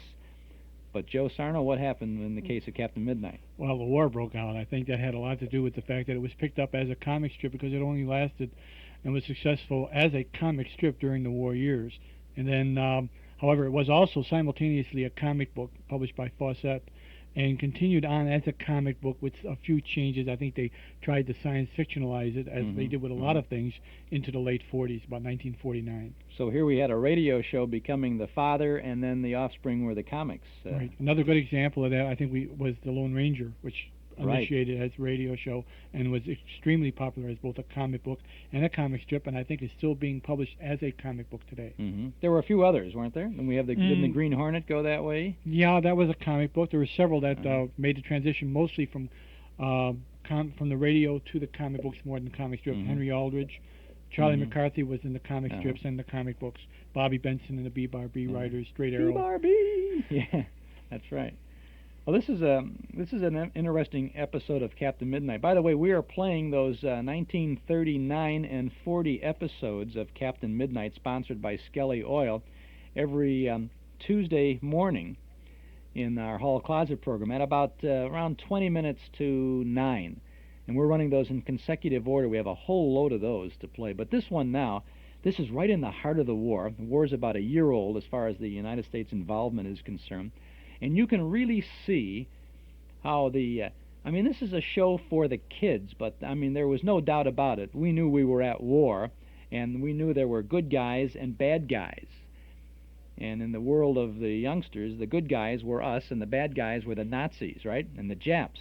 Well, this is an episode from December 30th of 1942, and you'll hear the propaganda mill grinding out the differences between the good guys and the bad guys.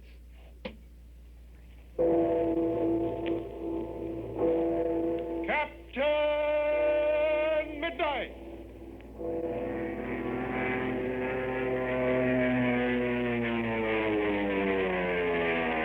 Brought to you every day, Monday through Friday, by the makers of Ovaltine. Never before in history have people realized so fully the importance of vitamins and minerals. Everywhere, people are seeking the best possible sources of extra vitamins and minerals to keep them in tip-top good health. And many are delighted to learn that one of the richest sources of vitamins and minerals in all the world is Ovaltine. Yes, your old friend Ovaltine is actually one of the richest sources of vitamins and minerals. Now, here's why it's so important to know this. Because it means that as little as 2 glasses of Ovaltine each day, and 3 average good meals, including fruit juice, of course, will give you all the extra vitamins and minerals you need. According to experts, all the vitamins and minerals any normal person can use for health. So why worry about it?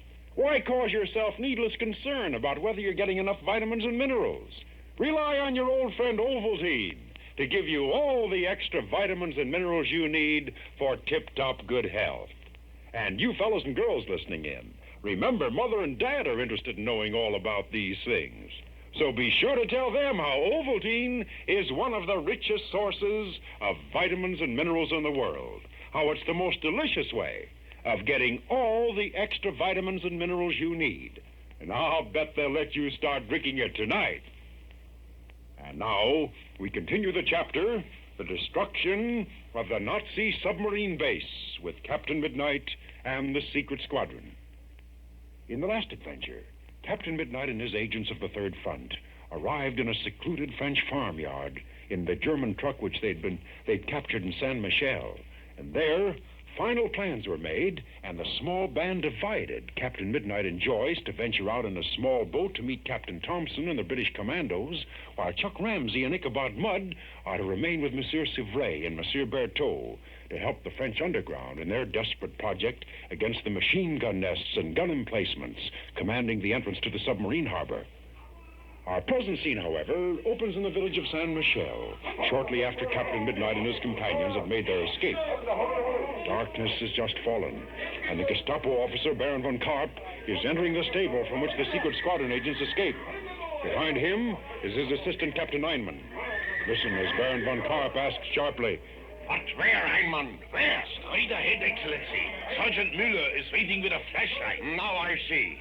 What did you find here, Sergeant Miller?" "We have found a trapdoor in the floor, Herr Baron." Where does this lead to, Einmann? Quickly, tell me. "Into a tunnel, Excellency. Then in the direction of the cafe, which was burned down." "Oh, zum Teufel nochmal. Everything has been destroyed in the explosion." "Ja, Baron von Karp, there is nothing left. But undoubtedly this passageway has been used recently. Sergeant Müller and I found fresh footsteps." "I begin to see the whole thing, Einmann. This man Berthaud has deceived us. Do you remember one time when we were in the cellar of Bertot's cafe? Yeah, Excellency, I remember it only too well. It was the time when we received the wrong information about the Commando raid. Yeah, and Bertot did not wish me to stay in his cellar. He was very nervous, especially when we stood before the wall leading in this direction. I remember that wall. It was covered with shelves upon which Madame Bertot stored her jams and preserves. In that wall was a secret door leading to this tunnel. There can be no doubt of it. And your Excellency will remember that the cafe was burned down the same night. That scoundrel Bertot was afraid I would return and investigate after the commando raid was over. So the cafe was burned to the ground. And remember, Your Excellency, the strange boy and girl who disappeared in the cafe. There can be no doubt, Heinemann. They were the American Secret Squadron agents, Chuck Ramsey and Joyce Ryan. The assistants of Captain Midnight. And they, together with Captain Midnight, were seen in the passageway leading to the submarine harbor. Captain Heinemann. I am Captain Heinemann. What is it? A truck is missing. It was standing near this stable. There were those seen to enter it, then the truck drove away. They were thought to be soldiers, but... what are you talking about? Of course they were not soldiers. They were Captain Midnight and his Secret Squadron agents. They have been hiding beneath the San Michel Cafe. That has been their headquarters. That is the reason of the explosion, to destroy all trace of it. Which way did the truck go? I do not know, Your Excellency. Then find out. In that truck are the most dangerous enemies of the Third Reich. They must be captured. They must not escape. Order out every available patrol line. All roads are to be searched. The Luftwaffe must be warned. Quick, get going. There's not a second to lose. And for the moment, we return again to Captain Midnight. You'll remember that the Secret Squadron commander and Joyce had the dangerous assignment of meeting Captain Thompson and the British commandos as they towed the barge filled with high explosives toward the French coast. After almost an hour of climbing over rocks and descending tortuous cliffs, Captain Midnight and Joyce arrived in the small cove to which they'd been directed by Monsieur Civray. We find them standing beside the rippling water, listening to the pounding of the surf against the nearby shoreline.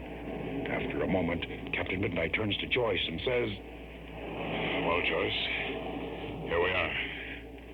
But I certainly don't see any boat. No, I don't either. Gosh, sir, do you suppose one of the Nazi patrols has found the boat and smashed it? Civray said that all boats had been confiscated. But he also said that this one was well hidden. Hey, look above. Great Scott, a searchlight beam. Yeah, it's flying along the shoreline. It's coming this way. Get ready to duck. There's an overhanging ledge back of us. It'll be here in a second. Look how closely it follows the shore. The Nazis aren't taking any chances. I certainly hope Chuck and Civray find out about it. All right, back under the ledge. Okay, sir.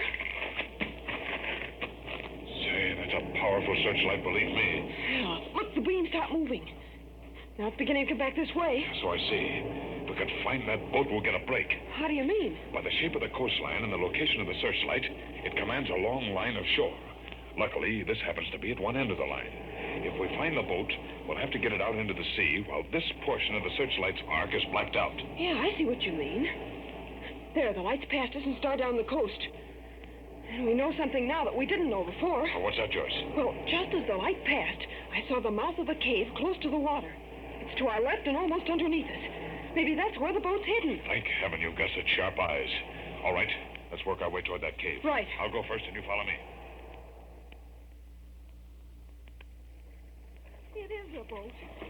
Yeah, but how in the world will we get it out? Somebody got it in, we'll get it out. What I'm worried about is whether there are any oars or not. What's that? I found the oars. Now then, let's see whether we can get the boat out. There's a ledge to go over. Well, let's both pull at the same time. The water isn't very deep. Yeah, I'm afraid it can only be taken out at high tide. If I remember right, that was a half hour ago. Gosh, we may not be able to get it out. We can't waste a second. Watch it now. Let's push with all our strength. Yeah. It's coming. It's coming. It's a boat. Yeah, but that searchlight is coming back. I don't think it sticks out far enough to be seen. Now listen. We've got to get all set. And as soon as the light returns and passes us again, we'll have to start out. There, light's going by. All right, you get in the stern and I'll take the oars. Okay. As soon as we get out of the cove, we'll be in the surf. Those waves are awfully high. I know that, Joyce. But we've got to get through them. And what's more, we've got to get out far enough so we'll be out of range of that searchlight by the time it returns. Get ready. The light's coming back. I'm all set. You give the word. The light's passed. Now. You'll have to direct me. I can't see ahead. A little bit port. Yeah, there. Now, straight ahead. When we hit those big waves, you get a firm grip on that seat. We could be turned upside down. Yes, sir. A bit starboard. Okay. Now we're headed straight for the open, and we're beginning to hit the waves. How about that searchlight? Yes, it's the other end of its arc. Now it's beginning to come back. We can't wait for a series of small waves. I'm going to give these oars all I've got. Am I headed straight? Yeah, you're okay. All right, here goes. A little bit forward. Yeah, that's enough. Captain Midnight, look out. There's an awful big wave coming. Hang on, Dutch. Hang on. Gee, my knee. The boat almost stood straight up. I guess we're all right. How about that light? It's getting closer. You better hurry. How far out are we? Only about 50 yards. We'll have to get out farther. Watch it now. I'm going to give it all I've got. Hurry, Captain Midnight, hurry. That light's almost here. There it comes. They'll either see us or they won't. We can tell by what it does. If it continues along the coast, we're safe. Flashes out this way, we'll know we've been seen. It's moving to the end of its course. I think those soldiers must be half asleep. They get used to moving that light so often they get careless. Thank heavens, I think we're far enough away from shore. Now, I can settle down and steady rowing. We're behind schedule already. And for the time being, we leave Captain Midnight and Joyce as they pursue their desperate mission out on the rough waters of the English Channel and go to the headland above the rocky cliffs which guard the entrance to the submarine harbor. On a bare, windswept rock, we find Monsieur Sevray, Chuck Ramsey, and Ichabod Mudd lying close together, looking down at the rugged shoreline far below them. Listen. That searchlight sure got me worried. How in the dickens is Captain Midnight going to get out of that cove with that light going back and forth every few minutes? It will be a most difficult job. Captain Midnight must wait until the light starts to go back. Then he must get far enough away so that he will not be seen when the light returns. Well, he must be out beyond the shore now. If he isn't, he won't meet Captain Thompson and his commandos on time. I've just been watching that searchlight. It's kept going back and forth just as regular as a clock. If it had picked up Captain Midnight, it sure in heck would have stopped. Yeah, I'll say it would. But gosh, Monsieur Sevray, what about that searchlight?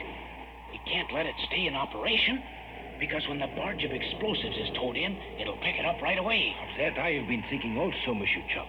It will be necessary to send a squad of men to capture this searchlight crew just before we make the attack. Well, look now. I got an idea. When they start the fake commando raid to the south, all them guys in the searchlight crew will be looking in that direction, see? Now, that'll be the time to jump 'em. Oh, that is a good plan, Monsieur Mudd. As soon as Berthaud returns, I will tell him that he will select the men to do this job. Hey, huh? Look down below. Qu'est-ce que c'est? Where? Between us and the machine gun emplacements. I don't see nothing, Chuck. No. I see the man who walks back and forth. It is a sentry. Oh, but guys, we didn't know anything about any sentries. Diable, it is a new thing. And perhaps this man is not the only one. We gotta do something about that guy right away. C'est vrai, you're right, Monsieur Mudd. We cannot make the surprise attack upon the machine gun nest until the sentries are out of the way. There's only one thing to do. And Icky, you and I can do it. We'll have to slip up behind that man and capture him like the commandos do.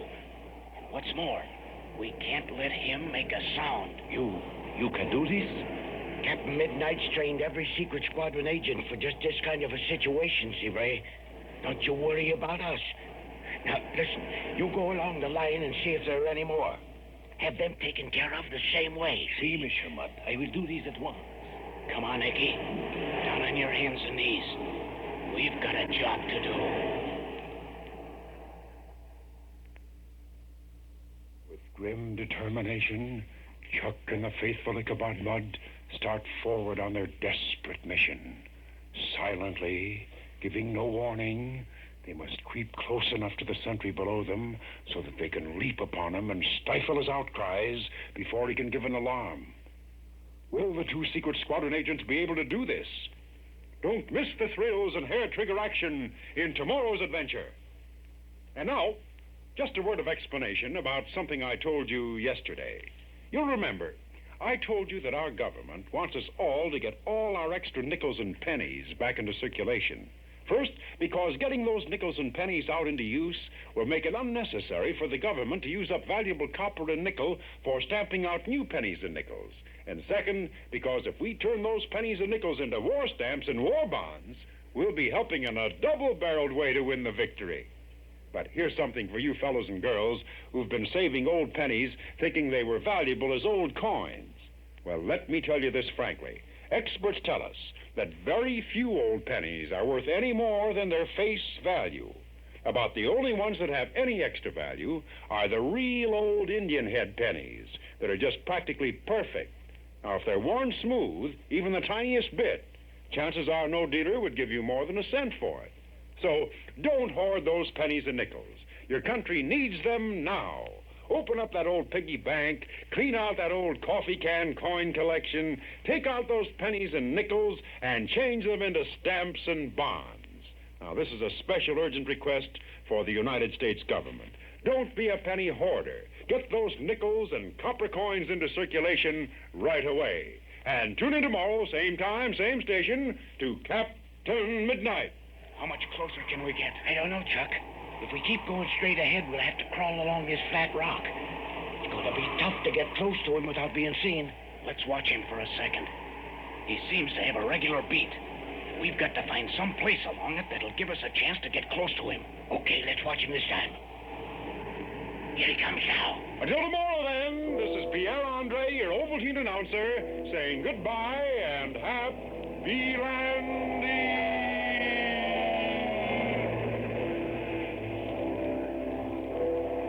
This program came to you from Chicago. This is the Blue Network. That's Captain Midnight. Boy, that's loaded with stuff, isn't there? From 1942, December 30th of that year. Joe, did you transfer all your pennies and nickels into war stamps back in those days? No, I didn't. But I did throw a bunch of Indian head pennies in a gumball machine in 1950. Anybody have those little silver pennies now? They're worth a little bit today, aren't they? Joe, our time is all gone. The old clock on the wall says we've wrapped it up for today. I've had a great time reminiscing with you and learning some things from you about the comic strips that made a transition from magazines and the strips to radio or vice versa, and I hope that you can come again sometime. Your audience contributed a few things to my knowledge. That's right. We get lots of calls while we're on the air, and Joe is the proprietor of the Nostalgia Shop at 3816 West Lawrence Avenue in Chicago. You can carry on a good conversation with Joe anytime that you want to pop in over there and see all the stuff we've been talking about today, I guess. Lots of premiums and lots of comic books and comic things over at Joe's Nostalgia Shop. Joe, we'll sit down and try to figure out which of the kids' radio shows we didn't play today, and we'll get together again one of these days and do another Saturday afternoon, okay? Take you away from the store. Thank you. Okay, and that's it for our Those Were the Days look at comic strips on radio.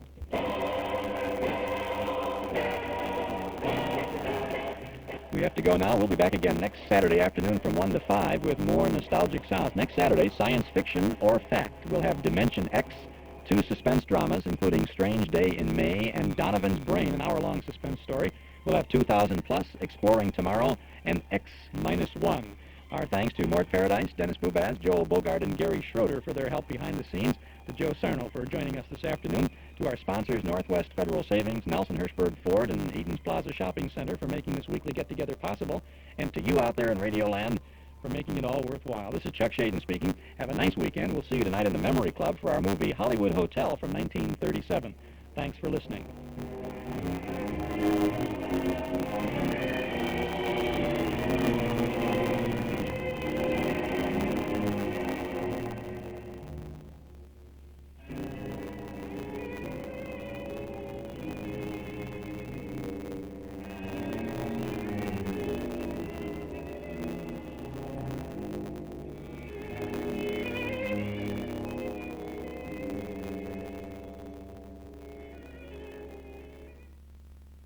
Those Were the Days with Chuck Shaden is presented on WNIB every Saturday afternoon between 1 and 5 o'clock. You're listening to WNIB in Chicago at 97 FM. And now we invite you to join us for Zephyr. This is a 2-hour program of shorter classical selections which WNIB brings you every day of the week. at about this time. On part one of our program, we're going to listen to 3 of the Hungarian Rhapsodies by Liszt. We also have some ballet music by Ponchielli from his La Gioconda, arias from Ponchielli's La Gioconda and Giordano's Andrea Chenier, a piece for cello by Antonin Dvorak, also some of Tchaikovsky's music, 2 short selections, one for piano and strings, and another is the dance from his opera Mazeppa. Castelnuovo Tedesco's Concertino for Harp and Orchestra, Opus 93, will be on the air at 6, and also in that segment will be 2 selections by Fauré, as well as some ballet music by Aubert, 2 waltzes by Chopin, and a Strauss waltz. Now we're going to start off our program on Zephyr. On this Saturday evening we have some piano music. These 3 Hungarian Rhapsodies by Franz Liszt, numbers 6 in D-flat major, 7 in D minor, and 8 in F-sharp minor, are performed here by Dirk Cifra.